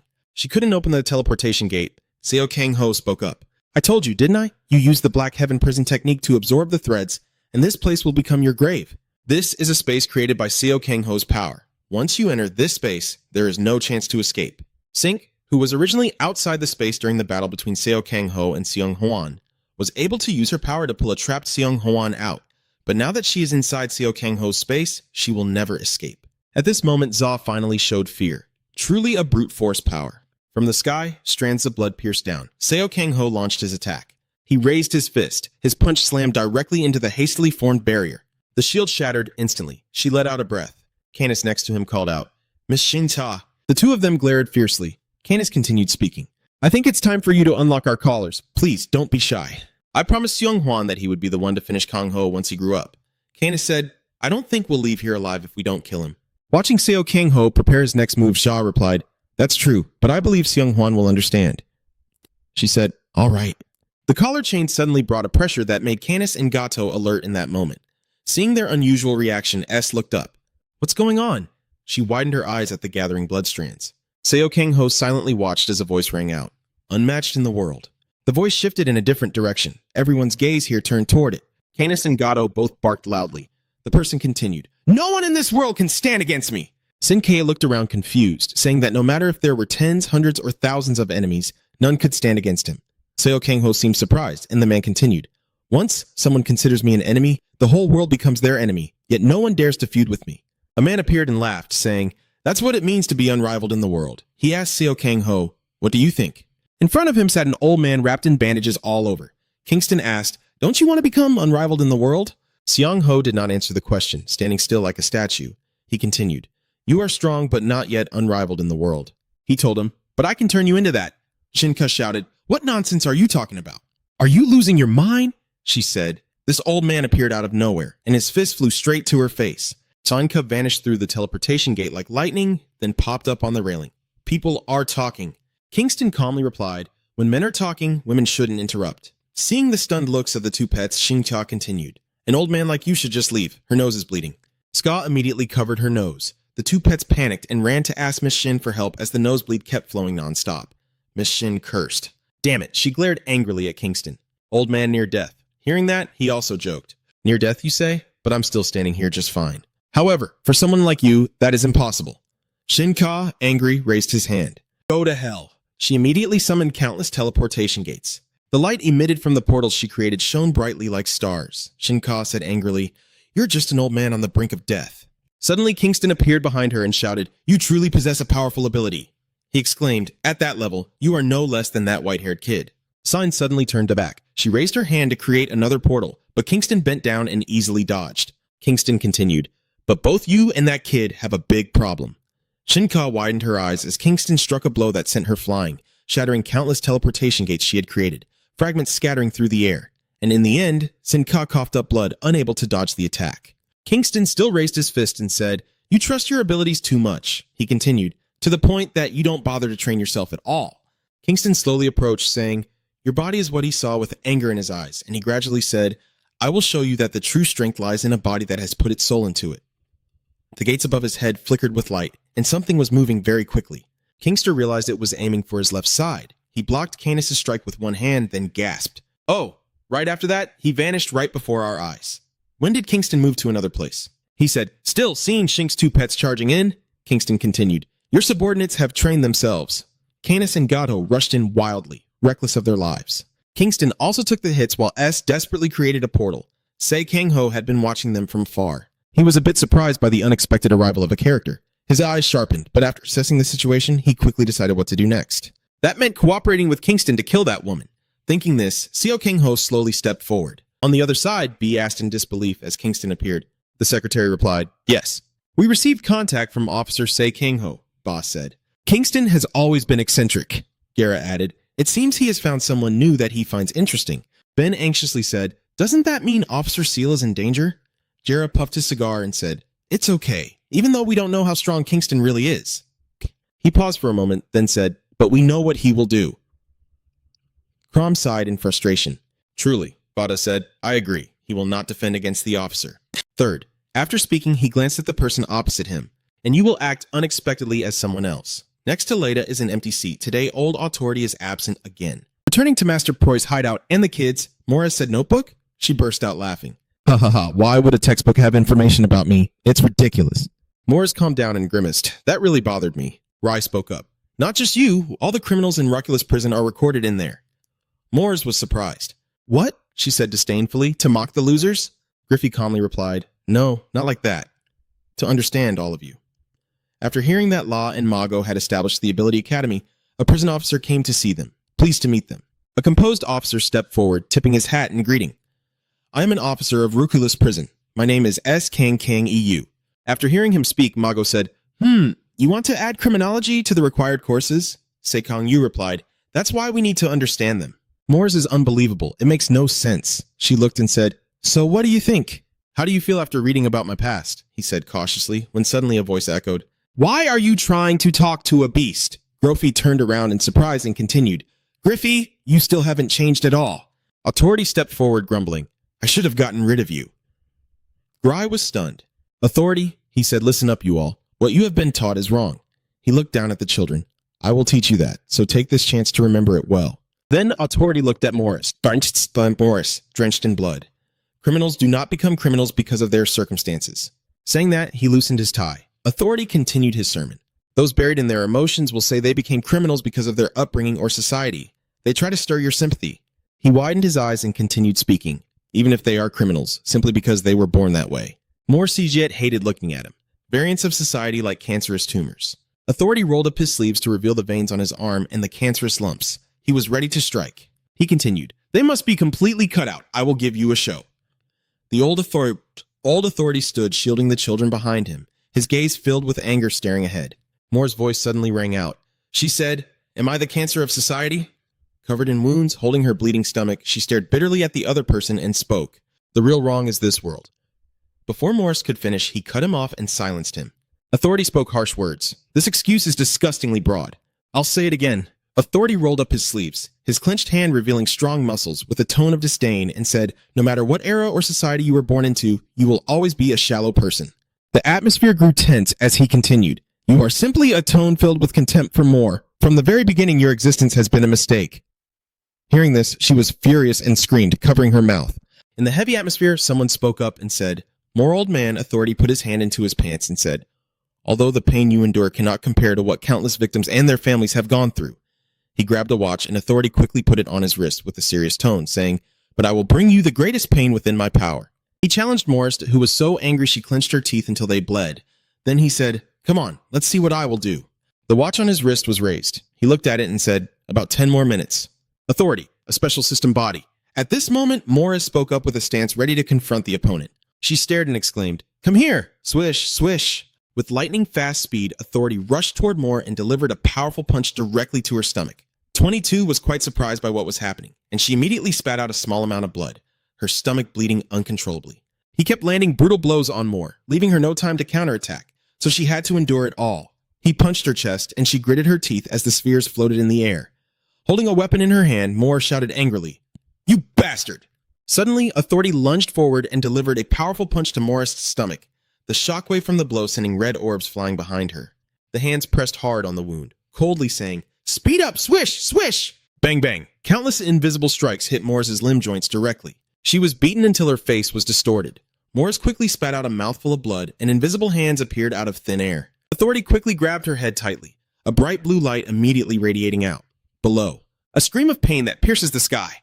Ah! Her face was drenched in blood. Her teeth had fallen out. Authority swiftly struck, using his foot to punch Morris directly in the face. A powerful blow sent blood flying everywhere. Seeing her so exhausted, he spoke up. Does it hurt a lot? Surely Tom treated you very gently. Bang! He delivered a powerful kick to the opponent's face. Ice! Morris, bloodied, slowly spoke up. Ugh! She shouted angrily. Kara! A red circle immediately formed beneath where the two of them were standing. Morris still held a weapon in his hand. Groans echoed through the air as countless spirits in tattered clothes appeared floating behind him. One of them immediately exclaimed, Lady F. The others all raised their hands forward and quickly repeated, Lady first, lady first, lady! Suddenly, Authority knelt down and struck the ground, then said something and sped up. Countless blue lights pierced straight through the zombies, their clothes quickly torn to shreds by the beams. He looked up and said coldly, 4 times faster. Bang! Authority punched straight into the opponent's face, blood splattering everywhere. Moores was forcefully thrown backward by the punch, unconscious. Suddenly, a dazzling blue light appeared. Authority moved like a flash of lightning and appeared right in front of where Morris was flying. Bang! He delivered a powerful blow to her. Morris was thrown high into the air, crashing hard against the glass wall. She then fell down just as Authority appeared. Smack, smack, Authority slapped her hard on the cheek. Boom! He punched her in the cheek, a brutal hit to the stomach, a straight punch to her face. Everyone present looked up in fear. Everyone was panicked by the scene before their eyes. Her body emitted a blue light in midair, and the old man Authority's hands intertwined. He raised his hand high, his eyes filled with rage as he looked at her. Bang! He delivered a powerful blow straight to the opponent's stomach. Morris was slammed hard onto the ground, dust flying everywhere around. She, her body covered in bruises and wounds, coughed dryly a few times. Cough, cough, cough. Seeing this, Authority scoffed and said, "You seem to be in a lot of pain. That expression suits you." He raised his foot high and with a forceful kick, struck directly at her wound in the stomach. Then he said, "The victims and families you harmed are probably in much more pain than you." Morest's painful scream echoed. Ha ha ha! Authority quickly raised his hand to look at the watch and exclaimed. Looking at the watch, he said, "There are about 3 minutes left." Hearing those words, she cried out in pain, the ability to accelerate time next. Upon hearing this, the other replied, "Exactly." He continued, "When I use my power, I can control the flow of time for any object I touch, including myself." His hands reached forward, meaning Authority was gripping her head tightly. He said, "I can also slow down time." His eyes and face turned terrifying as he stared at Moore and said, slowly, "Feel the pain and die, you cancer of society." Grov and the kids present were terrified and amazed by what was happening before their eyes. Everyone stood with mouths agape and eyes wide open. The kids hiding behind Grove silently thought it was just a fleeting moment, but for Moore it felt as long as a lifetime. The hand pressing hard on her head finally lifted. Authority put one hand in his pocket, raised his watch with the other, and said, "It's a pity. If things were less tense, I could have spent more time." Hearing this, Moore sneered. She laughed even louder. Ha ha ha ha. Hearing that, Authority immediately paid attention and asked, "Why are you still laughing?" Moores opened her mouth wide, her eyes staring into space without answering. Seeing this, he sat down, grabbed her shirt, lifted her up, and asked if it had been cut off out of fear of death. Moores coughed up a mouthful of fresh blood. Her grandmother then spoke up. "I won't lie that I'm afraid of death. But the reason I laugh is not because of that. I didn't expect to complete the mission this way, but in any case, it's good." Hearing what she said only made him more confused, and he asked, "What are you talking about?" Glancing toward Pro and the frightened children, she said, "When I die, everyone from Morris's special lineage." "Yeah, and that's by that not I this." Then she looked at Authority and said, "Caught in my power." Morris said proudly, "They will all follow me to the grave as offerings to the god of death." Hearing what she said, Professor was shocked and exclaimed, "What?" Authority immediately turned his head to look at Pro with a threatening gaze, his body turning purple and looking very savage. In a mysterious area, strands of teeth appeared like a formation in the blood-red sky. Kingston stood in a defensive stance, staring directly at his opponents as a black aura appeared around him. Alone, Kingston fought against Canis and Tom.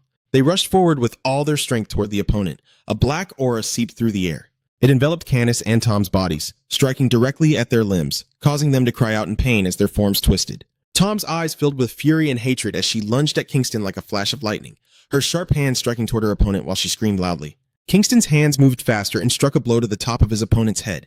Bang! She was struck down to the ground. Cracks appeared densely on the floor around where the two of them stood. Seeing what was happening before him, Canis clenched the necklace around his neck and anxiously said, "Gato, take off the collar quickly." Bang! A punch from Kingston aimed straight at the face. Canis and Tom were knocked to their knees on the ground. Kingston smugly exclaimed, "You arrogant fools!" He said, "Who do you think you are, going around with your power sealed like that?" Kingston looked at them with contempt and then said, "You are far too arrogant." A strong gust of wind swept around him. Kingston, in a defensive stance, looked at the two of them and said, "I will make you pay." The powerful attack struck like a lightning bolt, swiftly slicing Canis and Tom's bodies into pieces, blood splattering everywhere. Kingston quickly darted to the back. He said, "You could never think that way." Canis and Tom were stunned by what was happening to them, staring at their slashed bodies slowly bleeding, speechless. A piercing scream of pain echoed through the sky. Upon hearing that, Kingston nonchalantly turned his head and said, "The arm? Let the healer fix it for you. He's quite useful." Meanwhile, Saw, witnessing everything unfolding before her eyes, angrily raised her hand toward Kingston and shouted, "You damn old man!"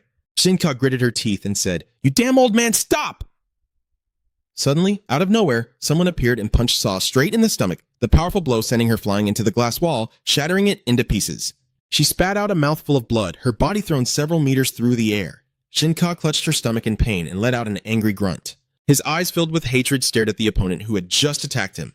Seo Kang-ho quickly rushed like the wind toward her. Seeing this, X was extremely surprised and fearfully raised her hand to shield herself. She exclaimed, "Oh, don't come here!" Seo Kang-ho rushed fiercely toward the opponent, ignoring Sin-ka's words, gritting his teeth in anger. His eyes wild, a flash of white light streaked by as he delivered a powerful kick to Sin-ka's stomach. She was hit and immediately spat out a mouthful of blood. Seo Kang-ho stared with bloodshot eyes at the opponent lying sprawled on the ground. Sin-ka painfully raised her hand and said, "Kang-yu, don't do it again, think it over." But before she could finish, Seo Kang-ho quickly threw a straight punch to her stomach, and she couldn't react to his powerful attack. Sin-ka was struck violently by his punch, her body crashing backward, scattering objects all around as she spat out a mouthful of blood. Seo Kang-ho's eyes turned bloodshot, filled with rage as he stared at his opponent. Seeing her being beaten like that, Candace was furious and shouted loudly, "Sin-ka-sama." Seo Kang-ho's hands clenched tightly, sparking black lightning in the air. He stood staring at Ska's motionless body on the ground, fists clenched, ready to strike. Her fearful voice echoed. "No, no!" She squeezed her eyes shut and screamed, "I can't die here!" Suddenly, Seo Kang-ho opened his eyes wide. A hand touched his, and Kingston appeared right beside Seo Kang-ho. Seeing that, his eyes showed some surprise as he looked at him, and he spoke up, "That's enough." He then gave him a cold look and continued, "You can't kill him on your own, can you? An undefeated warrior never accepts help." The scene shifts back to the original place. Authority grabs Moore by the collar, lifts him up, and harshly asks, "The power of the goddess's sacrifice?" Hearing his question, she replied with disdain, "Yes, if I die, it will activate. So what do you plan to do now?" Seeing this, Authority spoke angrily. "Listen carefully." He turned to Pro and said, "I apologize in advance." Hearing that, Pro exclaimed in shock, "What did you say?" Authority used his power to pierce straight through Moore's body, causing her to painfully spit out a mouthful of fresh blood. Authority's eyes and expression remained unchanged as a scream rang out. "Kia," he then spoke, "if you take this girl back to heal her, neutralize her abilities, and then kill her, you can still survive. But if somehow she escapes from your grasp, tens of thousands, even hundreds of thousands, will suffer again." Authority looked at Morris's people and continued, "So it's best to kill her here, and your sacrifice is the most reasonable choice. Sometimes, healthy cells must suffer to cure cancer." He stretched out both arms, looked into the air, and loudly declared, "Living for the greater good is necessary." He clasped his hands together and said, "I thank you for your sacrifice." Authority turned back to look at Morris's body emitting blue rays of light. Pro, standing opposite, also noticed this unusual sight and spread his arms to shield those behind him. Authority's cold, emotionless eyes stared at the corpse and said, "This is very dangerous. Fortunately, this unsettling power can only be used after death. If it could be used while alive, it would be even more dangerous." Then he stared intently at the deathly glowing light emanating from Morse's body. He didn't linger long and immediately turned to leave, his expression still cold and unreadable. He raised his hand to bid farewell to Proof. "Then I will wish you peace first." After speaking, he suddenly called out Proof's name and said, "A proper, I don't need to apologize to you, right?" Pro could only stand and watch Authority leave, filled with anxious worry about death. Authority asked one last question, then waved goodbye. "Are you sure your body is strong enough? Surviving is something you're already good at." Right after Authority left, a terrifying and eerie voice echoed. Now, Pro's gaze instantly sharpened as if Morris's soul had returned to carry out that cruel curse. Around her were countless giant chains. Morris looked at Broff's group with eyes full of deadly, sinister laughter. Immediately after, the chains, like giant serpents, swiftly wrapped around the arm of a girl in the crowd, then continued to bind the other children, and even Proof was tightly restrained by those heavy, terrifying chains. The children immediately panicked, their eyes filled with fear as they realized they were about to face life and death so suddenly. They screamed uncontrollably, causing Professor to become scared and worried as well. He quickly swallowed his fear and spoke in a calm, gentle voice. Everyone heard his call. The children stopped crying. They looked at him with fear, but also filled with hope for survival. Bro spoke up to reassure them. "Don't worry, the teacher promised to protect you." Then he stepped forward alone in front of Moore's spirit, looking straight into her face, making her curious. "What is that?" Proof spoke up. Just as the teacher said, "Look at those poor kids. They will be safe." Morris looked at him with doubt, seemingly not understanding what he meant. Grov looked at her with a determined expression. "The only one who can go with you here is me." Back by the car, Kang-ho charged wildly at Kingston, his fierce energy and bloodshot, deadly eyes terrifying everyone.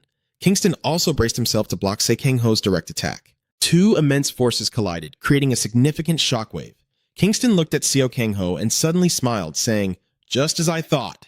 He looked at Seo Kang-ho, who was taking the chance to turn and strike to finish him off, and continued, "If it were you, you would reach the true peak." Terrifying waves of power kept radiating all around. Kingston rushed in just in time to block Seo Kang-ho's attack on S. He looked at Seo Kang-ho with a displeased gaze when ignored. "Am I just an old man to be left behind? Let's talk then." Song Ho became impatient, gritting his teeth in anger. Sekong Tong Ho shouted to get back and raised his fist, ready to charge again. Candace and Kato stood to the side, watching Kingston and Sekong Kang Ho struggle with anxious and fearful emotions. Sekong Tong Ho was going crazy when he heard Kingston's voice. "Hey, young man!" He easily blocked Seo Kang Ho's punch with one hand and continued in a advising tone. "I understand how you feel." At this moment, white beams of light appeared around Kingston. He slowly lowered his hand in front of him and said to Seo Kang Ho with pauses, "But to handle this situation, emotions must not take over." Saying that, he took a defensive stance, ready to counterattack. Siang Ho seemed to sense the danger radiating from him. He managed to dodge Kingston's attack just in time. The strike was pushed back into the sky. Right after that, a scene unfolded that stunned Seo Kang Ho. A huge hole appeared in the ceiling from Kingston's recent punch. Sinka had just managed to sit up but was left speechless with horror at the scene. In her panic, she heard Kingston say to her that if she wanted to escape. Sinka looked toward Kingston. He stood there proudly, without turning his head, and said to her, "Now is the time, girl." She gritted her teeth, staring at Kingston to see if he was telling the truth or lying. In the end, she quickly cast a teleportation spell to leave this place. Candace and Kato on this side, seeing their master safely leave, didn't linger any longer. Siang Ho just stood there like a statue, saying and doing nothing. Kingston and Seo Kang Ho stared straight at each other, standing in silence for a while. At this moment, Kingston finally spoke up to break the eerie silence. "Let's sit down and talk together." As soon as he finished speaking, Seo Kang Ho wildly charged forward. He didn't seem surprised, just let out an "oh." He calmly braced himself and took the attack. Fine, the body can reveal a lot after all. Turning to Moore and Bro, Moore's doubtful voice rang out. "What?" Bro calmly stood before her and spoke in Utori's voice. "Besides defensive abilities, I have nothing special." At first, I didn't like my power either. He paused for a moment, then continued speaking. "But after talking with Laosa, I realized my power is also necessary for this society." Speaking of which, Bro also activated his magic. The hero spirit said, "I will use all my power to take on all the damage for the children." The children seemed to understand what Pro said. He looked at me with worried eyes and called out, "Teacher?" More confused, asked Proof, "Why do you have to go that far?" Pro calmly replied, "I already told you." He looked directly at Moore because he was the teacher, and in Moore's eyes now there was a flicker of confusion. She screamed back wildly, "What does that have to do with him going to his death alone?" Rose patiently explained to her, "Moore, we can't understand him because we live in completely different worlds." Then he looked at her with sharp, reproachful eyes, raised by the wrong people, and turned into a killing machine. Moore immediately became furious upon hearing this. She gritted her teeth and shouted at Grove, "Shut up!" Grove kept looking at Moore with that gaze, his condemning tone continuing, "In this life, you have no choice of your own, just being manipulated like a pawn." Morris went crazy and shouted for him to stop when he kept talking, "Shut up." But Bro continued to condemn her, walking the wrong path for the future of others. Morris had now exploded and fell silent. Bro refused her. "No, I can't do that." He once again repeated his earlier words, "I will go to hell with you and fix all the mistakes you have learned." Morris saw that he was still stubborn and scolded him, calling him despicable. Groff kept going. If he continued speaking, he glanced at the children who were tearfully watching him. Teaching is a profession dedicated to the future of the students. Then I thought back to when I first started, so since I was appointed as a teacher at this school, I have been ready to sacrifice for the students. One of the kids shouted in panic, trying to stop him. "Teacher, you can't do that." The professor looked at his beloved students with the affectionate eyes of a responsible and compassionate educator and comforted them. "It's okay, kids," he smiled kindly, sending his final words to the children. "Become good adults, because you are the future of us all." The children didn't know what to do seeing their teacher like that, only able to look up at him with tearful eyes as if trying to hold him back. Moore clenched his teeth, speechless witnessing the scene. The future memories flash back to when Morris was a child, and a gentle voice echoes, "Hello everyone, from today I will be the one guiding you." The three kids in torn graduation outfits looked up with innocent curiosity at the person introducing herself as their teacher. She bent down to look at them and then introduced her name. "I am Teacher Talem." She looked directly at the children, smiling warmly as she continued, "From now on, you will be my future." Moore, at just 12 years old, was also one of those three kids. She looked up with sparkling eyes at her new teacher and listened intently to what he said. "Are you ready to sacrifice yourselves for me?" Continuing with Morris's childhood memories, Tum selected children with special abilities from the orphanage. After doing this, Tum continued with her plan and enrolled them in the school she created. Tum stood on the podium and greeted the children she had chosen. "Hello, children. Call me Teacher Tum." She looked at the kids with a somewhat sinister gaze.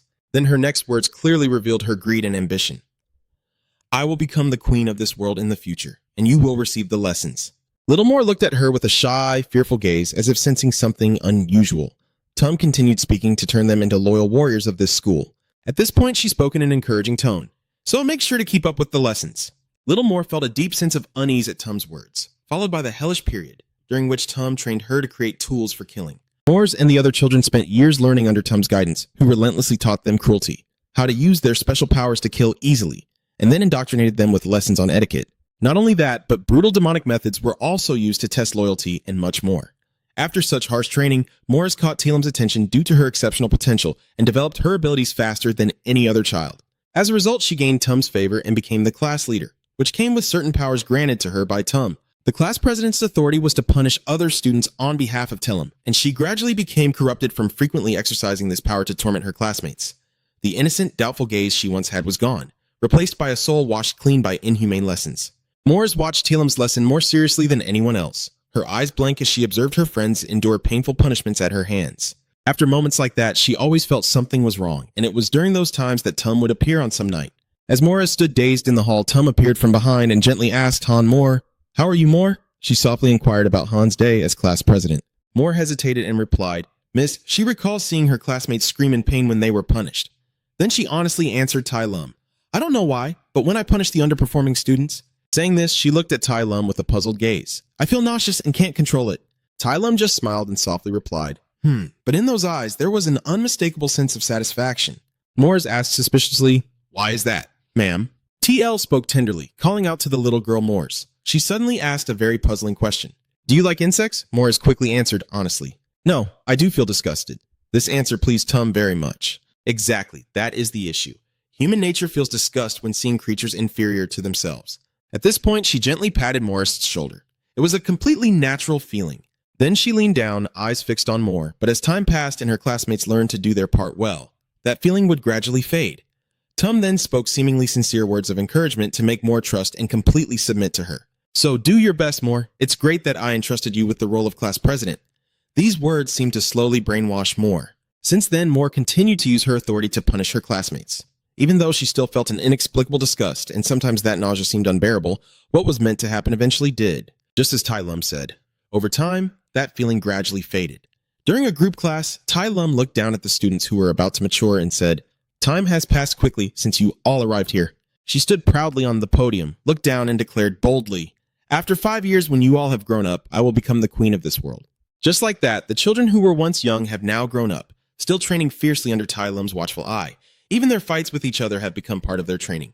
They fought fiercely through sun and rain, seemingly numb to pain and harsh weather, and finally, the day came when they truly matured and stood before Tai Lum with reverence, marking Tai Lum's plan unfolding smoothly without any obstacles.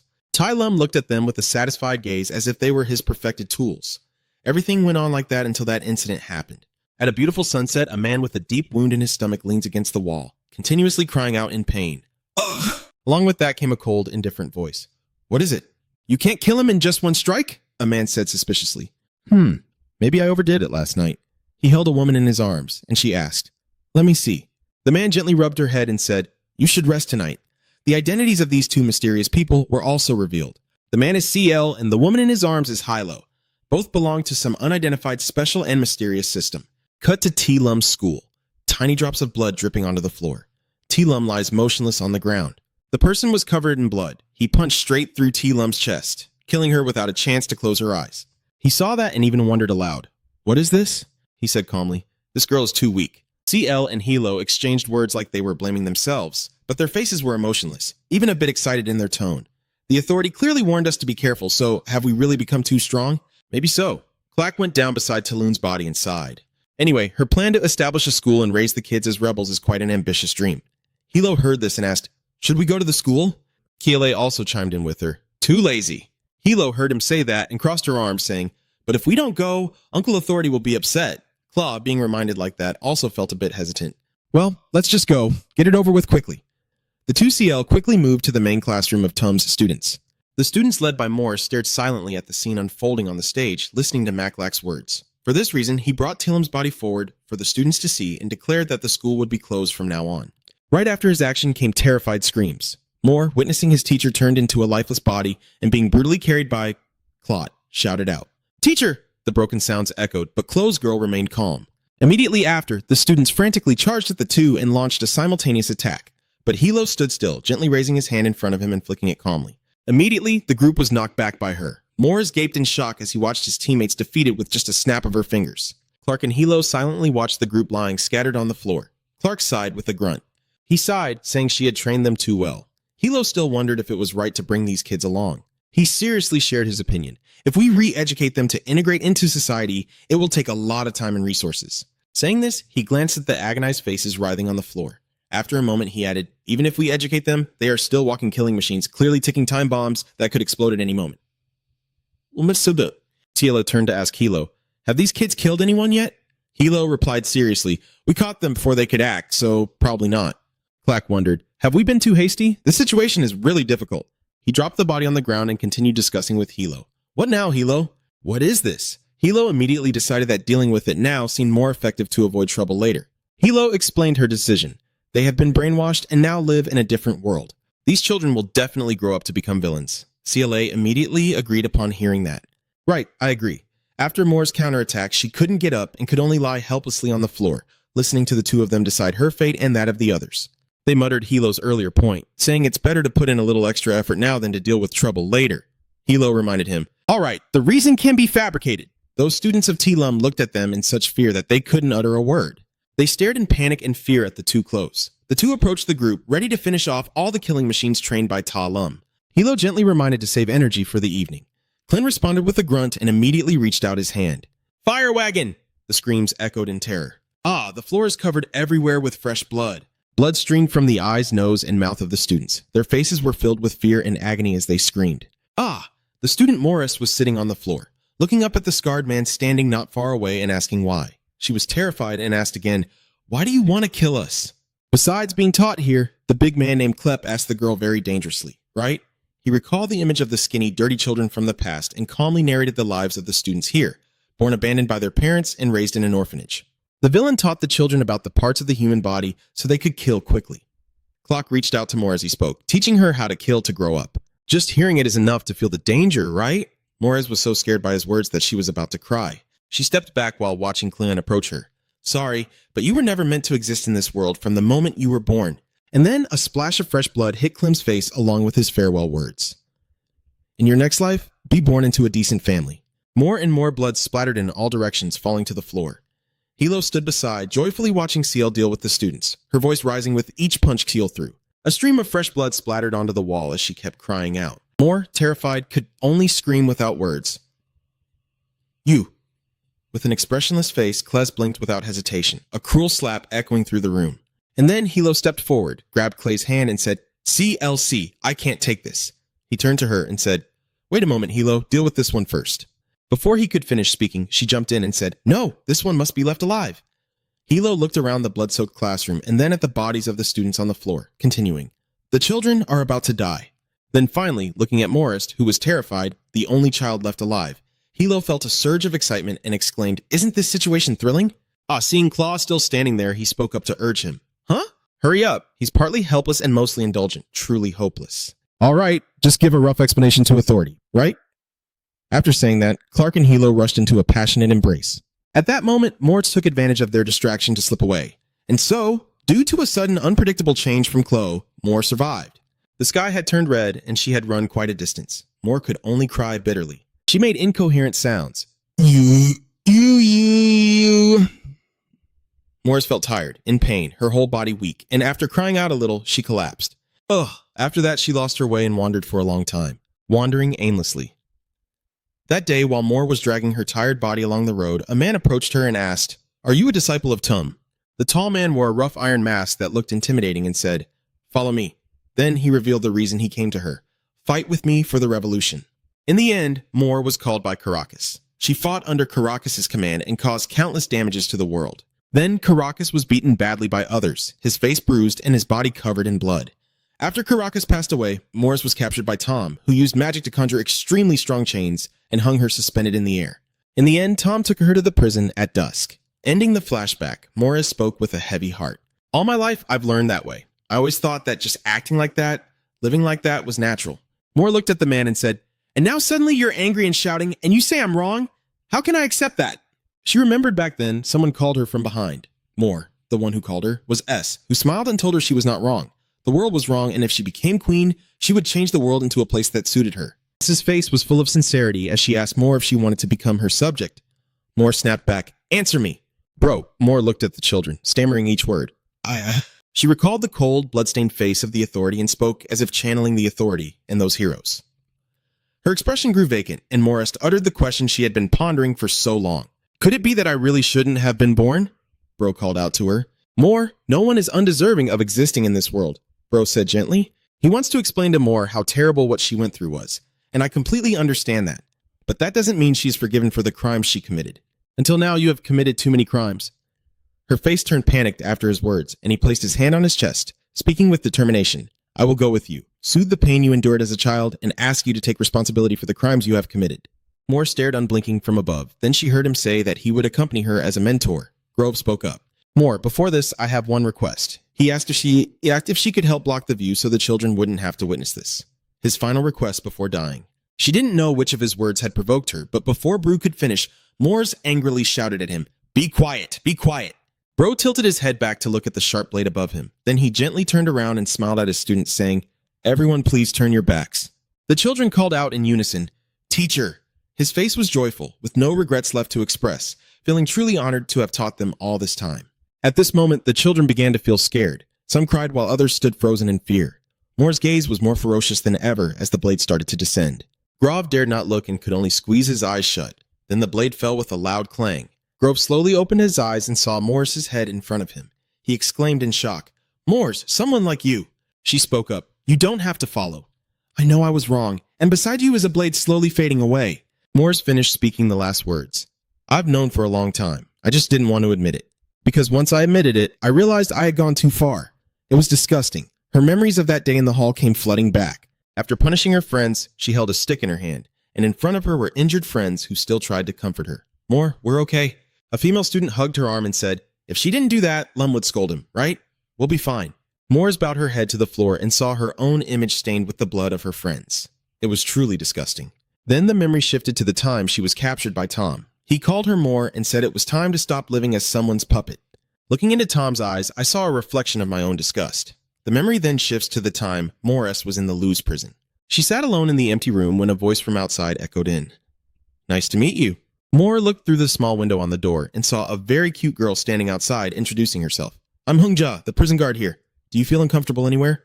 In the dark prison cell, seeing my reflection in the warden's soup bowl, I felt disgusted with myself. It was too painful. That's why I couldn't admit that I wasn't disgusted by the things I had learned were not wrong. The disgusting thing is this world, and the wrong thing is also this world. I tried to believe that to keep living.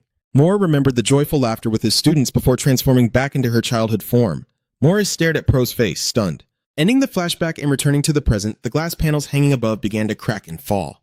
Morris spoke up, truly feeling that she could no longer hold on, her eyes slowly closing. That was a life far too disgusting. After saying that, Moore slowly vanished and flew away. Grove stood dazed, watching the smoke dissipate, while his disciples rushed over from afar to embrace him tightly. Kingston said to Kang Ho, Even if you're angry with me, the situation won't change. He calmly offered sincere advice to Kang Ho. If you're not stronger from now on, you won't be able to kill that kid or that girl.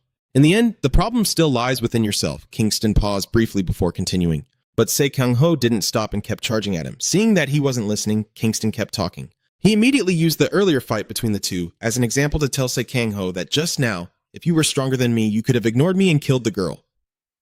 Kingston kept lecturing him, saying that anger is just a stage of denial. Siang Ho still showed no sign of calming down as he listened to the lecture. He was just angry because he couldn't accept his own flaws. Angry at himself, right? Siang Ho charged straight at Kingston again, seemingly losing all patience with his advice, while Kingston calmly watched his actions. You don't seem willing to admit that, do you? But I understand admitting your flaws isn't easy. Kingston had no intention of dodging Kang Ho's attacks, but he had to accept them. He calmly blocked Kang Ho's powerful strikes. Despite being relentlessly attacked, he stubbornly continued, Flaws are also a part of yourself. Only when you accept and acknowledge them can you move forward and truly achieve your goals. At this point, he suddenly grew serious. I'll ask again. Kingston asked Kang Ho what had made him so angry. His question seemed to hit a sore spot. Pieces of painful memories slowly shattered and flooded Kang Ho's mind. The dark images of death and separation were dusted off and dragged back into reality, endlessly haunting his mind. He gritted his teeth, refusing to be swept away by those painful memories again. Why couldn't Kang Ho hold back anymore and exploded in anger? He shouted straight at Kingston, covering his mouth. The haunting images of past suffering appeared right before Kang Ho's eyes, flowing like a dark, ominous stream into Kingston's hands. He spoke again, asking what the reason behind all this was as he clenched the streams of memories flowing into his hands. Then, in an instant, he suddenly punched Seo Kang-ho in the chest, knocking him back painfully. The fragments of memories also shattered with that punch. In that moment of falling, Seo Kang-ho seemed to sense something unusual. The painful and wounded memories from the past flooded his mind. The times he was severely injured in battle, and the moments he witnessed loved ones facing life and death. All those memories, like an old film locked away in his mind, were suddenly stirred up by someone, leaving him unable to react. Outside is a bright blue sky, completely opposite to the gloomy atmosphere inside the building.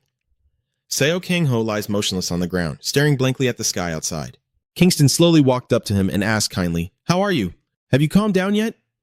Seo Kang-ho remained silent, staring blankly for a long moment, then suddenly raised his hand to cover his face and hesitantly asked, "So what am I supposed to do now?" Kingston finally got a response from Seang-ho. "What should I do?" He didn't answer his question but said, "Haven't you already known the answer?" Then he held out his hand in front of Seo Kang-ho. Not long after, Seo Kang-ho finally reached out and grasped the other hand as his response. Nearby, in front of what seemed like a gateway connecting the universe, someone suddenly spoke up. Aho held his head in frustration and complained to Huinju Yang, "Seriously, it's been so long since I saw a familiar face I really like, and now you want to leave already?" Huinju Wai smiled and replied, "I have to follow orders, don't I?"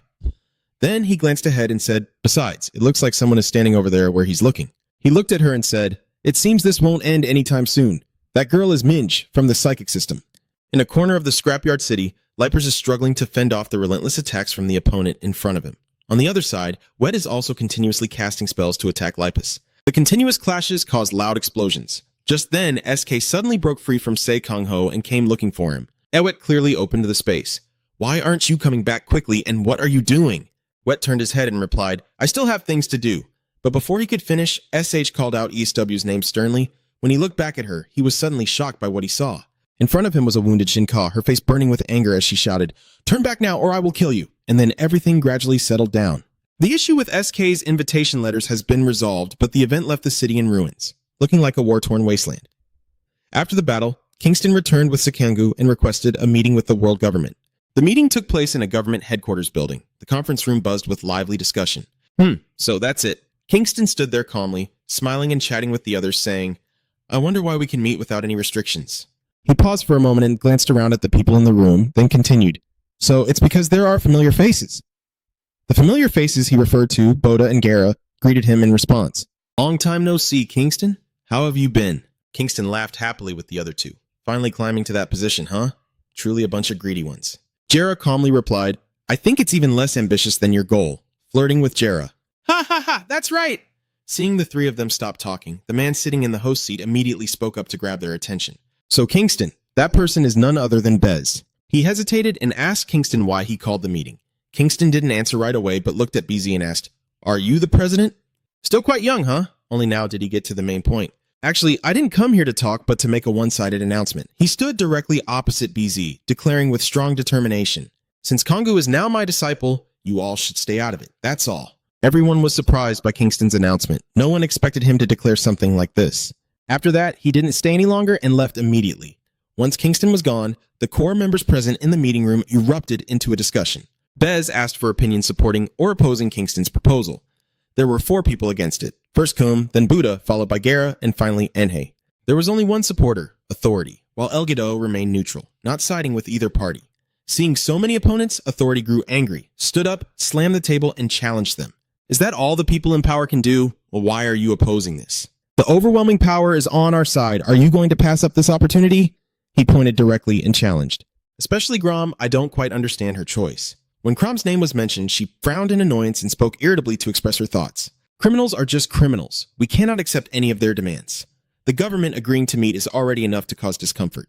Enhei, sitting next to Authority, also spoke up in rebuttal. He's really quite amusing. Isn't Authority Kingston the criminal you insisted should be executed first? Yet now you believe the words of someone you thought was that dangerous. Authority quickly turned to refute him when he was spoken to like that. These people really... The situation is different now, isn't it? On the BZ side, he could only sit quietly and listen to the others arguing nonstop. He was deeply troubled by the situation. He was lost in thought, trying to find a way to solve this difficult case. But the others' argument left him tearing his hair out in frustration. Damn it, this must be the curse of my term. Meanwhile, in a warm and cozy bathroom, Ska has returned and is soaking in the warm water. Sinka was also troubled. She kept biting her nails with a look of panic and confusion. She can't stop thinking about Kingston's terrifying power. That old man seemed much weaker. After being imprisoned for so long, she couldn't help but wonder. But had she really fallen in love? How strong was he at his peak? While Ska was muttering to herself, Sheng Huan came in from outside and called her name. Sin Ka supported Tran Chi, who wrapped a blanket around herself and stood there, puzzled, asking, "You invited me to bathe together, but now that you mention it, is this really necessary to win Seo Kanggu?" Shinka smiled and spread his arms, saying, "Of course, this is an essential step to grow up." The appearance of Sheng Huan seemed to ignite something within her, making her more confident. "No, my plan will not fail this time." She looked at Sheng Huan with bright shining eyes. "I have Sheng Huan." She thought of many secret cards, and a series of names like Hero, Terapia, and then Aura flashed through her mind. With that thought, she happily hugged Seung Hwan tightly, thinking that time would solve everything. She hugged Seung Hwan so tightly that he complained, struggling to breathe. At the Hero Association, authority sat solemnly in the front row. Miyanji was also present. Seeing that quite a few people had arrived, the host spoke up, saying it seemed everyone was here. The host then continued, "Regarding the election of the third generation of equality, the person standing at the podium is the interim president leaves." She looked down, glanced once more at those present in the meeting hall, and then officially declared permission to begin the meeting. And so, Lepers stood at the podium and clearly explained the process. The election procedure for equality is as follows. She looked at the candidates of different appearances and continued. The association president proposes 5 candidates if the heroes agree. Lepers briefly thought of the towering government building standing tall against the sky, her voice growing more resolute. Each individual will be vetted by the government. The bronze honor badge shining in the firelight symbolizes each person's pride. She added that if no disqualifying reason is found, they will be chosen as equality. Lepers hurriedly raised her hand to get everyone's attention and hesitated, saying, "The equality candidates I want to propose are..." Suddenly, a voice interrupted her, causing her to pause awkwardly. The other person arrogantly questioned, "Who gave her the authority to decide the candidates on her own?" That was authority. He clasped his hands seriously, sternly reminding Lepers, "You are only the interim chairperson." After a moment to regain her composure, Lepus Lip calmly asked back, "Authority, then why are you here?" "You have been stripped of your hero status," Authority replied coldly. "I am here to attend the meeting as the representative leader." Lier Su seriously reminded him to understand his own authority, so just sit back and watch. "You have no right to discuss the affairs of the association." Authority paid no attention to her words and remained firm in his stance.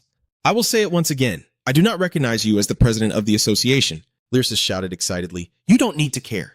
The authority continued speaking steadily, so he stared at her with threatening eyes, while warning all the candidates present. "Our world government will boycott any equality candidate chosen by the temporary chairperson Reapers for any reason." Lepers was stunned by his sharp words. She blurted out, "What?"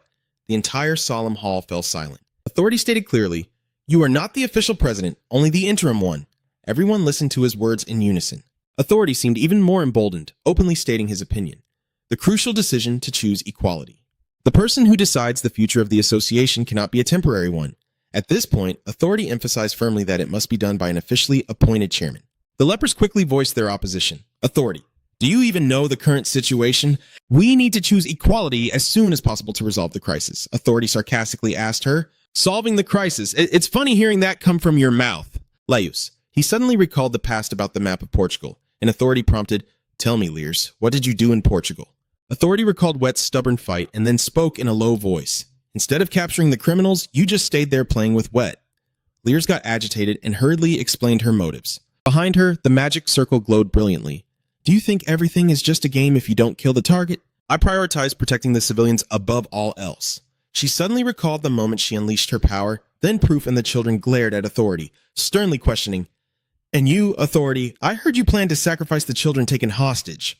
Lepers voiced her frustration. "Why do you always make others sacrifice like that? You still haven't changed at all." Authority growled her name, Lipers. Authority glared, clearly not understanding. "Why should I change?"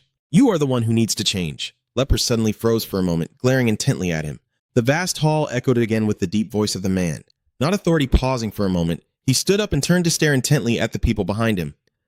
"It is you who all need to change." Authority spread his arms calmly and asked, "What about what I did in Portugal? I made the decision that fit the situation."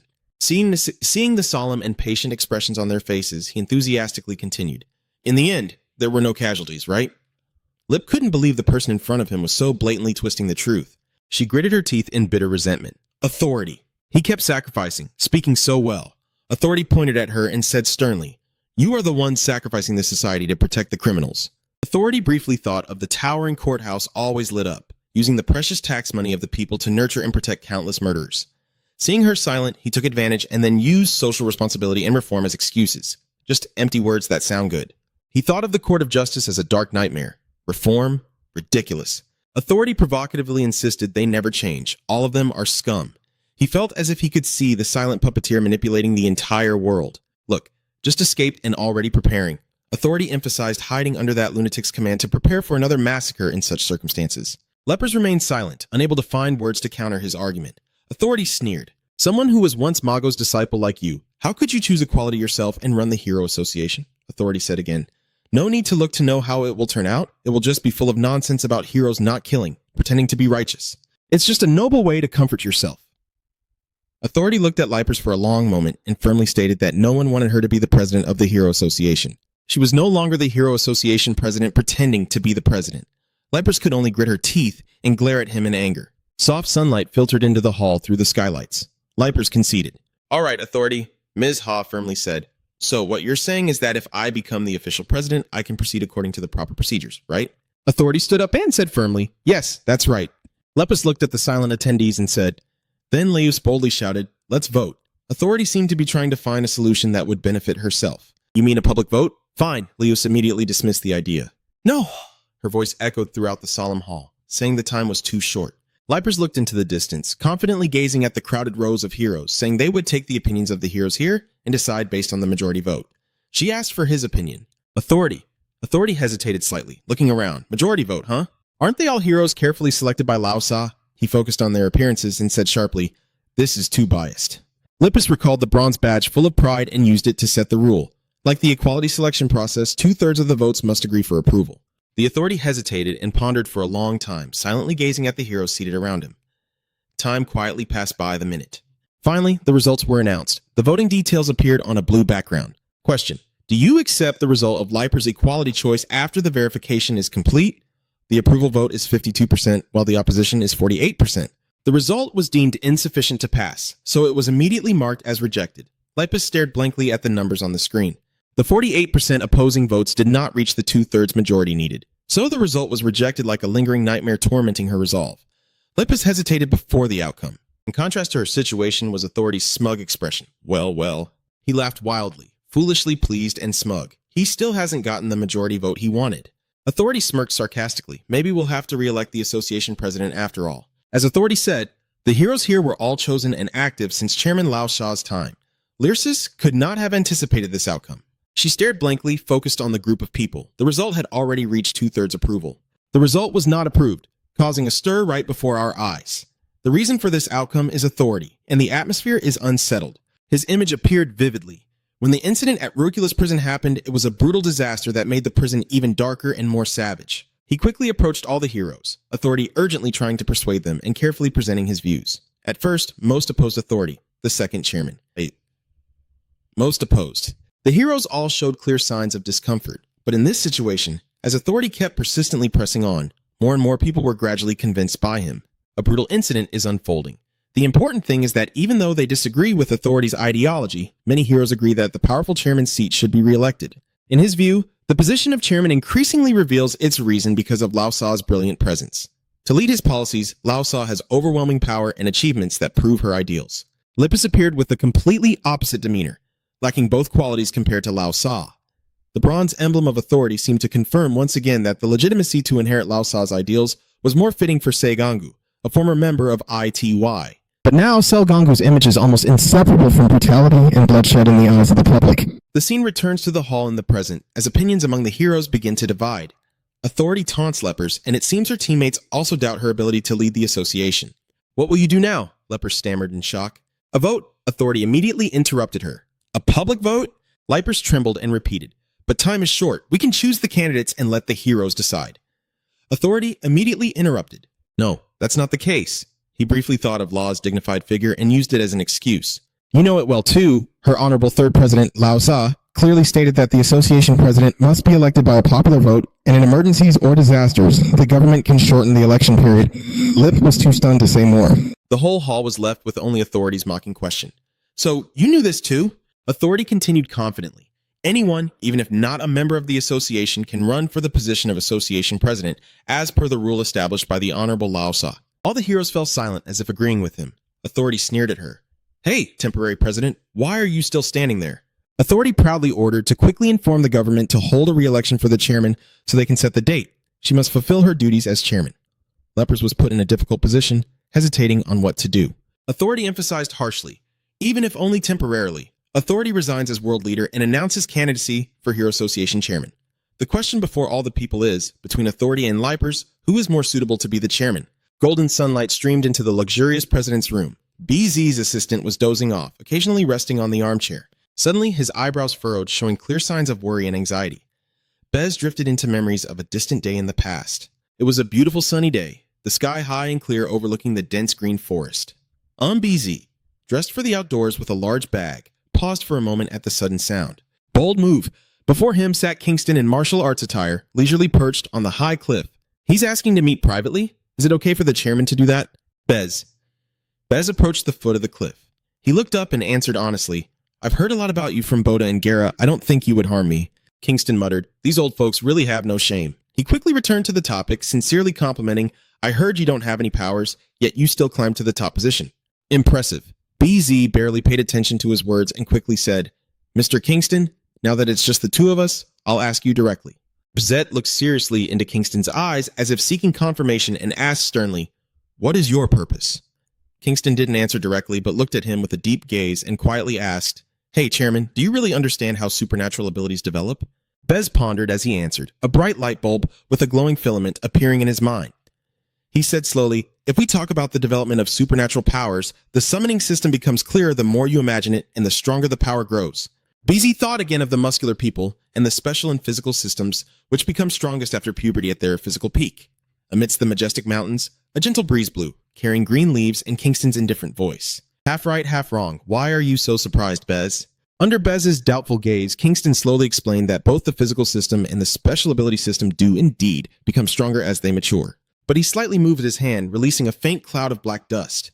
Kingston's cold voice echoed, saying that the physical system can break preset limits through hard training. Beat couldn't help but speak bluntly. The forest stirred with a sudden gust of wind.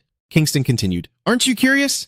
He thought about the fierce red figure with immense power that could summon storms. What would happen if the person reached the highest level of the superpower system while also upgrading their physical system to the maximum? BZ thought about it. He raised his hand to his mouth and said bluntly, "Then the country will have a hard time controlling it." Kingston on the high cliff called out, "Chairman?" He raised his eyebrows mischievously. "You should ask Gang Yu about this. I am not the one to answer that question. I simply want to see where the ultimate limit of humanity lies." Bez was quite surprised by this. Kingston then softly said, "That's all." The flow of memories continues to circulate. BZ remembered sitting in the chair at his desk, turning slightly to the person opposite him and saying with authority, "You want to add someone to equality?" Sitting across from Lao Sa, he honestly said, "I really didn't expect such an important procedure to require approval." Lao Sa firmly asserted that he was worth it. BZ probed further. "If she says so, then he must be very capable. As a teammate, is he trustworthy?" Lao Sa replied confidently. "Is he as trustworthy as his abilities?" She added. "I see him as a reliable teammate."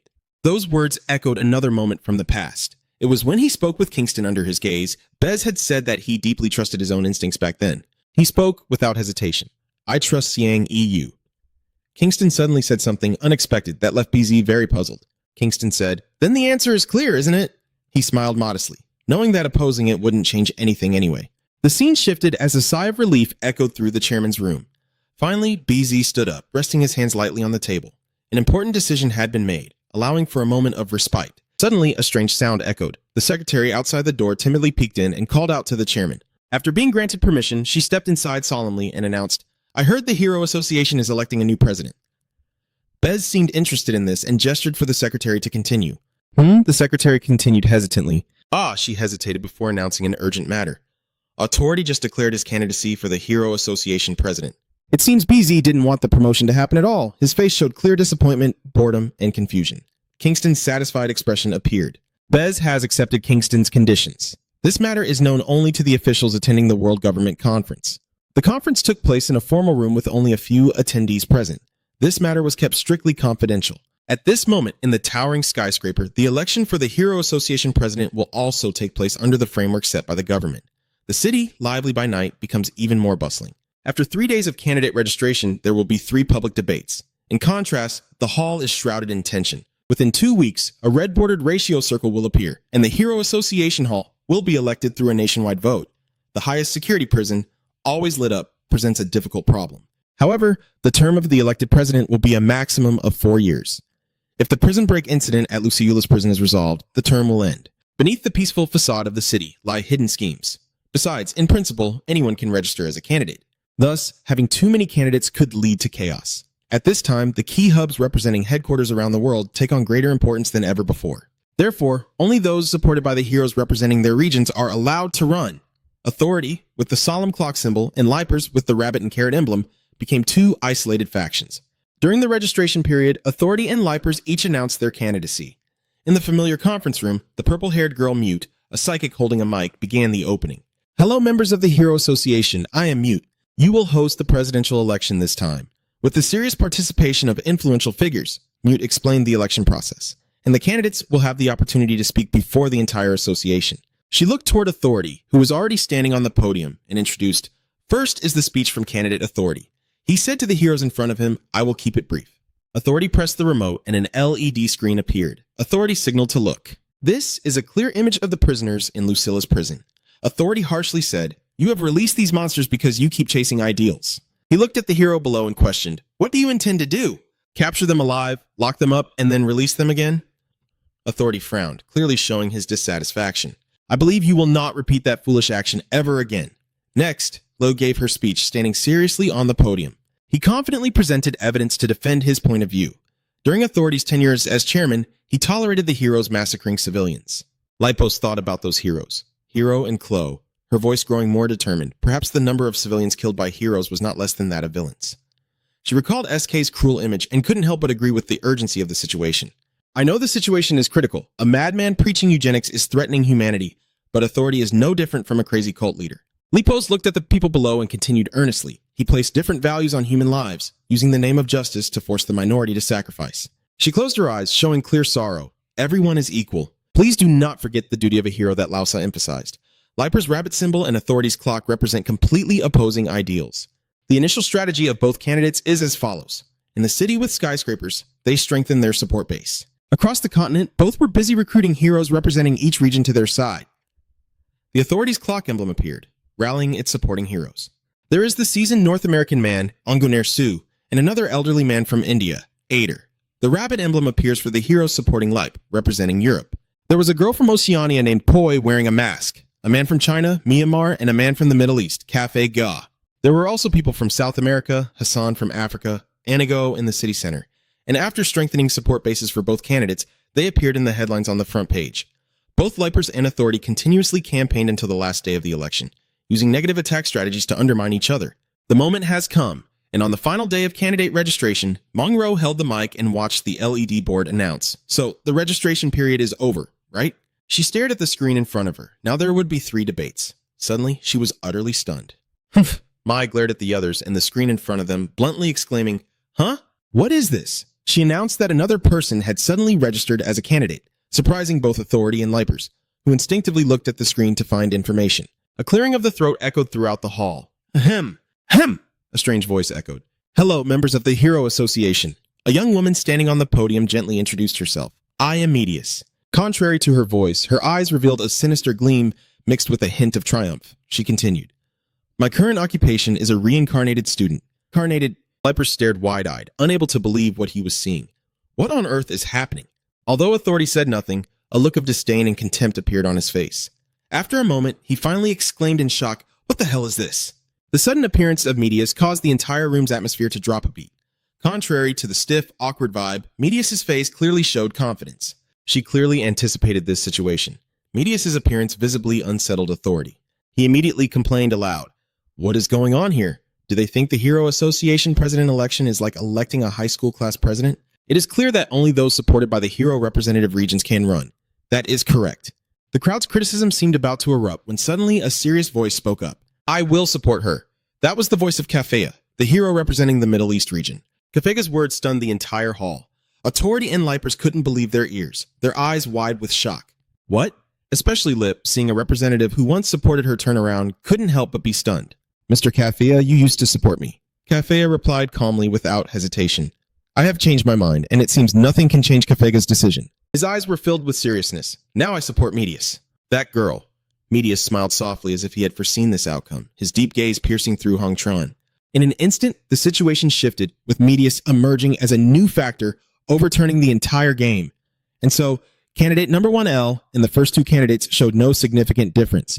The second candidate is authority. The biggest difference in this race comes from the newly appeared candidate.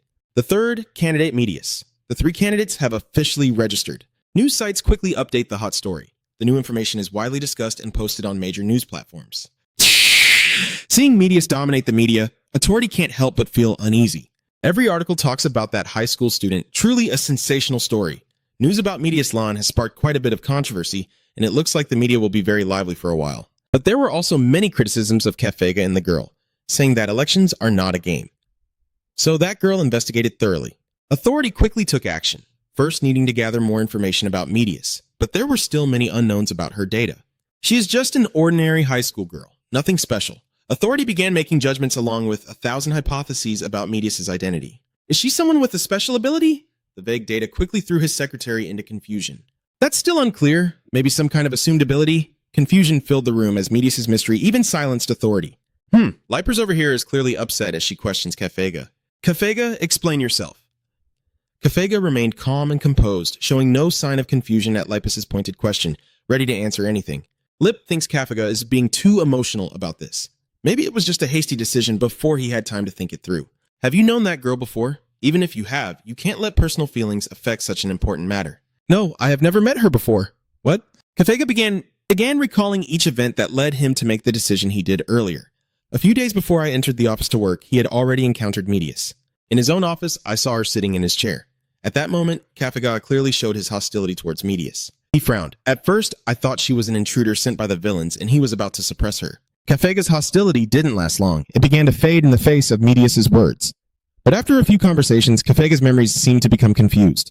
He no longer remembered every detail that happened. Dozens of times, hundreds of times, if not countless times. Whatever Medius said seemed to have some kind of magic. Kafega seemed swept away, beginning to agree and support her. I felt like I had talked to her many times before. And then, at some point, I was certain that I had to support her. Kafora's unclear memories pushed Lipus to ask the ultimate question. She put on a face that was impossible to understand. Cafe couldn't be allowed to keep sinking into those memories. Lipus spoke up. May I have your permission? Is that all right? All right, go ahead. Lipus quickly reached out to use his power on Kafora. Lipus's power created two large rabbits with medical symbols on their heads, gently appearing behind Korra. As expected, Lipus didn't notice anything unusual. This left her utterly shocked, with no signs of hypnosis or mind control. But what could this mean? Finding no vague evidence, Lewis could only desperately use reason to convince Kafora. However, Kafera immediately interrupted her, saying that deciding such an important matter based on feelings alone was unacceptable. This is not a feeling. Lepers, how many times have I told you? Kafora's eyes lit up like a devout believer looking toward God, filled with loyalty and absolute faith, a certainty beyond doubt. I believe she absolutely must become the association president. With Kafora this determined, what else can Lipers say? Any explanation is now redundant. Medius' appearance remains a big question mark in this election. A mysterious figure has appeared. What will her presence bring to the future of humanity? It's a difficult question, as she remains more of an enigma than a threat. The parties directly affected include Authority and Lipers, but they have more pressing matters to attend to. Despite lingering doubts, Authority and Lipers decided this issue wouldn't impact the situation and chose to focus on each other. It seems neither of them sees Medius as a rival. They are only competing fiercely with each other as the debate begins. The debate began with the sweet voice of the host. Mute waved to greet the audience. Greetings to the audience, I am Mute, the host of this debate. Before we begin, allow me to explain the rules of the debate. First, about the time limits. Mute begins the explanation. First, each candidate will have 10 minutes to speak. Each person is assigned a number to serve the debate, and the speaking order follows the candidate numbers. Candidates not only give speeches, but also have to prepare tough questions. Within these 10 minutes, they can present their platform or ask questions to their opponents. Time remains a crucial factor in this question and answer segment. The time used for answering will be deducted from the questioner's allotted time, so they can interrupt if they feel they don't need to hear the whole thing. Another interesting mechanism is the rebuttal segment. Additionally, during the opponent's speech, each candidate is allowed 2 rebuttals, like a bright smile presenting the debate rules from start to finish, each lasting 1 minute in control. Now we will begin the debate. The candidates quickly introduce their names and public roles. Candidate number 1, Luce. Hello, I am Lipus, a student of Mago and a member of Equality. Next is Authority, candidate number 2, Authority. Nice to meet you all. I am Authority, former chairman of the second generation Hero Association. Finally, the new contender stepping into the race is candidate number 3, Medius. For the first time, I present to you Medius. The debate took place right after the introduction, starting with the speech of candidate number 1. L, true to his role as interim president, Laios knows exactly how to lead the speech. We have gone through many wars. The speech begins with the deep-rooted cause of the current situation. Since superpowers appeared centuries ago, wars between nations have erupted, followed by the development of conflicts in each era. After the world government unified, countless civil wars broke out. Those conflicts took on many forms, but never disappeared. And after the Hero Association was established, society split between heroes and villains. War became an inevitable part of each era. Lepers seems to emphasize the terrifying inevitability of that process of sinking and struggling. We have spent most of our time in the collapse of such a society. From the bitterness brought by conflict, Lyrsos once again emphasized the role of many veteran heroes. But thanks to the efforts of Lausa and many others, a new social foundation was rebuilt. True to being Lausa's student, the speech was very resolute. Very resolute. And now society is finally starting to function properly. Lipers implied that authority is trampling on all the efforts built by the heroes of the past. Think back to authority's era. Back then, heroes were like outlaws with conflicting beliefs and methods, scattered chaotically among villains and civilians. It seems this speech is entirely aimed at authority with the intent to bring him down. If authority becomes the association president, those events will repeat, and the society we have struggled so hard to build will collapse. Lapers was arguing passionately when authority interrupted her. Society was already collapsing.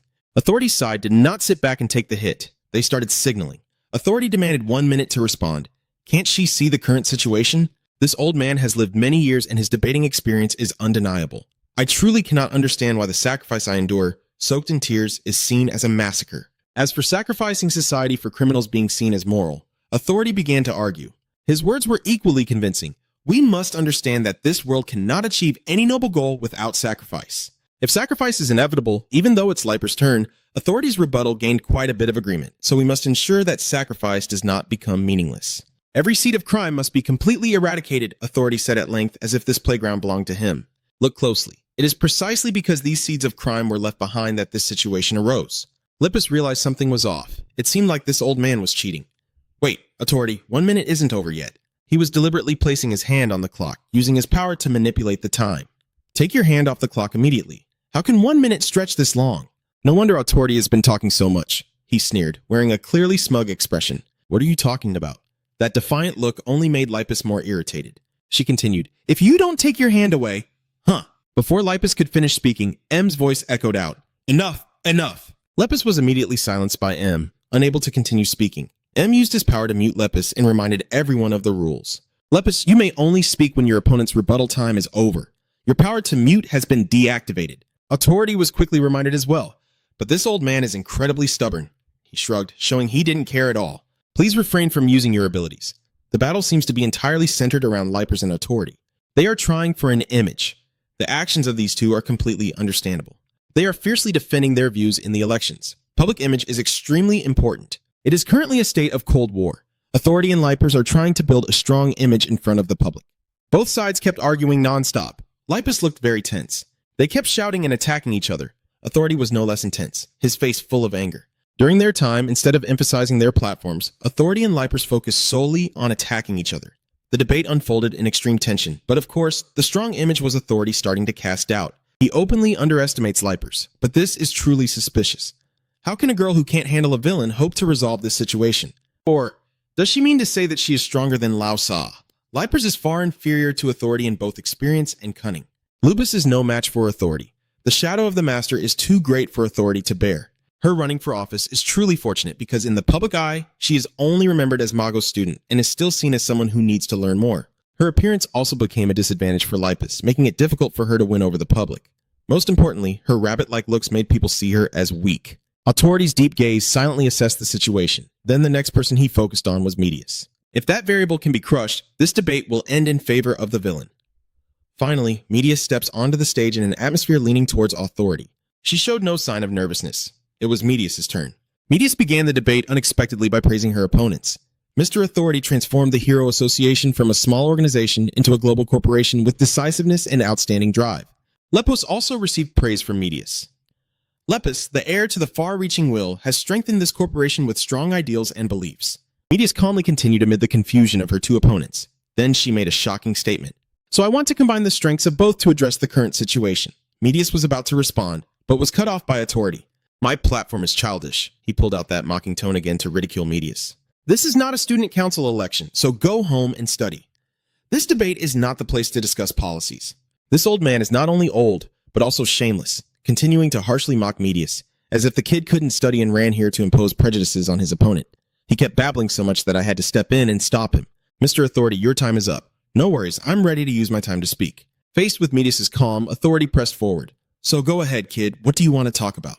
Medius showed a face of indifference and continued speaking. I am someone who possesses supernatural abilities. She began revealing her information. The power training school that Mr. Lau built when he was chairman is where I grew up, so he couldn't know what abilities I possess. Oh, really? So what special ability does this kid have? Medius doesn't have the time to meet all of Authority's demands. I'm under no obligation to reveal that.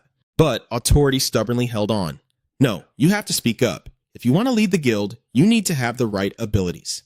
Authority began to reason with Medius, insisting that no hero in the guild would follow a leader who lacked the necessary ability. So, Medius directly issued a challenge, his eyes shining with confidence and full of arrogance.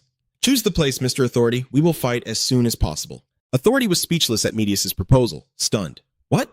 The debate is being broadcast live on all platforms, and of course, Medius's challenge is immediately spread. Some office workers take advantage of their lunch break to watch live, getting so caught up they forget to eat. Medius's image is currently being watched by everyone, with 9 out of 10 people holding their phones to watch live. The debate was even broadcast on billboards hanging on skyscrapers, issuing a direct challenge. What do you say, Authority?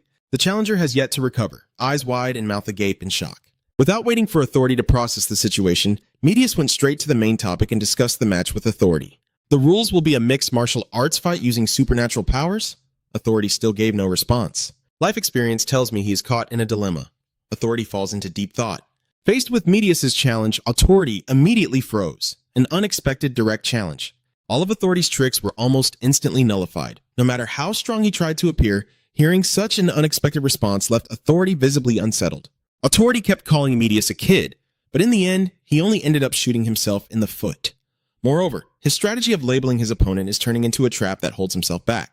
Authority currently faces 2 choices if he accepts the conditions, and this choice will somewhat affect his image. Having regarded his opponent as a kid from the start will make fighting a kid look strange for him. After considering it, Authority still ends up at a disadvantage. Moreover, with his current overwhelming political position, a direct confrontation in the arena would lower him to the same level as his opponent, damaging his reputation. With this choice, 2 situations could occur. Even if victorious, it would be a meaningless win. In any situation, Authority's honor is at stake, but if he fails, it could end his political career. With Medius's confident expression, everyone knows she just made a risky move that cornered her opponent. So what if he refuses the condition? This choice carries even more risks. He'll be labeled as someone afraid to face a kid and seen as a coward. This decision will surely bring Authority a lot of criticism, labeling him a coward. The image he has worked hard to build will definitely be tarnished. This will seriously damage his strong image. Cornered, Authority considers every possible move. In a short time, Authority sped up his thinking and came up with a series of counterplans. But M, who had participated in countless debates, was also surprised by this move. No matter the choice, what must be clearly determined first is Medius's unfazed expression and her mysterious abilities that make the game against Authority even more difficult. The powers of this girl. Authority fell into deep thought for a long moment, the triumphant expression she had during the debate with Lipus completely gone. What kind of power does she actually possess? At this moment, the scene shifts to a sky filled with lush greenery and fresh air. Authority lies on the grass, gazing at the sky and the earth, completely relaxed. Have you felt that something strange has been going on lately? Hun Du Yang asked, puzzled by Authority's vague and cryptic words. What does that mean? Authority continued with a philosophical remark. I don't quite understand, but whatever. I feel like those words are just being repeated over and over. Dad, I'm always like this. How long will these things go on? Authority immediately responded with a sigh, his eyes gazing thoughtfully into the distance. Second, is it because I'm old that something feels off? On this side, Medius refuses to give Authority any more time to think. She asked directly why Authority isn't responding. Authority knew he had to quickly come up with a strategy. So instead of answering directly, he responded with long-winded and roundabout words.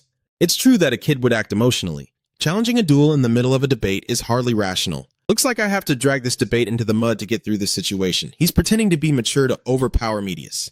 Hey kid, this debate isn't a place for jokes, but that old man picked the wrong fight. Once Medius is in, he's going all the way. I am completely serious. Authority.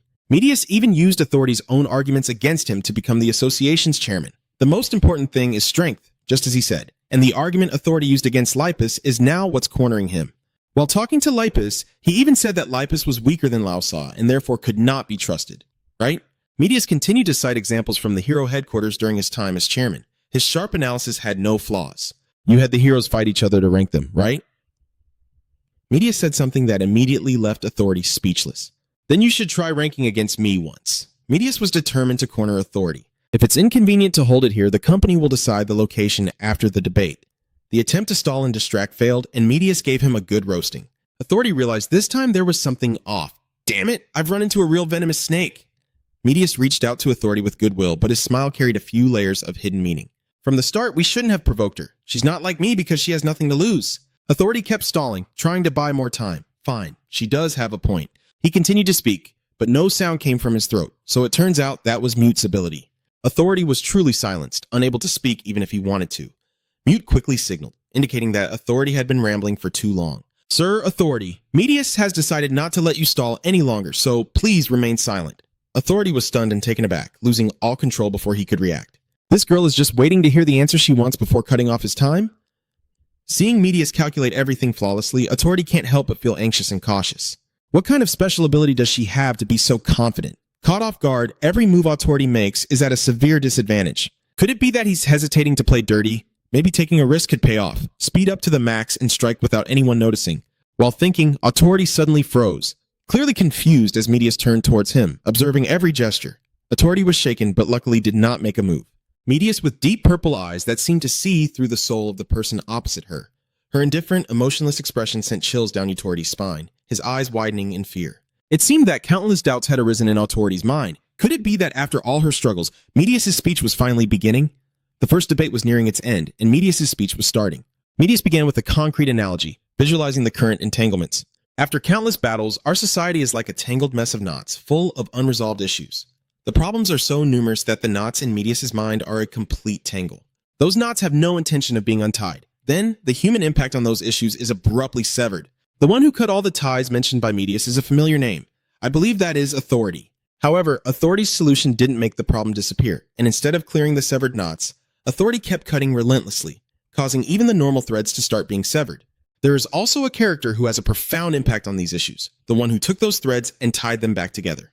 I believe it was Lao Sha. Without even saying it, Medius' associations make perfect sense. Lao Sa is the one who mended this world. However, the problems have not yet stopped.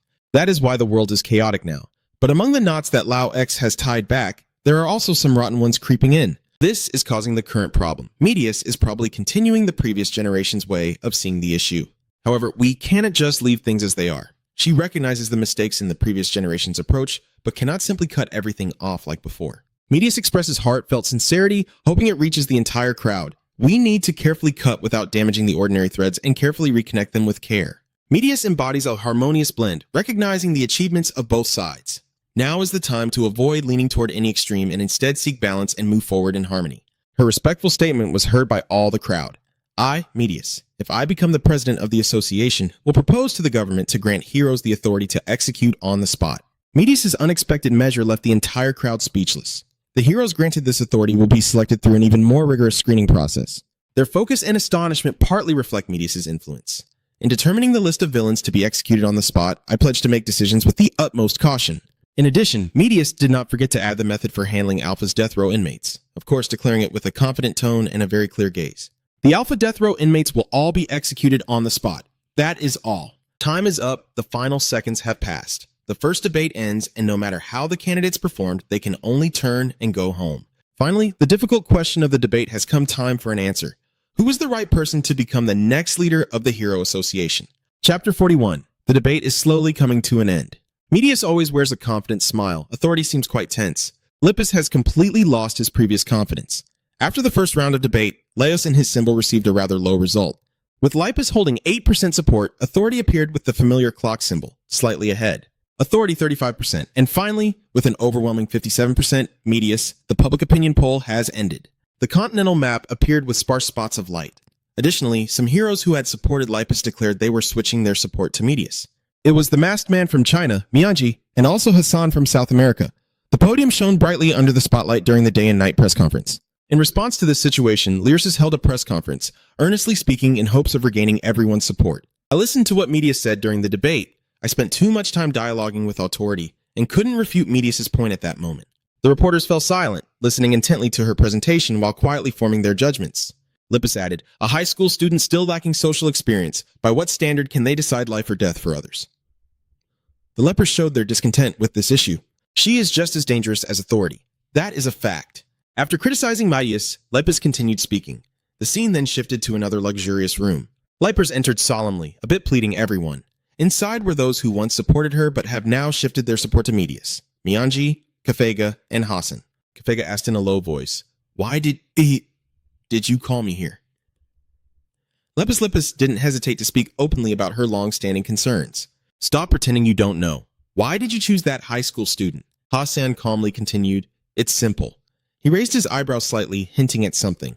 I have a feeling that besides that reason, there's nothing else. Lep hesitated and said, anyway, that's just how he is. But she looked at the woman opposite her with a hint of disbelief and asked Mianji, I didn't expect you to make such a choice. A figure of a man appeared between them. Ju Lei quietly said, if your master, Mr. Ju, knew about this, he would be very sad. Mianji finally spoke, our master. She recalled that night under the moonlight when butterflies fluttered all around and Master Ju looked up thoughtfully and said, this world is very complicated, Mianji. He stared intently at the butterfly before him, softly letting his words drift on the breeze. What was once considered unquestionably right can, over time, become wrong, and the opposite has happened more than once as well. Ju and Mianji stood in the flower garden, and only then did he look at her. Confession, in the past, I have killed many villains. Mianji was a bit stunned by this sudden statement. Juyu was still lost in his memories. He saw himself standing calmly among hundreds of corpses.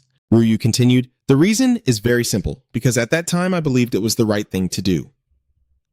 Another figure appeared in that scene, Lao Sa. Juyu's voice suddenly carried a hint of nostalgia, but after meeting Lao Sa, my perspective changed. Still, I do not believe that my current viewpoint is absolutely right. He looked at Mianji and advised, Mianji, there is no single correct answer in this world. Still, no matter what circumstances arise, do your best to adapt to them. As long as you have done your best, that is enough. Ju's words still echo in Mianji's mind. Her gentle voice filled the entire room. He often spoke like that. Mianji reasonably told Lipers. Therefore, after listening to the entire debate and looking at the current situation, I think it is not Lipus but Medius, who is suitable to become the association president. Lippis was stunned and unable to respond to Mianji's words, standing there frozen like a statue. Kafega showed clear hesitation in his voice. Lipers, we do not support you, he continued politely. During the election period, please limit your meetings with us. Lepis bowed her head in silence, unsure of what to do to change the current situation. In contrast to her, Medius always appeared radiant. She was surrounded by countless bright lights. After the first debate round ended, the entire media began focusing their coverage on Medius. The newspaper featured images of Medius with sensational, exclusive headlines, articles about her school days, investigations into Medius and her family stories, and the latest updates on the election. Images of Medius and authority are right on the front page, featuring articles about their confrontation. The media is flooded with pictures of Medius, and among the hot topics, the most striking is Medius with her mysterious smile. Along with that is the question that piques the curiosity of many viewers, what exactly is her power? Authority opened his eyes wide, intently examining the information. On the screen opposite him was a close-up image of Medius during the campaign. It was a video capturing every detail of Medius's expressions and gestures that day. Authority stared intently at the screen, as if trying to extract information about this mysterious girl from the brief footage. He focused more on her face, especially her deep purple eyes. Suddenly, Authority's eyes widened as if he had discovered a hidden detail within them. The silent room finally had a sound. Yeah, Authority was stunned to realize the truth. He quietly muttered, so that's how it is. At the same time, at the SK Canis base, Kantrong spoke up. Sink-sama, haven't you felt life has become repetitive and boring lately? Kato nodded in agreement. I agree. Please stop complaining. So humans feel the same way? She raised her hand to stroke her chin. I'm not the only one who thinks so, right?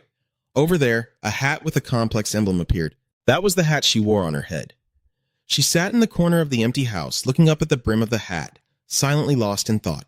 In the ruins, a piercing scream echoed. A boy with tears in his eyes cried out desperately. So bored, I can't take it anymore. I'm dying of boredom. That's Fratu, the one with the special system. Images of him from childhood, youth, adulthood to old age appear. His life lasts only 1 week, and he relives his entire life every week. Right now, he's in his lively teenage years.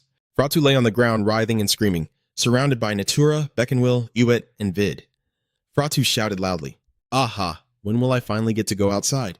Natura smiled gently and said, "Please wait a little longer, Kasama, because an unexpected variable has come up. Please be patient." Vi was writing something while softly mumbling, "What an interesting ability. I feel a strong surge of inspiration." Fratu quietly called out, "Natura, look over there and see what he wants to do." Fratu eagerly said, "Let's go outside for a while." The ruined area echoed with worried voices. If Brother Shin knew, he would get angry that day. Another innocent voice replied to reassure, "As long as we don't get caught." Fratu spread his arms and swayed, trying to convince Natura.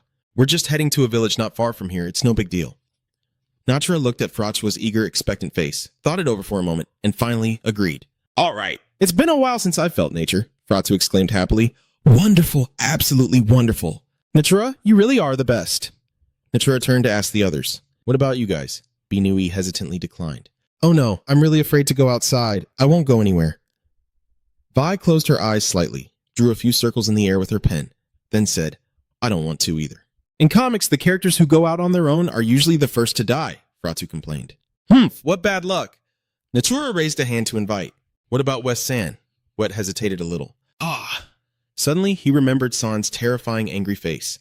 Thinking of that, he fell silent, too drained to continue discussing the matter. Wet skillfully declined. "You guys go ahead, I'm not feeling well." Natura still smiled. "Is that so?" Fratua felt a bit disappointed and muttered, "So weak." At this moment, the fog covered everything, making the lush forest seem gloomier than usual.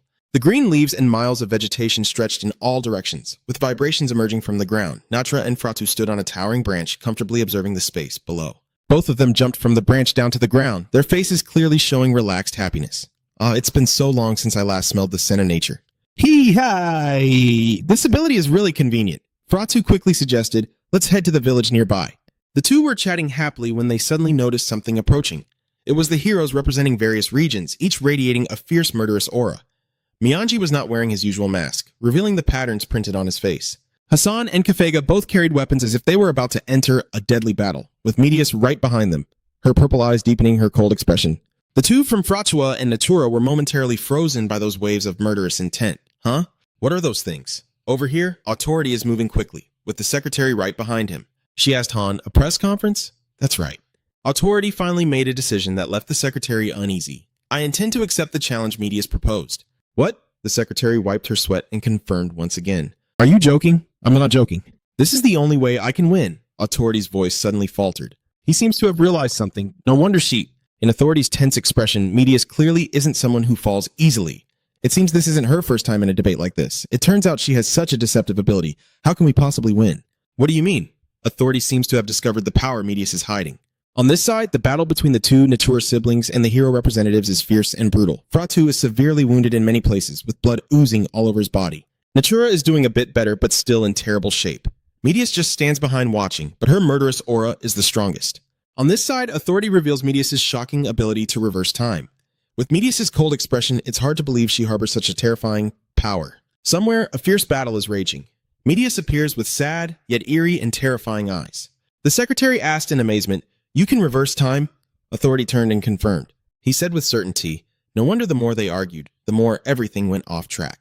Growing angrier, he gritted his teeth and said, "She has rewound the debate countless times and changed the future into one that benefits her." Hearing this, the secretary asked curiously, "So how can we defeat her?"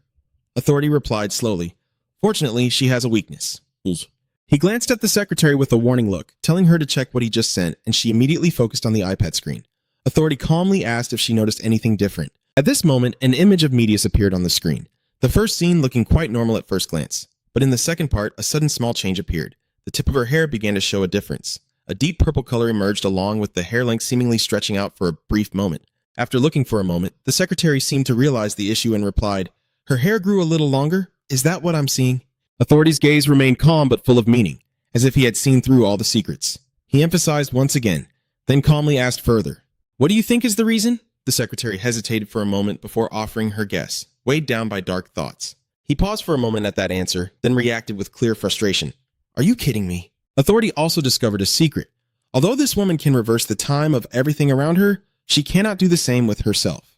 He spoke with certainty, immediately recalling the image of Medius injured as an example to help the foolish secretary understand that if she were hurt, she wouldn't be able to reverse the injury. Authority asserted his understanding that she would return to the past still wounded. At this point, he smugly thought, as soon as I accept her challenge, I know for sure that I will win. The secretary then asked anxiously, "But those who possess the ability to control the flow of time are also physically strong," he quickly reminded. "You forgot, didn't you?" Authority said with a cruel look. "I also have the power to control time." The secretary stared in shock, speechless. Authority spoke evenly, bluntly saying, "I have controlled time much longer than she has." He sneered confidently, "I will win." His aged face wrinkled, his sharp eyes fixed ahead as he continued. Perhaps this is the fate of those who possess the power to control time. We use our powers by sacrificing our lives. The image of Medius briefly appeared in his mind. In another scene, the superpowered group fights fiercely against the monstrous vines. Natura, covered in wounds, pants heavily and looks up with a sigh. Phew! At this moment, the growing plant chains kept extending, attacking everyone. Cafe coldly swung a powerful sword strike, cutting them into many fragments. He glared irritably and reminded controlling plants, this ability is not suitable for killing people. The growing vines of the plants came alive again, charging straight forward, followed by a determined voice saying, "But I like it. I can admire the beautiful curves of the plants, let me tell you." As the words ended, a powerful golden blade swung up. Seeing this, Natura's eyes widened in horror, sensing the imminent danger. Kefega swiftly swung his sword to block each attack, but Natura was not so lucky. He was slashed across his body by thousands of cuts.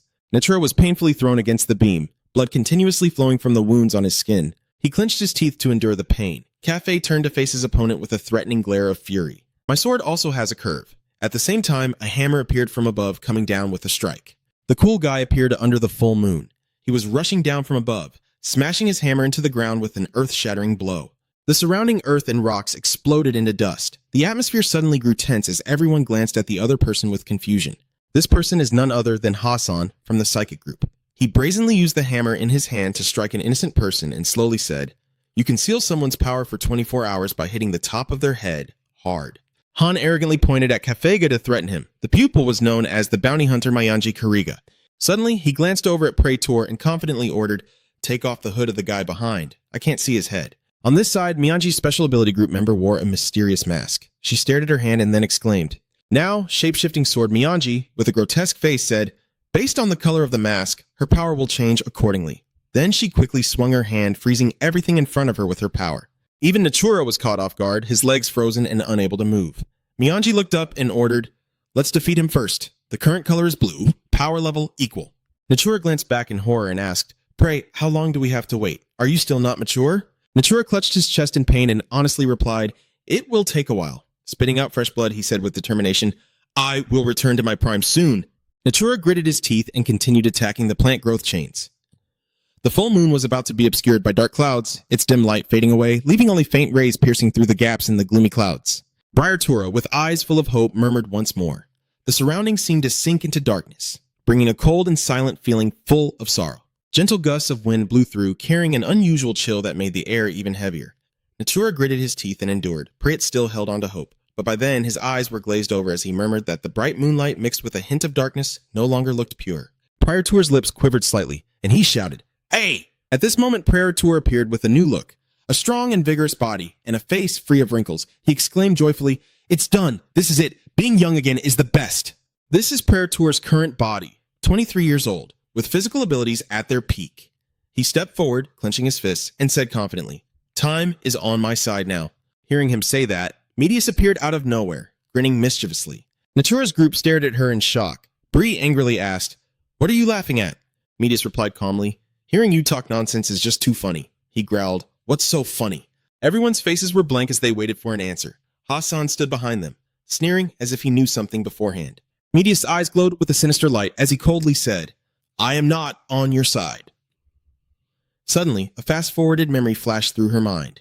Medius' eyes widened in horror as the two people in front of him were brutally attacked, their faces swollen and covered in wounds.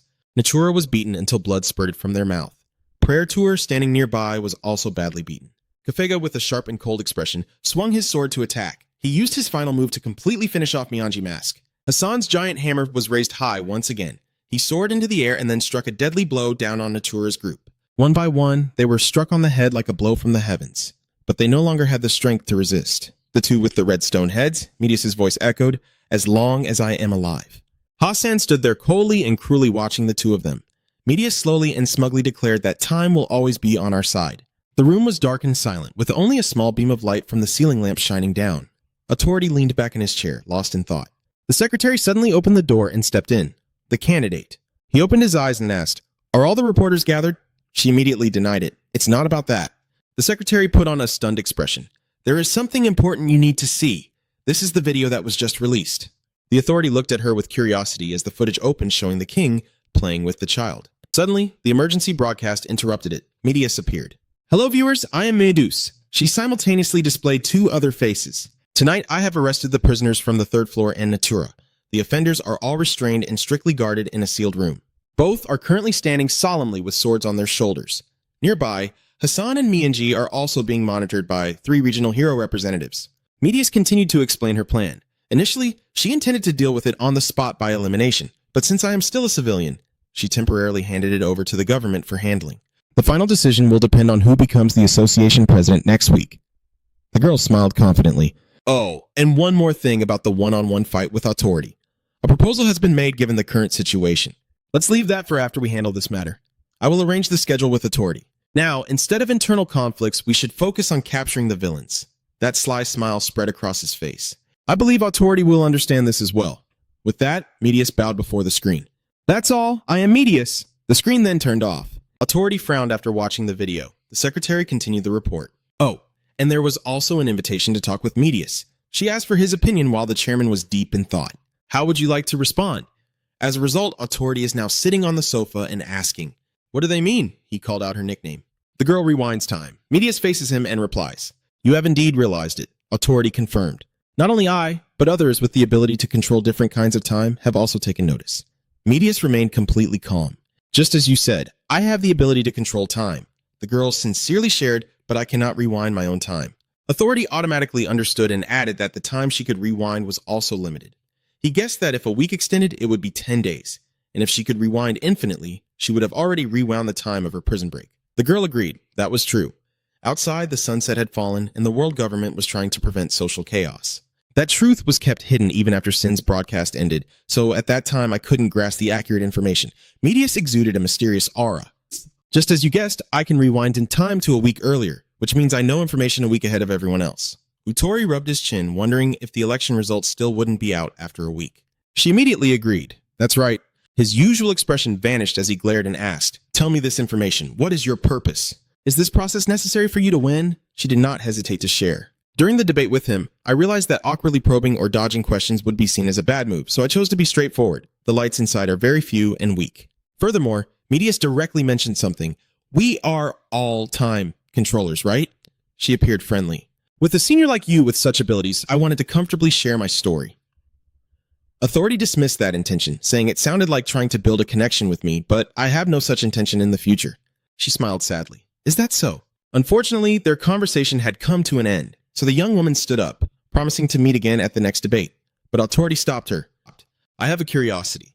He wondered why her emblem was shaped like a capybara. "At first, I thought she had abilities related to physical strength. The badge on her shirt glowed brightly. The reason? Medius just made it up because it's cute." Everything that followed continued in its natural order thanks to Medius' achievements. Atritia gazed thoughtfully ahead. He was the regional hero representing authority and came from India. Next was Anarigo from Africa and a regional hero from Lipus. They both looked toward the capybara emblem that had switched to Medius' side. The debate hall was also marked in red. Furthermore, the second debate was canceled with the agreement of all 3 candidates. At this moment, someone was also watching the footage projected by Medius. Ska did not feel anger toward the unexpected actions of the high-ranking prisoners. She grimaced in discomfort at the presence of someone with such a troublesome power. S's unease toward Medius' existence only grew stronger. Kingstone continued to focus on channeling his inner strength. Meanwhile, despite Medius' appearance, he smiled with satisfaction as he sensed the progress of those quietly pursuing their own goals.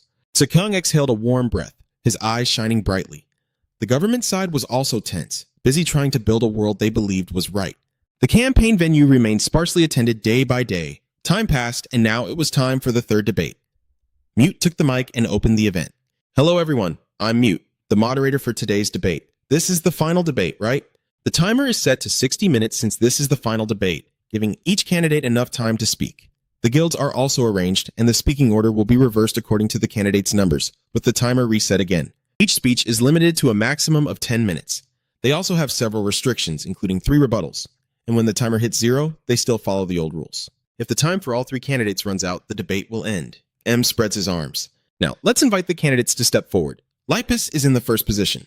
Lepus also wore her familiar bunny ears and stepped forward. The girl's gaze was determined for this debate. Lyricist number 2 has a very simple clock symbol. Authority walked out casually with his hands in his pockets.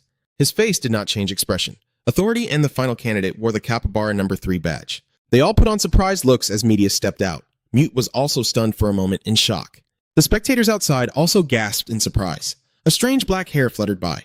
Medius appeared with a completely different look, but her eyes remained the same. Medius began the final debate. The candidates took their places but hadn't started yet. Before we begin, I need to confirm something. Mew pointed at the girl and hesitated before asking, "Are you Medius?" She replied immediately, "That's right." Medius asked the moderator, "Can I start now?" Mute immediately agreed, "Sure, no problem. Let's begin the debate." The young woman spoke confidently. "Hello everyone, I am Medius. Today in this debate, I want to reveal my ability. This move of hers is truly unexpected. I am someone who possesses the power of time. The people outside are all watching the screen. At first glance, you might realize I cannot reverse my own time, but I can reverse the time of the world." She also did not hesitate to reveal that before coming to this third debate, I had reversed time many times to gather information. Medius provided her useful information. And now, I know the location of Alpha Base along with all the enemy's details. Authority silently looked at her without saying a word. Medius continued to assert, "If I am chosen as the president, I will use this information to make Lairs open his eyes in shock at the vision of the city engulfed in flames that she painted, attack the Alpha World base, and launch a full-scale war. I promise to choose a future with the least harm to civilians." She placed her hand on her chest and vowed, "And even if it costs me all my time, I will do my best to resolve this matter as safely as possible." I have nothing more to add. All attention shifted to the next candidate after Medius' speech. When it was Authority's turn, just a few seconds in, he declared, "I have decided." He was serious as he spoke those words, supporting Medius and withdrawing from the race. Lipus was stunned while Medius remained completely calm. Going back to the previous moment, she was having a secret meeting with Authority. Why did he call me Authority? He went straight to the point as if he didn't know. "Haven't you already seen this future? Didn't you already know what I was going to say?" "You're very uncomfortable. During that time, you have rewound countless times. Isn't that right? Because of that, I feel like with just one cup of coffee, I've drunk 10,000. So what have you been doing all this time?" Medius smiled and replied, "I will explain clearly in the debate." He paused for a moment before continuing. "Medius, after careful thought, I realize Authority has expressed his opinion. You are the most suitable person to handle this matter. He also gave a hint about what he would say, so I decided to support you in the election and step back. If I support you, you'll easily win because that rabbit's approval rating is currently at rock bottom." Medius didn't celebrate too soon. "Of course he has conditions, right?" Utori admitted. "That's right, he went deeper into the issue. As you know, the current chairman's term will end once the current matter is resolved. An agreement was made between them. So my condition is that you do not run in the next election." Medius agreed too. "All right, Authority, I accept that offer." Authority tilted his head in suspicion. It seems she still has something else to say. "I don't believe you accepted so easily. You're still acting friendly. He wants to help me, so why should I refuse?" But what Authority wants to say isn't over yet. "Finally, as a senior in the field of time abilities, I have a piece of advice for you." He uttered a cryptic sentence. "Don't mistake controlling time for time being on your side." He sincerely warned that time is always fair and terrifying in a strange way. Medius heard that with the smile fading from his lips. "I will remember." Lepus angrily shouted, "Hey, Authority!" She kept scolding, "If that's the case, why did you even join the debate? You should have withdrawn before it started." He replied coldly, "That's my business." Authority didn't even look at her, and it's still my turn, right? Lepers retorted, "You said you would withdraw. Then what meaning does time hold for you?" But she was cut off by him. "I haven't officially stepped back yet." Authority suggested, "Host, could you please mute that rabbit's mic? When it's my turn, it gets so noisy I can't speak."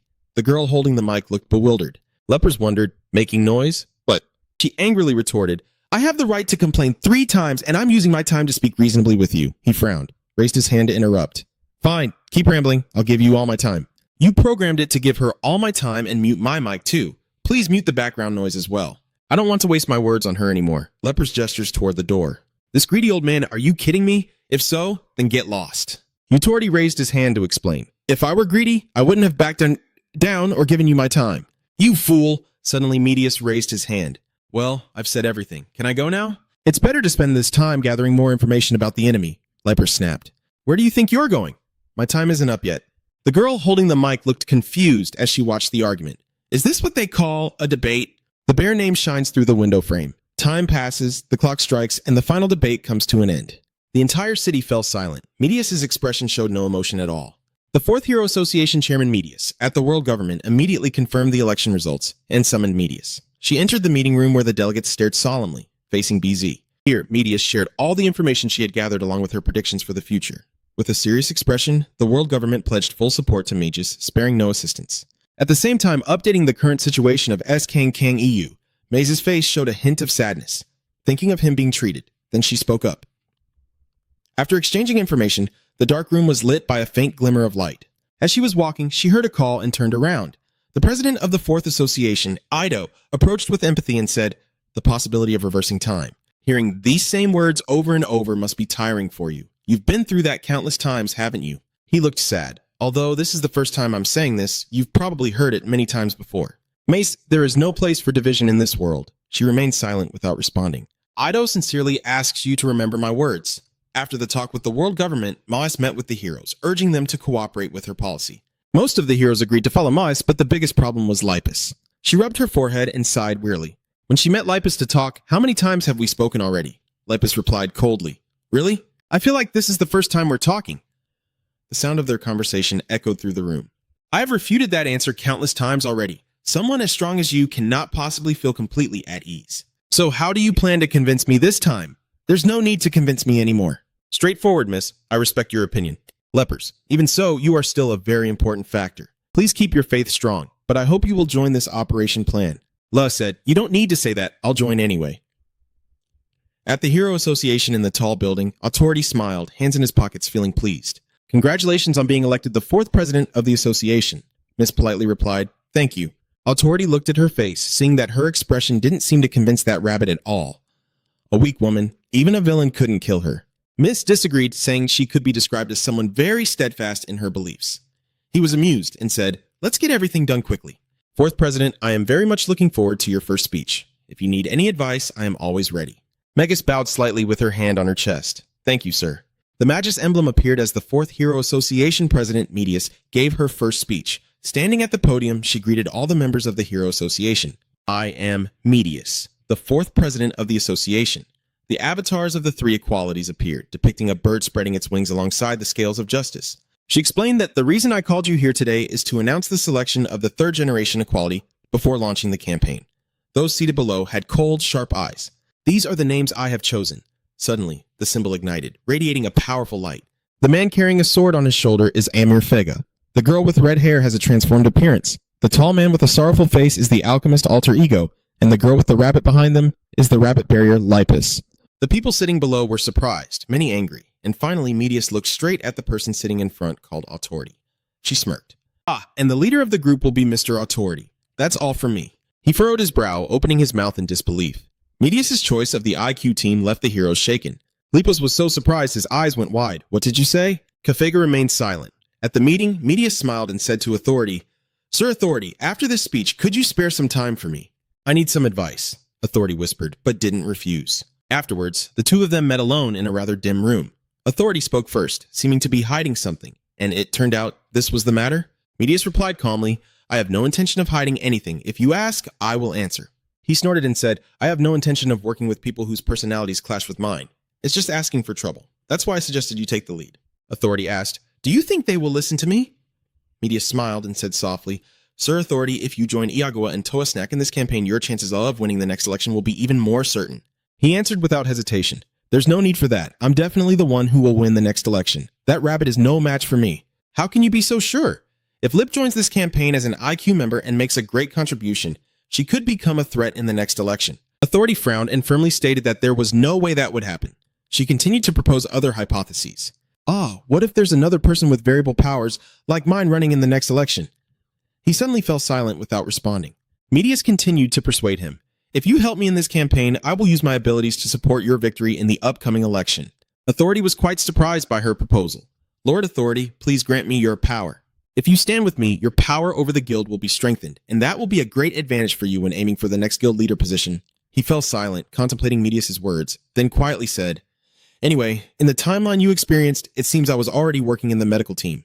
Judging by how you didn't reverse time, that's definitely the case. Understood. Sitting here talking is just a waste of time. Fine, I will support you. But remember to keep your promise to help me in the upcoming election," Medius replied immediately. I see. She suddenly fell silent, then said with an expressionless face, the more we talk, the more interesting you become. What? Authority didn't understand why she said that. Media slowly explained, most heroes ask me if they will survive this campaign, but you have never asked that even once. Authority was a bit surprised by this. He then said, because I can't imagine a future where I die. The future I see is only the position of chairman. Hurry up and focus on planning the campaign and ending this, because the next chairman will definitely be me. Authority gently urged on. Medius once again explained the reason for choosing the IQ team through a speech, gaining the hero's agreement. Thus, the third generation of Team IQ was chosen. Medius named this campaign the Extinction Campaign. To counter the moves from the Hero Association, SCA sent invitations worldwide. However, since Medius had prior knowledge of those who accepted SK's invitation, heroes were sent to eliminate most of them before the letters even arrived. This led to very few people joining SK's ranks. Canis observed those standing outside and said it was fewer than he expected. Just then, Terra, who belongs to the physical type, spoke up and called this SK Alpha Gone. Why are we only ranked third class? Sora from the physical type, Nudius from the special type, and Asen from the unique type all looked over at them at once. We don't think we're any less than those guys. Varus, a man from the physical system, frowned and asked, where is Huang Seung-hwan? Please smile and tell them, give it your all in this battle, and I will promote you. If your achievements are truly outstanding, there will be rewards too. As for Mr. Seung-hwan, he is training alone. Everyone fell silent, each lost in their own thoughts. Then, in the quiet midnight, giant fireballs stained the dark night sky red over Saw's base, and of course, she couldn't have missed such a big commotion. Sin-Ka looked at her hands creating the fire and said, red, huh? Looks like my luck isn't bad today. Canis looked at the fireballs in the sky and shouted anxiously, Brother Shin! Fireballs appeared in the sky. She calmly replied, I'm watching too. In the quiet night sky, massive fireballs slowly descended upon their base. Then, S quickly created a large purple shield to block the fireballs. But the IA team was already prepared. Kefega stood on the giant carrot, holding a sword. He muttered an Arbus spell and swung his sword, shattering the purple shield covering the area. It quickly broke into pieces, and the fireballs immediately fell, destroying the entire zone. Of course, its attack power is extremely terrifying, with a very large impact radius. Authority and Liper stood nearby, observing. He clicked his tongue and said, if you summon Mir and then cover it with fireballs, the power will be even greater. But Lepus refused to do so. I've told you many times, doing that would make the power too great and harm our fellow heroes. Authority glanced at her. If teammates can die from that, then it's better to quit being a hero. Lepus was extremely upset by his words. You're the one who should quit. Hey, I'm the team leader here. Just then, Terapia appeared from behind and said, come on, stop arguing and move to the coordinates the chairman provided. Awesome. Authority smiled slightly and asked them, all right, is everyone ready to move out? Wipe out the cancer cells. The Hero Association is mobilizing. The extermination campaign officially begins. This is the council established by Tamil Medius. Mute, the sound-suppressing anomaly, is responsible for security. She can create a soundproof space to prevent eavesdropping. Grove, a special defense type, is responsible for security and preventing any assassination attempts against Medius. Ethiopia, the genius mechanical engineer of the special system, is in charge of communication and responsible for the devices used to transmit orders. This advisory council held a meeting and concluded that without information about the destination, we cannot take action. M folded his arms and asked, strange, how can we use the attack you used in Rucula's prison with the internal seal? That information, Medius said with a serious expression. After killing SK, we'll use empathy to investigate. She placed both hands on the table, calling everyone back to the meeting. Now let's focus on the mission. Yes, Chairman Medius has spent 2 years preparing for this mission. She spent that time thinking alone. Medius lay back on the chair, hugging the pillow tightly as she rested. She slowly chewed cotton candy, eating and so on. Medius held a stack of papers in her hand, determined to prevent the death of even a single hero. That is the motive behind this plan, so she intends to rewind time as soon as a dangerous situation occurs. Her expression was a bit tired as she raised her hand to hold her head. This power is really inconvenient. It would be great if I could rewind my own time and keep my memories. It really is an extraordinary ability. Aren't you being too greedy? Medius kept rewinding time and creating the future she wanted with the advisory council. She had rewound time too many times. Is she dreaming of a perfect future? Authority slightly hunched, hands one hand in his pocket, and said, Mom told her that time is fair. A purple glow emitted, endlessly rewinding time. A circle formed just like a mirror. It projected an image of Medius. However, the future she wanted did not appear at all. Medius has sent powerful heroes to fight the enemies. A voice announced, the regional hero representative, please handle level 2 villains who have accepted the invitation along with level 3 and above villains. What? Lipers looked ahead in confusion, frowned and asked, she is the villain I have to deal with. The girl said with a displeased look, the equality members will handle them. Ah, how rude. That girl's name is Censura, a special system, a censor. She believes the world needs a healthy ideology, Anything she deems inappropriate, she captures in photos and locks them away. Censura scowled and shouted, "Oh, so rude! So rude! So rude!" Lippus bit his lip tightly, his hand clenched into a fist. Wasn't Medius placed here to deal with her because he would have the advantage over her? She clearly pairs terribly with me. She raised both hands, a beam of light appeared, and the rabbit cloak enveloped her body. Lipers tugged at the cloak and asked her, "Hey, so is that okay?" No, why not?" she asked back with a worried expression. "Standards? What do you mean by standards?" Censura immediately shouted, "It's what I think. How could you understand it changes depending on her feelings in different situations?" She grabbed the camera in her hand as if preparing to take a photo. You simply have the body of something that needs to be censored. Why do you wear that outfit everywhere? "Are you a pervert?" Lipers clenched her teeth in anger and immediately used her strength to knock Censura to the ground. "This is exactly what I want. Extreme." Lipers angrily continued, "I like that rabbit." "So what?" She raised her hand and spoke into it. "Medius, are you there?" "Yes, Lepus, are you there?" She angrily shouted, "Didn't you say I would have the upper hand here? You're trying to put me at a disadvantage to get me killed, aren't you? You're a member of Equality, yet you're complaining so much just over handling a level 3 villain. Be quiet. Censura is unconscious on the ground. You're not going to kill the villain, right? That's why I let there be a case of blaming a villain who is unlikely to kill others. She is someone we won't have problems with, even if she escapes." Lippus spoke up then. "Are you messing with me?" Then she looked at the camera lying on the ground, knowing that among the photos she kept were civilians. If we kill her recklessly, those civilians are likely to die. Lipus silently watches and listens to Medius. "That's why I chose you to deal with her. Do you understand now?" She raised Censura and said to the other side, "This annoying kid, but now I'm an adult, so be quiet." The full moon shone brightly in the sky, its gentle rays casting down below. Cafea, with a fierce face and a tight grip on her sword, stepped forward, and a voice immediately rang out. "Lucky you!" He looked up at the girl sitting on the building. She lowered her face and said to Cafea, "I've wanted to meet you." He still calmly looked at her. "Who?" She jumped down from above. "I never expected to meet both individuals called sword gods. Today is definitely a special day, a good day to die. Although I asked to learn from that sword god, I was refused because she said she hadn't mastered the sword technique she wanted." Cafe kept staring silently. Emmy. She immediately drew her sword. A light shone around her. "What is a sword? I have slain countless lives, yet I still do not understand. The ones I kill show no mercy because I seek enlightenment." The drops of blood splattered on his face. "However, I attained enlightenment from an unexpected place." Her fiery red eyes raised the weapon high. The sword in her hand, along with her body, was enveloped by a surge of power. Cafe calmly drew her sword and rushed forward, her red eyes flashing with the gleam. He stood still, using his ultimate move, and she was immediately gravely wounded, spitting blood. Only now did Kafka speak, not wielding her weapon for herself, but for others. Somewhere in the city, under the dreamy purple night sky, a hand was raised to shield the head. Authority stood still, observing something. He raised his head to look at a man standing on the building. That must be the one he's responsible for. That guy glanced at Authority, then asked in a raised voice, "Are you Authority? You're a bit old, but despite that, your fighting spirit is pretty impressive. It's a shame Amiya isn't here, but you'll do." "Hey!" Your voice made him stop. Authority reached out and grabbed the tie at his chest. "I hate trash who talk tough like they're some big shot." He forcefully yanks the tie away. "Words are just a waste. I will kill you." "Trash." The mutant took Authority's punch to the stomach, his hand opening wide to reveal sharp claws. He tried to swing back, but the man dodged it. The mutant held his stomach and praised, "That was a heavy punch. Truly a good hit." And just as expected, the speed increased as the acceleration of time was really fast, very fast. Authority raised an eyebrow in confusion at the words he muttered. The mutant drew his sword, feeling like he had struck something valuable, but his opponent cut him off. "What the hell is this trash talking about?" Authority told him one thing: "I have never used time powers." The mutant was stunned. "What?" He hadn't even finished speaking when he got kicked in the face again. "I just simply dodged it." "Trash." Blood sprayed from him as the mutant's body was thrown backward, his head dripping with blood as he groaned in pain. Authority looked down on him, transforming but still couldn't dodge that hit. Even enhanced types have their ranks. Trash. He suddenly whispered, "If I really use time powers here." The mutant hurriedly shouted, "Wait a moment." But Authority ignored him and charged straight ahead, speeding up 4 times. The enhanced mutant's head was crushed. "Wait, what?" Red blood rained down on his face like rain. "Do you think having more time would let you counterattack?" Trash. So the battle of the heroes has come to a good end. The 3 major equalities easily defeated the 3rd-level prisoner.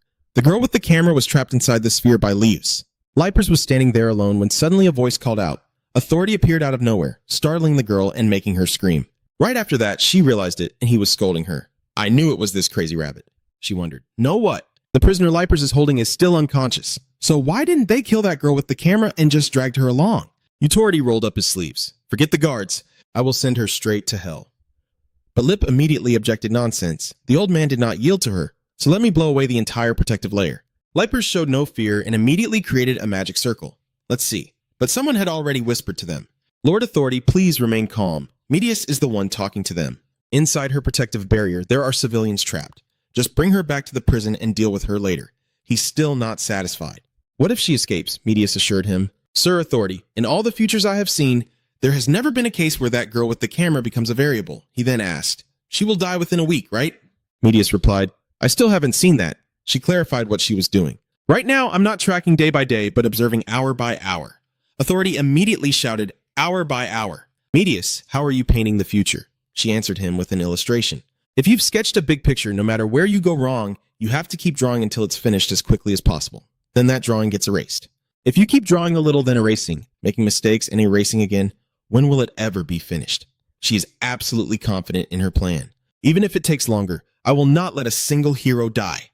Authority looked at the blood-covered arm and reminded her. Medius, no future is perfect. Don't try to carry it all on your own. Heroes falling in battle is inevitable. She still insisted. Still, I will do everything I can. He no longer argues with her. Since you are the guild leader now, I will follow your orders. He still did not let the prisoner go. But then, let's look at the future 1 week from now. Based on that progress, we will decide the fate of this girl. Medius whispered and then complied. Understood. In her mind flowed the blood-soaked memories of the heroes, repeating more and more with each passing moment. Medius opened her eyes wide in surprise and reported back. Lord Authority, based on the results after I experienced the future and returned, she does not become a variable, and she once again confirmed that after being escorted, she will be imprisoned without any issues. You can tentatively accept this. All right, let's just drop this matter. The people in the strategy room fell silent, listening to Authority. So you're seriously questioning whether we will win this battle? Medius hesitated. Victory seems possible, but if things continue as they are, some heroes will die. He is not too surprised. That is inevitable. Medius still focuses on his own goal. Authority, if there's a way to save them, I should try it too. Even if it consumes all my time, he lets out a weary sigh. Authority turned away. Still, you have to leave some time for my election. They also ended the conversation. Understood. Lipers are curious. Election? What are you two talking about? He turned around and barked orders. Shut up. The rabbits are preparing to move to the next area. Meanwhile, those in the meeting room are actively discussing. Chief, are we sure about the victory? Victory seems certain, so focus on minimizing your casualties. Brave, Medius shares a vehicle with them. But there was something strange, she thought. Even if the entire lineup of Alpha World's villains was wiped out in the battle, each name she noted, Steve Niss, then a black man named Therapy, was part of the villain group, including one who appeared calm. Ahura and the girl with madness. The last singer is someone they also cannot underestimate, and Seong is stunned. She said something that shocked everyone there into silence. What were they talking about? If that's the case, nearly half of the core forces haven't joined the battle yet. Could they have fled? It's definitely suspicious. Fortunately, this time they followed Authority's orders and moved even faster. We should speed up the process and then look further ahead into the future. The situation on their side is going very well. The heroes are following Medius's orders one by one, wiping out every villain. In a tall, gloomy building with few passersby, the singer appeared through the mirror. Is everyone ready? All the supernatural powers are directed towards her. Your Excellencies. She was very serious as the symbols in her eyes lit up brightly. Surely you have felt it too, right? The flow of time is somehow unusual. They just silently listened to her speak. Medius, he is mistaken in thinking that time is on his side. Her spatial gate emitted countless mysterious dark energies. Ladies and gentlemen, please turn away and warn them, but time is truly our ally. Move forward and teach them a lesson. Xiao Benzu nodded at her. Yes, sir. The middle-aged man spoke while holding a cigarette. Sekong Tangu, the one who defeated Seong Huan Huang, Maladiti cracked his shoulder joints. When is he going to arrive? Sujin raised his eyebrow. It's been a long time since we've had a proper battle. Sync gradually disappeared beyond the gate. Has Amia arrived already? They are starting the battle with a common goal for Alpha's glory. The 4th floor Special Forces team is moving out. Hassan exhales with relief. All right then. He wore a triumphant expression. It's under control. Clumsy and stammering. Things are going too smoothly, she wondered. Hassan, I really don't have to do anything, he replied with a troubled expression. Yeah, it's best if you don't use your powers. It's hard to hold back. Hearing that, she felt a bit upset. You're really too much. Hassan was confident, and the 2nd floor guys are still easy to handle. Kit's dad is probing. I guess the equality team will handle floor 34B, right? He replied, That's right, you seem a bit bored, and we'll probably just stop at the 2nd floor. From afar, a man dressed like a cowboy approached them, puffing on a cigar with a disdainful look. Varys greeted him. A pleasure, heroes. The two of them looked on in shock. Oh, damn. He is Varys, a physical enhancement type. Varys is one of the members of the Villain Tragedy website specializing in hunting hero bounties. The one who specializes in hunting hero bounties. She couldn't stay calm and trembled so much she lost control of her words. The 444th floor, huh? Han reminds you, stay calm. Pocket, he clearly showed contempt for the enemy. We still have Medius here. Surely everything has been arranged beforehand. Whether it's the 4th or 5th floor, one strike of my hammer is enough. Varys just watched silently. Hassan planned right on the spot. The two of them teamed up, somehow managing to snatch his hat off, just needing to land one solid hit right on the top of his head. He was suspicious, and it seemed Vos had realized something. Ah, this guy is the type who always aims for the head to seal supernatural powers. I replied, that's right. He wondered how much the regional hero's bounty was. Remember, it's also quite generous. He suggested, I've always wanted to ask you something. Hassan felt confused. Varys took off his hat, pointing the crown toward him. What about this case? I have 2 cowlicks. Han was surprised. 2 cowlicks. 2 cowlicks? He nodded. That's right. You are suspicious. Then what does that have to do with my ability? Someone with 2 cowlicks must have 2 crowns, right? That means hitting 2 spots. Bokkit stood to the side, watching the confrontation between the two. He retorted, what? People only have 1 crown on their head. He argued like that? Aren't bald people supposed to have no crown on their heads? Hassan rambled on. There's no such thing as someone without a crown of the head. On the contrary, I like teasing bald guys the most because their bald spots are so obvious. Varys sighed, adding a new piece of information. You're teasing, but before mocking bald people, you should get yourself checked out. Hassan looked bored. 2 cowlicks are an early sign of hair loss. He was left speechless when he heard that. Varys was a bit angry. You. He declared that we would kill you in the most painful way. You wondered why? He started aiming the gun. You told me something I didn't want to know, and it made me feel humiliated. Noticing Varys' move, he and Poisit took their positions. Poisit, get ready. Yes, okay. She began to focus her power. Hassan and Varys watched, somewhat surprised. Oh my god, that's terrifying. She has turned into a giant rabbit. He clenched his fists in transformed state with an angry face. Ready. Varys seems to be enjoying this. The physical enhancement system will make for an interesting battle. Kingston explained that the physical enhancement system differs from the specialized or summoning systems, which usually control energy outside the body, while most with physical enhancement abilities only control the energy within their bodies. He sat attentively listening to his master. That is why many people in this system believe that their supernatural power is predetermined at birth, leading to laziness or even giving up on training. Kingston described that power as a container, but in reality, it is just that their container is too small. Energy is likened to flowing water. When the container is small, the energy overflows, and once it exceeds control, it becomes useless. Kingston seriously advised, but if you know how, you can sharpen and expand this container through training, and you will sharpen your own container with me. Hassan's eyes declared his master while learning to control the energy. Ah, one more thing. When reaching a certain level in controlling energy, Varys quickly drew his gun. The two were also mentally prepared. The bullet was fired at an extremely high speed. Hassan and Poisit worked together, both dodging his attack. Then, the powerful bullet pierced through several large buildings behind them. He and she were somewhat surprised to witness that strength. Varys was silent for a moment, seeing that the two were unharmed. The lesson from the Kingston was that one could infuse energy into objects. A rope appeared next to the gun. He grabbed the rope and then threw it toward him and her. The rope hit both of them and tightly bound them together, causing them to fall to the ground. He seized control and looked smug. Now you can't move anymore because I've infused the rope with energy. It's harder than steel. And now, Varys wears a sinister expression. I will tear your head off. A shocking sound rang out. Then a man with a stern face appeared, flying in to punch Varys straight in the stomach. Caught off guard by the sudden attack, he couldn't react in time and was hit hard enough to spit blood. Hassan and Poisit were shocked to realize it was you. He punched him flying into the beam. Kingston spoke up. Not bad. The growth speed is pretty fast too. He smiled happily and said, keep feeling the energy in your body and move that way. He raised his hand to his forehead and looked into the distance. Let me see. He observed, a fierce power enveloping his body. Oh, this guy is the perfect opponent to get started with. Not bad at all. Kingston instructed, now try mixing your unique system into the strike, just like how we practiced. He instructed that if you kill in one strike, it's considered a failure, but she should use at least 3 moves. King Yu understood. Varys stood up and adjusted his hat. Ha! Treating it like a punching bag, huh? Kingston put his hands on the ground and sat down. All right, I'll stay here and watch. He sits behind the two, blinded by the orders. Rise up, my disciple. The tragic hero, bounty hunting page. When the Hero Association operates the ranking system naturally from rank 5 to rank 1, the bounty is priced according to the level of danger. Barus's highest income, as the head of this field, comes from Sun Khans, a candidate for the equality title. After completing that mission, Boris enjoyed a peaceful retirement, only monitoring the bounty page without getting involved. He lounged comfortably in the sun as many new faces appeared. But then one day, a name on the website caught AVNA's attention, and that was S. Kang EU. Although at the equality level, S.E. Kang EU had no bounty listed. Out of curiosity, Boris contacted Ba-Kitch to ask why. But B-Kitch's response over the phone was that it was impossible to measure since Sekong Chang-yu had never fought, so there was no information about him at all. B-Kitch then made a suggestion. Why not try fighting him once to set a price? We will pay you a fair price, Boris replied with a weary refusal.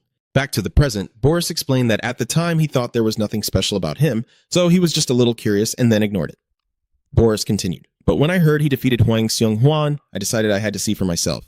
Kang Yu spoke as he reached for the gun at his side. So how much are you really worth? Boris fired continuously at Kang Yu.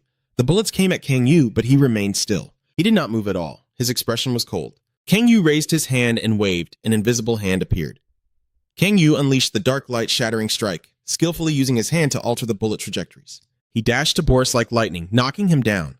Boris immediately winced in pain, coughing up a mouthful of blood. Kang Yu's punch to Boris carried a dark red power that spread throughout his body. Kang Yu continued punching upwards, Dark Soul Shockwave. Boris was sent flying into the air by his attack, but Kang Yu didn't stop there. He clenched his fist tightly and unleashed a relentless barrage, treating Boris like a punching bag as he struck him repeatedly without mercy. Boris struggled to think and then understood why his bounty was not clearly stated. Boris's eyes showed indifference as a white cross-shaped light appeared in the sky. Kang Yu jumped high, his fist at the center of it. Kang Yu opened his mouth. Black Knight Strike. Boris lay on the ground, covered in wounds. Your bounty value. He smiled with admiration. Truly immeasurable. Kang Yu said no more. A red pillar of light descended from the sky. He used that formidable power to punch straight into Bus's body, causing the surrounding earth and rocks to tremble. Hassan and Moors widened their eyes in astonishment at the scene. Ha'an pondered. Someone who can handle a level 4 like a child playing with toys. I have heard rumors that he trains in secret. He glanced at Kingston sitting behind him, but unexpectedly learned from Kingston. Hassan then called out loudly, Kingston. He even offered to take me as his disciple. Moore stammered as well. I want to too, Kingston said confused. What is this? Go away. Han sighed. Medius apologized for doubting her. So this is why she abandoned him. Moore was surprised. I thought I was dead. Suddenly, a voice rang out. Our chairman is truly the best. Kingston fell into deep thought. Kingston has assessed Medius's abilities as on par with authority. He looked at the image on the screen. It seemed Kingston deduced he had the ability to travel through the future and return to the past. With this, he can shape the future as he wishes. He looked at the sunset sky before him. Kingston frowned in frustration. That would make things less interesting. He wondered if he should go find and kill that Quatch guy. Kingston's eyes stared intently at the screen before him. He recalled the past when Bez said, Kingston, I have decided to entrust you with KU, but if anything goes wrong, I will no longer be able to entrust him to you. So please understand. Kingston sat on the rock ledge, laughing mockingly. Ho, you dare to threaten me? BZ seriously bowed deeply. This is not a threat, but a plea. Kingston raised his voice and asked, as the leader of the world, how could he bow his head and beg someone else? Aren't you embarrassed? Bez replied. If it's for the safety of the people, I'm willing to do anything. Kingston stood up, supporting himself with his hands. Impressive. He smiled. All right, I'll try to look on the bright side. Kingston waved goodbye and left, deciding to observe a little longer. If it got boring, he would come back to deal with him. Kingston postponed his decision, recalling his promise to Bez. But when Medius reversed time by several months, Kingston decided to kill him. At that moment, Kingston was looking up at the sky, deep in thought. The sky was clear without a single cloud, and Kingston sighed. So that's how it is? Xiang Yu, sitting in meditation behind him, spoke up to ask, Why is that? Kingston frowned in thought at his reaction. Has he still not reached the level to sense this? Why didn't Kang Huan notice anything unusual? Kingston spoke up. It's nothing. Just focus on your training. This confused Kang Yu, and Kingston looked up at the sky once again, silently wondering, is this really all there is? Back in the present, Kingston praised Kang Yu. Well done. Your technique has become more refined. He clapped continuously, knowing there's nothing better for improving strength than real combat, though he still thought there was a long way to go. Kingston looked at Kang Yu, thinking to himself that he still couldn't feel this yet. He calculated in his mind that perhaps more real battles were needed to improve that sense. Kingston thought to himself, well, this looks like it's going to be more interesting than expected. He turned and walked away. Let's go. Find the next opponent, switch to another scene, with Medius reporting. Hassan contacts and informs the other three, Kang Yu has completed the elimination of Bus. Canis said with regret, The fourth floor was handled this quickly? Mute sighed. That's Kang Yu for you. Medius agreed as well. Yeah. Mia looked at her. If this keeps up, we might actually be able to save all the heroes. Medius suggested continuing to rewind time. She continued, step by step, like putting together pieces of a puzzle. The news that Sang Yu has joined the battle has spread to the heroes. The authority frowned, looking at the watch on his wrist. Is that so? He sneered, saying it would be over once they caught that wild kid Huang Se-un Huan. Suddenly, another voice interrupted. Oh dear, hearing that makes me feel a bit sad. Malidity expresses injustice, as if you see us as nothing at all. She gave a chilling smile. Long time no see, former president. Authority frowned. It should be the live chairman, right? The equality group was moving smoothly when Menj appeared. Someone spoke up to greet him. Long time no see, MJ Ho also raised his hand excitedly to greet. Me and Med again, huh? Du Yang smiled. Let me escort you back to the master. Mine replied, that's not bad, but it's not the right time yet. On Medius' side, she was raising her hands to create two symbols with many mysterious details. This time, I will definitely catch them. Awet Wet also reached out to draw on her blue power. Go ahead, little bunny. Bok K trembled from behind and said, just don't kill me. Medius replied with a determined look. Don't worry, I won't kill anyone. Elsewhere, Ego also encountered Vidi's group. Vida spoke up. Is that you? His face full of contempt. The number 4 that therapy mentioned, the maid beside her, also spoke up. Exactly the same.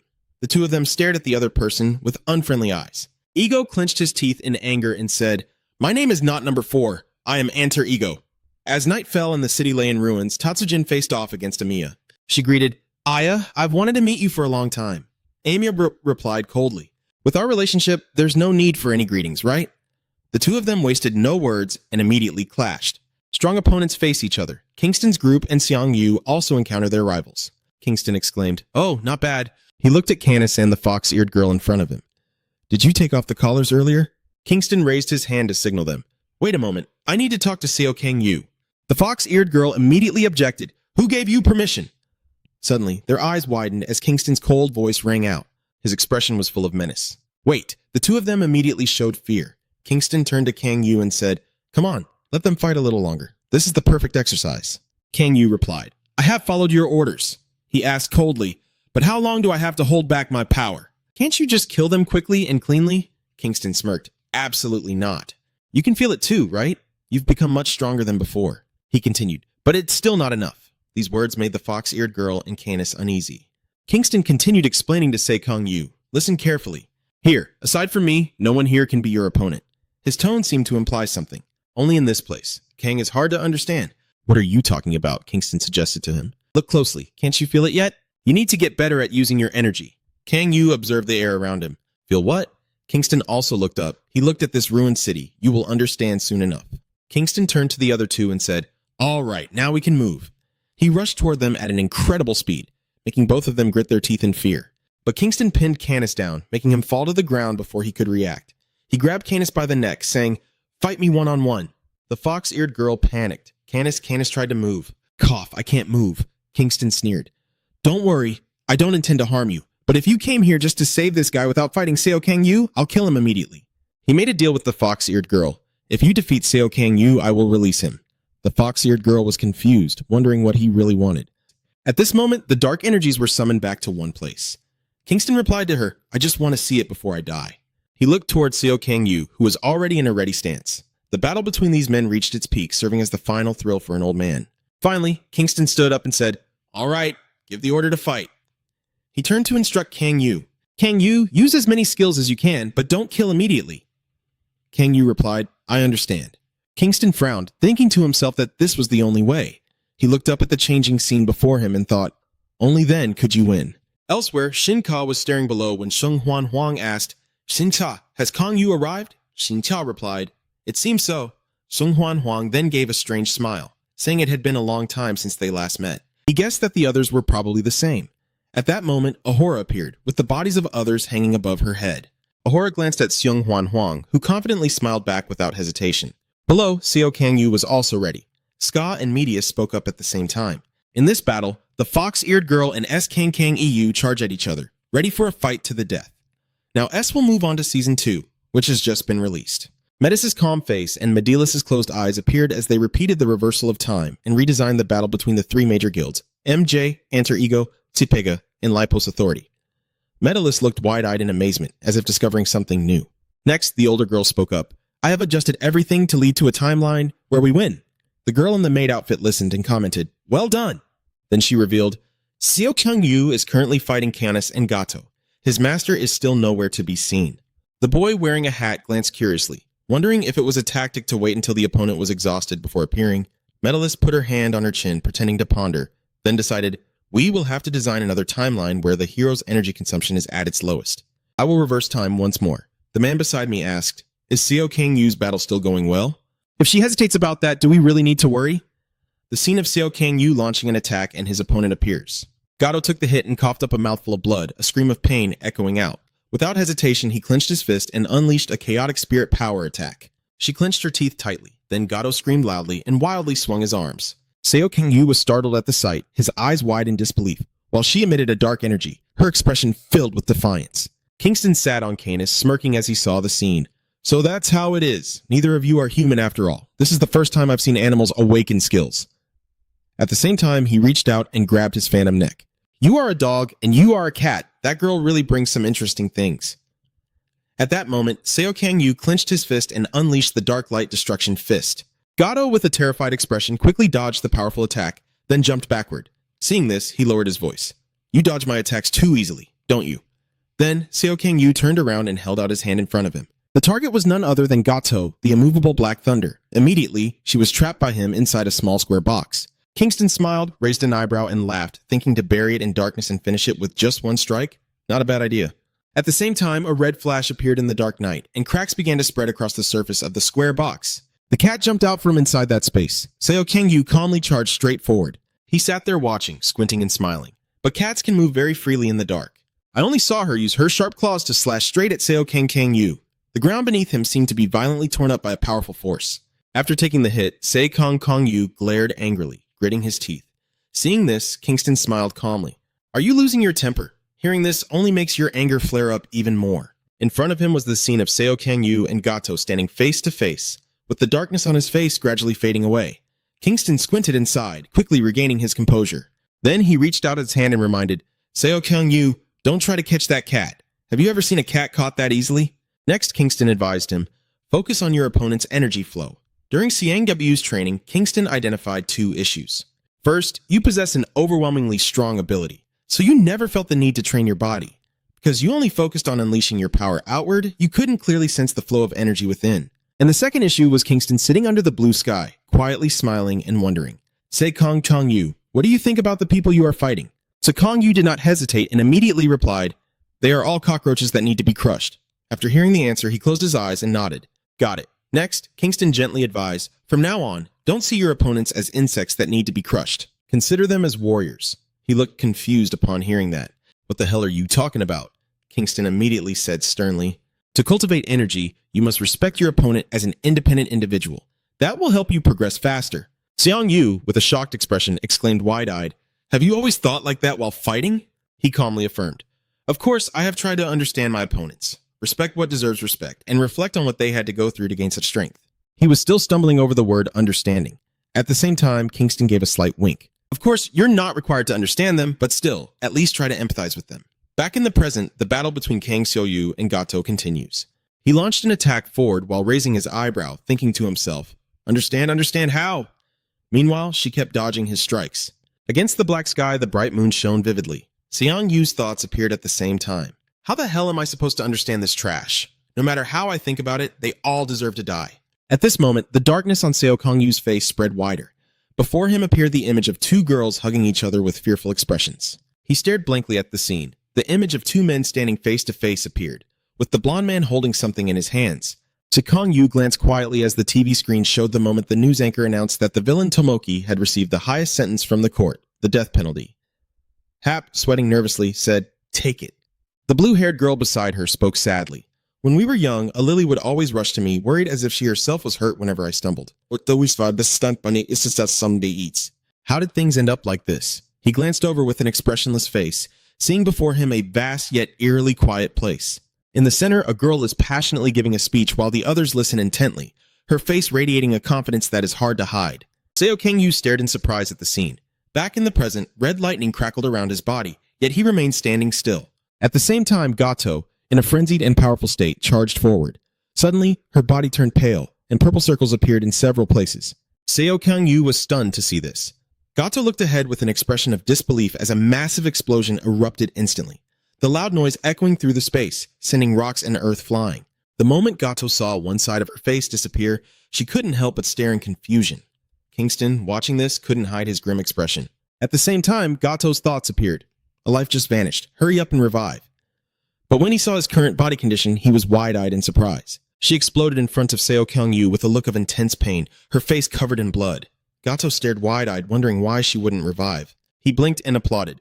Congratulations, Seo Kyung-yu, you've taken a few more steps forward. And moreover, those are very significant steps forward. From now on, the red energy streams twisting before his eyes. Kingston looked at Seo Kyung-yu's current form, with joy and satisfaction. I have nothing left to teach you, Seo Kyung-yu said with a cold face as he looked at Gato, who was screaming in pain. She widened her eyes in confusion, wondering why she couldn't revive, and kept dying over and over. Gato seemed to know he couldn't fight back and was about to charge into the endless cycle with him. Only a dazzling blue light appeared. Seo Kyung-yu remained standing while she lowered her hand to the ground and kept attacking. After unleashing a series of moves, Gato was exhausted and gasping for breath. At the same time, she glared, thinking that with just that attack, he has lost 3 lives. Now I only have 5 left. Why does Kang-yu seem like an unshakable fortress? Gato felt the same fear in Seo Kyung-yu as when facing Kingston. Gato clenched his teeth in anger, silently wondering, what the hell is this? What kind of devilry has he done? Suddenly, his deep voice rang out. Kingston, let Canis go. That's enough. Hearing that, Kingston immediately jumped off Canis and said, I understand. Then he ordered sternly, good, you heard me. Get out of sight.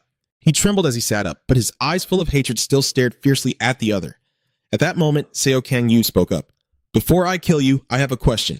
Why are you willing to risk your lives following that crazy woman to this extent? Gato shouted angrily, Crazy woman? Canis beside him was sweating nervously, trying to calm him down. Gato, calm down. Then he cautiously asked, Why do you care about that? He replied coldly, Just consider it a way to change my perspective on you. Canis frowned and clenched his teeth at that. They were born with powers, but took the form of beastmen. Because of their appearance, they were rejected by their own pack, then taken in by humans, and subjected to countless biological experiments and brutal torture. And the one who saved them was Sin Ka, who, seeing the crazed looks of the two, softly said, So that's how it is. So there are other test subjects here besides me. She looked them over and smiled, saying, You both have eyes full of life. Sensing their caution, Sin Kai gently reassured them, Don't be afraid, I am not like those humans. Then she spread her arms proudly and declared, You are the result of evolution, not creatures born to be test subjects for that despicable species. And then she cheerfully suggested, Come with me outside and together we will change this unfair world. Canis and Gato couldn't help but break out in a surprised sweat upon hearing those words. Except for now, he frowned and spoke. That day, thanks to Shincha, we were reborn. After understanding everything, Seo Kyung-yu muttered, So that's how it is, when suddenly Canis spoke up. We have a question for you. Then he asked, puzzled, why you didn't join us despite having that power. If it were the Seo Kyung-yu of the past, he would have been furious at Canis's words. But the Seo Kyung-yu of today calmly answered the question.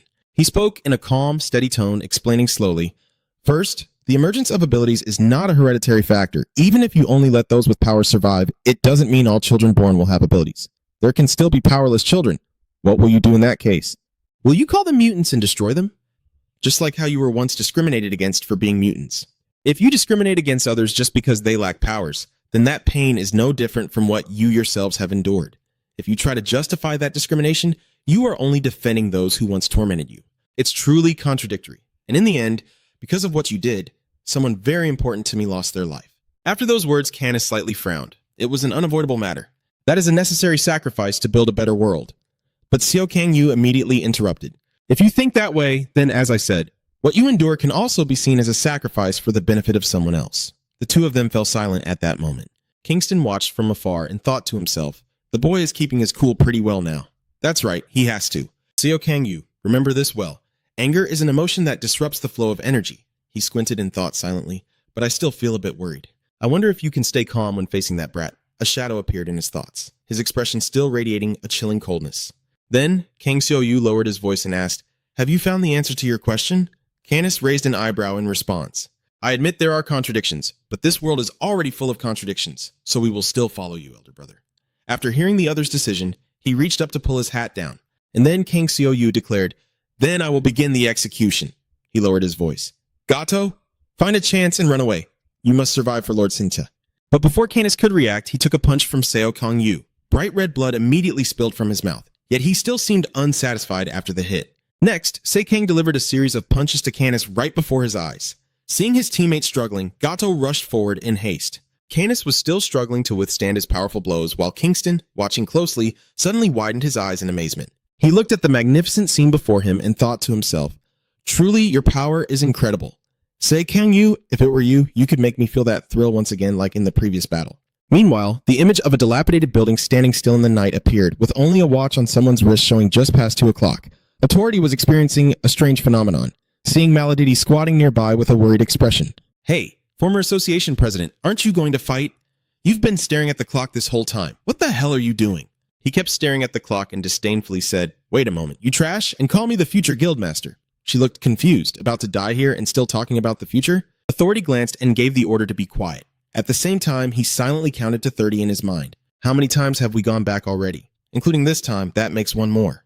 Maladidi pouted in anger at those cold words. "What is this? Can you do that with someone standing right in front of you?"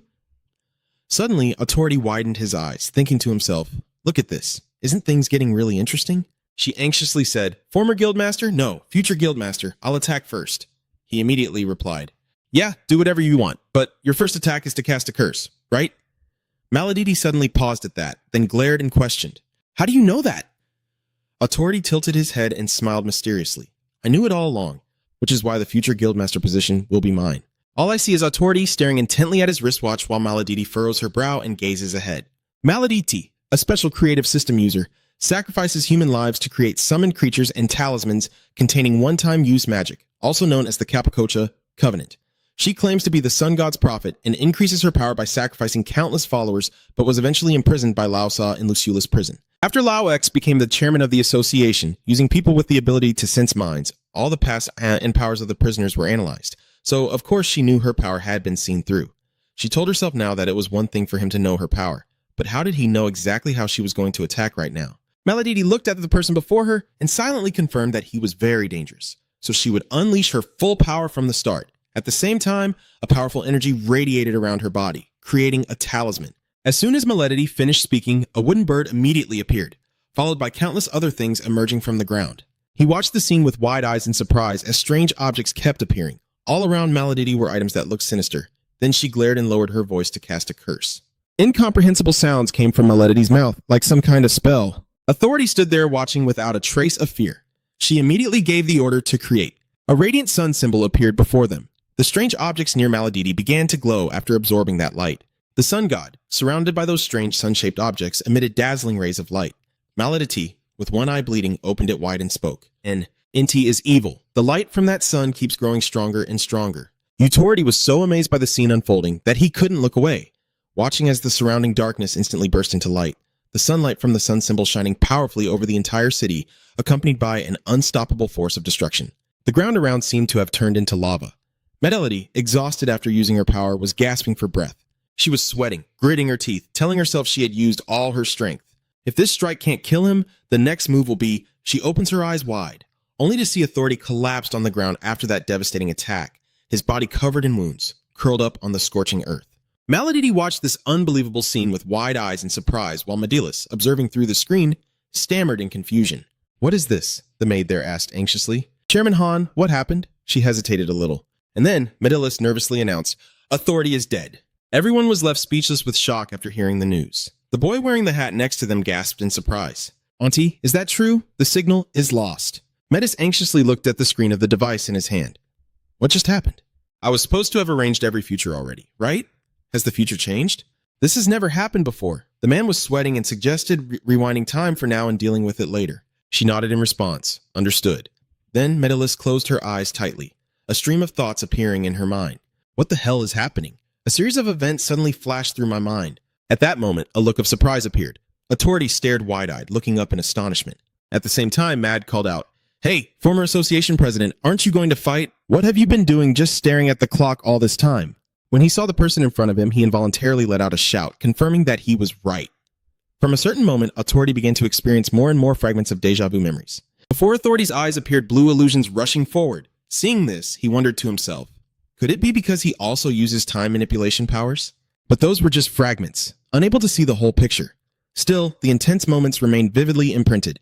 Is there really no way to make use of this? There has to be a way. So Authority decided to experience death, the most intense moment for a human. And when returning to the original timeline, Authority smugly thought, whoosh, Is this what it feels like to see the future? This is truly an overwhelmingly powerful move. Medilis hasn't contacted anyone yet. She must be in a state of panic. The timeline did not unfold according to the path she had set in the battle between Authority and Meledity orchestrated by Medius. At first, Authority was completely dominant, but with Meledity summoning the Inti God, Authority ended up taking much longer than expected to secure the victory. However, she was a bit restless as she spoke. Former chairman of the association, I'll go first. Authority widened her eyes in surprise. Then she gently reached out her hand to establish authority. The one who now sees the future simultaneously unleashes a technique that accelerates time eightfold, no longer wasting any time. Mad watches this in disbelief, eyes wide open. He glanced back and said, I know all your moves. If I speed up time in sync with my opponent's movements, I see every spot on Medality's body as if someone punched it hard, and blood instantly gushes from his nose. And then she was crushed so completely that no trace remained, while Authority calmly thought to himself that the effect would multiply many times over. After defeating Meriliti, he proudly exclaimed, I love this feeling so much. Utori spread her arms to catch the fresh drops of blood with a delighted expression. It's so exhilarating, as if my neural zones are sprinting. The chairman seat of the Future Association? No. With this power, I can aim for something much greater than that. He began to carve out the path to the future he himself longed for. Authority glanced at the watch ticking on his wrist and thought to himself, let's see, I'm probably about to get a call. In the timeline that bastard set up, the battle must have ended by now. Right at this moment, a slightly worried voice came through the line. Authority, is something unusual happening? He heard that and thought to himself, just as I thought. She changed the question, but the original question wasn't like this, so I'll just answer and then she'll rewind time again. Then, Authority wondered, unusual? What are you talking about? Medalist sweated and replied, nothing, just saw countless images appearing. Then she asked, Han, Authority, are you hurt? Authority looked at Madaliti lying on the ground and calmly replied, that woman hit a rather troublesome move at the last moment, but I'm fine. The Emperor raised his eyebrows and asked, but I've wasted quite a bit of time. Where should I go now? Medis immediately assigned a mission. I will move forward a bit in the timeline and send you to assist the heroes who need help. Authority nodded after hearing this. Understood. I will wait, she replied softly. Thank you very much. Like. After hanging up, 80 looked at the body on the ground and giggled, asking if anything unusual had happened. Well, something did happen, but she thought I would definitely tell her about that arrogant brat. And then he proudly declared, from now on, the future is on my side, and I will make the best use of your abilities. Medilis only saw bright red drops of blood falling onto the cold ground, as Seo Kang Kang Yu successfully subdued both Canis and Gato with his power. Then, Seo Kang Kang Yu spoke up, Hey, you dogs and cats, and glared threateningly. Where is your master? Speak up, and I'll spare you from any more pain. Canis, blood pouring down, frowned. Pain? I'm more than used to pain by now. I have endured it to the point of disgust in that laboratory. Seo Kang Yu questioned suspiciously. Really? Then he calmly spoke next. But your comrades don't seem to be like that. Gato was in tears, her face showing extreme terror. He gritted his teeth and called Gato. She immediately reassured him. Don't worry, Canis. No matter how painful or miserable it gets, I won't say a word. You know exactly, don't you? Canis glared and gritted his teeth, while Gato firmly insisted. I know how to keep my mouth shut. Back in the past, a man with a stun baton glaring at his father asked experiment number 26, where was number 27 who had escaped? Gato, frightened, denied, no, I don't know. He pressed it against her and shouted, speak up! But Gato still kept silent. I don't know. Canis stood above, witnessing the scene with tears streaming down her face. Despite the torment, she continued to deny everything. I don't know anything. His face was covered in tears and snot as he gritted his teeth, when suddenly the windshield on the ceiling fell, causing the group to all turn around. At that moment, a loud voice rang out. We found the escape test subject. Subdue it immediately. Hearing that, Gato slowly closed his eyes. Her voice echoed in the quiet room. Canis. Seeing his friend blinded before him, Gato curiously asked, why did you come back? Canis, lying on the ground, immediately said, I can't leave you behind. She bowed her head with tears streaming down her face. If only someone could take both of us out of here. No matter who that person is, I vow to serve them for life. He was wide-eyed and surprised to hear these words. The two were astonished by the scene unfolding before them as Shinka smiled and extended his hand toward the two abandoned people. After passing through the gate, they stared in surprise, seeing a brilliant golden sunset. It was a scene the two had never seen before. At the same time, Seneca softly spoke from behind. From now on, I will be your master. Stay by my side for the rest of your lives and ease this loneliness. Oi. Back in the present, Canis glared and declared, Sinka is my first master, a dog who never betrays his owner. Seo Kang Yu, impatient, glared and spoke harshly. Then suddenly he didn't know why he screamed goodbye. He was momentarily stunned as he watched the scene. Canis's bicep bulged. Then he glared and shouted. Gato ran off. Hurry up! Gato beside him couldn't hide his fear as energy began to radiate from his body. At the last moment, Seo Kang-yu changed his target, delivering a powerful strike straight to her stomach. Dark Light Destruction Fist. Gato was hit and immediately spat out a mouthful of red blood. Even he was shocked by this. At the same time, Canis beside him angrily opened his mouth as if to devour Seo Kang-yu alive, but he quickly reacted by kicking him hard in the face. Canis, with eyes full of resentment, bit down hard on Seo Kang-yu's foot. Seeing this, Seo Kang-yu immediately thrust his hand forward and then unleashed the Dark Soul-severing skill. The attack sent him flying backward. Seeing this, Gato beside him screamed in horror. Canis, though nearing his limit, still spoke seriously. Gato, don't come over here. If you disappear too, the master will feel very lonely. Please, take good care of the master. She fell silent upon hearing these words. Gato seemed to gather all his courage and quickly turned to run away. Seeing his prey escape, Kang-yu immediately took off in pursuit, only to find Canis, weakened but still struggling to hold onto his leg. Seo Kang-yu looked down coldly, a person who always tries to protect those they cherish. How can you feel no guilt when taking away someone precious to another? You've really angered me. And then he glared down at the one beneath his feet. Die! After a loud explosion, the scene was desolate. Canis lay collapsed on the cold ground, his body full of holes. He was now completely lifeless, while Seo Kang-yu still stared coldly at Canis' motionless body. At that moment, Kingston stepped forward with a satisfied look and praise. It seemed like one of them had escaped. Anyway, well done. Then he smiled softly. Those who carry the determination to protect others are often especially troublesome to deal with. Then Kingston placed his hand on his shoulder. You've done enough. Next time, kill that cat.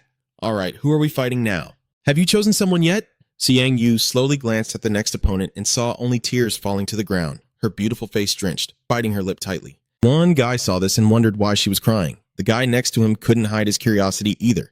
Has she gone crazy from staying inside for so long? And she turned her head back with wide eyes. Canis, wait a moment. The preparation process is almost complete. I will definitely create the world you have always wanted to see. At the same time, Lipus was reaching forward to cast a magic circle. West on the opposite side is using a shield to block those strikes. Then, he sneers with contempt. Hey, is that all you've got? The rabbit beckoned thought fearfully to himself, putting East-West aside for the moment. Her abilities are really troublesome. He trembled and stammered. So scary. Really terrifying, Lip thought to himself as he launched his move wide-eyed. What the hell is Maddie thinking? Why is she making me fight these brats? At the same time, Metis glanced down. In Authority's case, it seemed the plan was still unfolding according to the predicted future. The kid wearing the hat next to him looked worried again. But did Authority really die once before? A man even rose to become the guildmaster in that era? The person opposite spoke, perhaps because he was too old. She spoke up. Something like this has never happened before, and it's unclear when the variable appeared. He speculates that maybe when using such a great power, the future gets slightly distorted. She somewhat agreed with this idea. Powerful abilities could potentially affect the timeline. That makes sense. Next, Medilla suggested, then we'll have to keep an eye on Lipos. But he turned around in surprise and asked, isn't Lipos the type of person who never kills and always knows how to control his power? The man was also confused, thinking it would be better to focus on Siang Yu instead. Medalist seemed to understand their worries and explained. It appears Seo Kang-yu is restraining his power even more strictly than in the prison battle. He must be strategizing for the encounter with Huang Xiong-huan. Then she said firmly, now let's focus on the outcome of Lipus' battle. There are many exciting things coming up. Lipus narrowed his eyes and wondered how he could safely control these two. West defended while taunting. Keep trying, you damn stupid rabbit. Meanwhile, tears streamed down Penu's face as he murmured, I'm scared, so scared, I'm scared. He seemed to have fallen into despair, while Medilla spoke in a low voice. This is the first time she will kill someone. Lipus gently pressed the talisman as the magical formation flared to life. She called out to the power with delight, summoning the bound figure. Immediately, a swarm of plush rabbits burst into the air, surrounding the space with echoing sounds. I love you, I love you. On the opposite side, Xiong Huan focused his energy, raising a sturdy shield to block the relentless attacks from the strange flock of rabbits. Seeing this, West could not contain his anger and shouted furiously. Hey rabbit, are you kidding me? Do you think you can defeat me with this? Let's see some serious attacks. One reason Lipus' attacks aren't lethal is because she belongs to the Peace faction. But more importantly, it's because of Penal's ability, a special grade Pekin. The child beckons death if there is one thing that sets him apart from other kids. A boy seeing the filthy rat lying on the ground can't help but criticize it. It's a disgusting dead rat. The kid next to him added, should we bury it? The kid shook his head in refusal. Forget it, it's too dirty. Unlike them, only Penu clearly showed fear deep in his eyes. His friends, seeing this, couldn't help but worry and asked, Han, what's wrong? As Pekin finished speaking, Penu couldn't hold it and vomited onto the ground. The kid saw this and quickly shouted, Penal just threw up, that's disgusting. He was a child so terrified of death it haunted him. The catalyst that awakened Penu's power was his grandmother's funeral. Pekin and his parents witnessed the cremation of his grandmother. The man in charge of the cremation spoke to offer some final words. The family has completed the confirmation, and we will proceed with the cremation immediately. Right after, the coffin silently slid into the cremation chamber, quickly engulfed by the blazing flames. After a while, Cho Kot was carefully placed into a ceramic urn with a meticulously inscribed name. Becken stood there, his face showing clear signs of constant unease and worry. He kept staring at the urn as if he still couldn't believe the reality before him. Becken broke out in a cold sweat, pressing his lips together as if holding back his inner discomfort. In the room, the ceiling fan was spinning gently. Pinel's parents were sitting on the sofa. Suddenly she turned and asked, "Honey, do you think Pewell is okay?" He heard that and replied in a low voice, "The boy has faced death at this age while still in 9th grade. He's not a child anymore, is he?" Contrary to their thoughts, trembling voices came from Pinu's room. "I'm scared. I'm so scared." Grandmother, who was always kind to me. I never expected that warm grandmother to be pitifully contained in that small urn. He seemed lost, mumbling, "Will that happen to me when I die?" Baku trembled and cried out, "I'm so scared." His face was like a lifeless statue, tears streaming down both cheeks in sorrow and fear. That night, in the dimly lit living room, Penu called out, "Mom, Dad." He and she are stunned by what's happening. At that moment, Ben was enveloped by a gloomy blue aura. He asked in confusion, "What is happening?" She was worried and didn't hesitate to rush over with concern. "Peek, what's going on?" However, as soon as the two of them stepped forward, the aura immediately enveloped them. Benu's eyes widened in shock as he exclaimed, "Mom, Dad!" On the floor lay Penel's parents, completely lifeless, the smell of blood heavy in the air. Pekin trembled with fear. He just stood there, unsure of how to react. The death of his parents caused his power to spiral out of control, killing everyone in the city with Penel's ability. Then, HP appeared and ended this horrific tragedy. A power released as energy from the mouth when the user is touched while experiencing extreme fear. After being imprisoned, Becken underwent intensive psychological and mental treatment. Ending the flashback, Lipus was using his power while urging him on. Becken immediately got out and hid behind him. Inside Wet's protective shield, he wondered if the kid was forced to join Alpha World. There's no way a coward like him would take part in such a terrifying plan. At this moment, Penel was panicking, holding his head and sobbing as he admitted, "It's true that I followed because I had nowhere else to go." After saying that, Penu bluntly replied, "SK and Wet and everyone else have been very good to me. I can't betray them." Meanwhile, Luz was still trying to persuade him. "Of course they have to treat you well, because they can't let your powers go out of control. Come over to our side, quickly." He trembled as he shared his fear. "But if I'm caught, I'll end up being executed anyway. I'm really afraid of dying." Hearing that, she still wanted to continue talking about it. "However," Penu interrupted, "and my mother told me not to follow strangers." "You're the weirdo," Lepus shouted irritably. "I'm not a weirdo," Wes replied immediately after. "You must be really bold to say that while wearing that outfit." She raised her hand to summon her power and said, "I'm just someone who loves rabbits." Seeing the situation before him, Wet gritted his teeth. That woman, she only uses 3 useless spells. The power Wet wants to steal from Lipus is obviously the meteor summon. Wet can steal one type of summoning magic from each person. When in physical contact, he can steal the most recently used magic. When he kills an opponent, he has the right to choose and steal any magic he wants. Therefore, to seize Lipus's meteor summon, he must force Lipus to use it or kill her. It seems Wet has also realized the problem, thinking to himself that indeed, to accomplish that. Then Wes decisively made a decision and said, "Pew, I'm sorry, but I'll need you to step in a bit." Caught off guard by the unexpected request, Penu froze for a moment. The giant rabbit stepped forward, exhaled deeply, then decisively slammed down to break West's protective shield. Lupus pondered how to handle this without provoking PK will and breaking through those barriers. Before she could act, PK's power erupted fiercely. He sat holding his head as the energy raged through the space. Then Ben threw his head back, his eyes wide with fury, and let out a scream that tore through the air. Lupus was stunned by what was happening, feeling a bit worried. But why did the boy suddenly go crazy like this? On the other side, Wet's voice suddenly rose. "I have seized the magic from Malediti above, capturing everything within my sight." On this side, Malediti is reaching out toward West. He is similar. His face shows clear confidence, capable of summoning hallucinogenic plants. At this moment, what Penu sees must be very different from us. Sweat pours down fiercely, running across Penel's face, from the green pupils reflecting the image of a deadly skull. The giant skull continuously emits a dark energy that seems to dominate everything around it.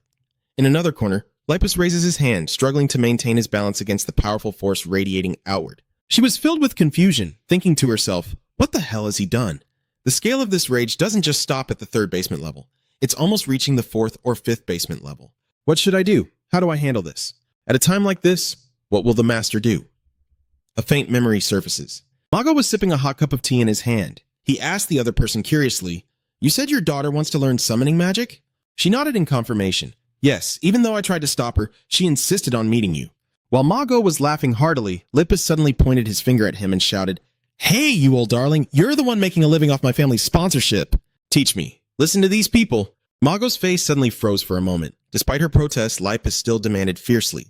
This is not a request. It is an order to take me as your disciple immediately. Lipus is the only daughter of the chairman of JBIT Group, one of the top 100 companies in the world.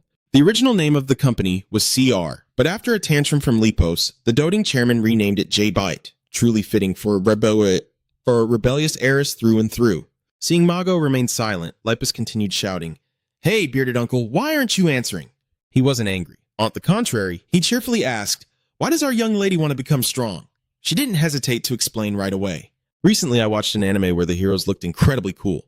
Mago nodded, understanding. "So what are you planning to summon?" Lipus tightened her hands confidently and replied, "I'll show you." However, she stopped her and asked not to do it here. Then she grabbed Lipus's wrist and reminded him, "Let's move somewhere else." Mago was puzzled by Lipus's mother's current actions. After a moment, his face clearly showed confusion. In front of Mago was the deep pit radiating intense heat. He silently wondered, a meteorite? And a child can summon something like that? Setting aside the fact that the meteor looks like a carrot, this is definitely not something a child could summon. Lipos seemed very confident in his power. She turned around excitedly and asked, "What do you think?" Mago silently remarked, "Truly a child with terrifying talent. If this child falls into the path of darkness, it will bring about a tremendous disaster. I originally didn't plan to take on any more disciples, but then he turned and made a decision. Very well, I will accept the kid as my disciple and approve the request," Lipus exclaimed with delight. "Awesome, my talent is the best. Thanks." The bearded uncle. Suddenly, Mago spoke up seriously to remind him. "However, I cannot accept you as my disciple if you do not know how to behave politely." Contrary to her earlier defiance, she patted her chest and said, "No, master, I do know how to behave politely." After that, Mago taught Lipus many different types of summoning magic. Except for meteor magic, Lipus angrily questioned him, "Master, when will you teach me meteor magic?" Mago clasped his hands behind his back, maintaining a cold demeanor as he said, "Young lady Lipus, I believe I already told you to speak politely." She stamped her foot and shouted, "Even if I speak politely, you still won't teach me meteor magic." Mago sincerely replied, "It's not the right time yet." Lipus was puzzled and asked, "Why is that?" He calmly explained, "I will teach you meteor magic when you are grown. Until then, you must never use the meteor." He stared into Lipus's eyes and warned, "Absolutely not." She was a little startled by the gaze. Lipus did not resist and immediately obeyed. Absolutely not? Although she was a proud rich girl, deep down she was still a gentle child. So she listened to Mago and didn't use meteor magic. And as time flew by, bathed in sunlight streaming through the window, Lipus placed her hands on her hips and called out, "Master, I'm an adult now. Isn't it time I started learning meteor magic?" Mago, sitting on the sofa, suddenly exclaimed, "Oh wow! Has it been that long? No wonder your father keeps coming to me for advice on your fashion sense."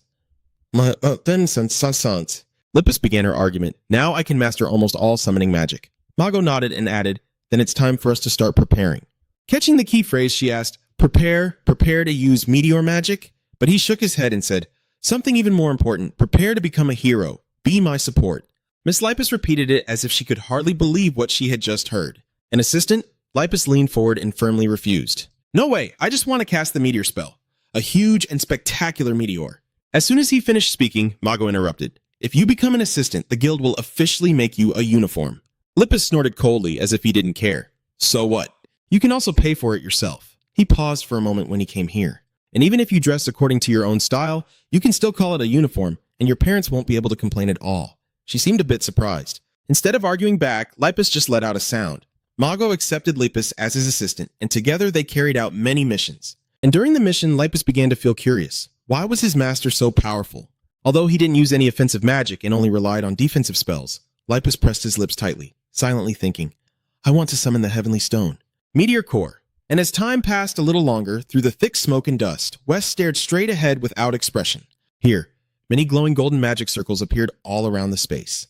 Lipus was a bit stunned witnessing this scene. She looked at the deepened earth and rock burning fiercely and asked again in disbelief, "Is this really my meteor magic?" The mage beside her calmly explained, "All the lessons you learned with me are the basic foundation of summoning magic. Because you have a solid foundation combined with your talent, you were able to create such a terrifying scale. Miss Lipus, in the field of offensive magic, your talent has far surpassed mine. You possess a truly formidable gift, and in the future you will become even stronger than this. But remember this, the greater the power, the greater the responsibility. Congratulations on your graduation. Miss Lipus, I hope you will become a great hero." On this side, Authority sat at the desk, seriously sending his congratulations. "Congratulations on becoming a hero, Lipos. Normally, you would have to start at rank 5 and gradually level up. But since you are Mago's direct disciple, You will start immediately as a rank 3 hero. However, some heroes inside are dissatisfied, so take on this mission and achieve results to silence their complaints. Your role is to support a hero. Since you were Mago's assistant, you must be very familiar with supporting by now, right? Lipos stood across, curious. Who do I need to support? He slammed both hands on the table and replied in a deep voice. The person you will be supporting is. Just as he finished, a mechanical voice suddenly sounded, catching her attention. Nice to meet you. You must be Mago Lipos' apprentice. He reached out his hand to introduce himself. I am Hiro. Hiro didn't forget to remind Hip to be careful. I heard this is your first mission. Don't be nervous. I'll guide you well. She stepped closer to him and nodded. Ah, yes. Lipos thought to himself he was truly a person full of energy. Then Hiro curiously asked, By the way, Lipos, why do you want to become a hero? Lipos bowed his head slightly and calmly shared, At first, I thought that if I became a hero, I could freely summon Meteor as much as I wanted. I started with a simple thought like that. But after meeting Master Mago, I also wanted to be like him and become a hero who can heal the pains of this world. After hearing that, he suddenly laughed. You have a wonderful teacher. He truly deserves to be invited into the equality group. You've done many missions with Mago, but this is your first official mission, right? Lipos nodded in agreement. That's right, because my master doesn't take on missions but acts freely. He didn't hesitate to say, Then I'll have to show you how to handle an official mission. I'll work hard, so I don't embarrass the equality group. She felt a bit helpless, grimacing as she replied, Yes. Lipos marveled inwardly. He was truly passionate. And so, in her first mission, in the dark space, a voice called out her name. Hey, Lipos has seen things you couldn't before because Mago always protected you. Hiro raised his fist and reminded her that a hero can't just lie around like that. He stood in front of her and shouted, A hero must always stand firm. Get up immediately and look at me. Hip was surprised and just sat there staring at Hiro. When he saw she didn't move, he urged her to hurry up. It was the first time she saw the hidden side of a hero.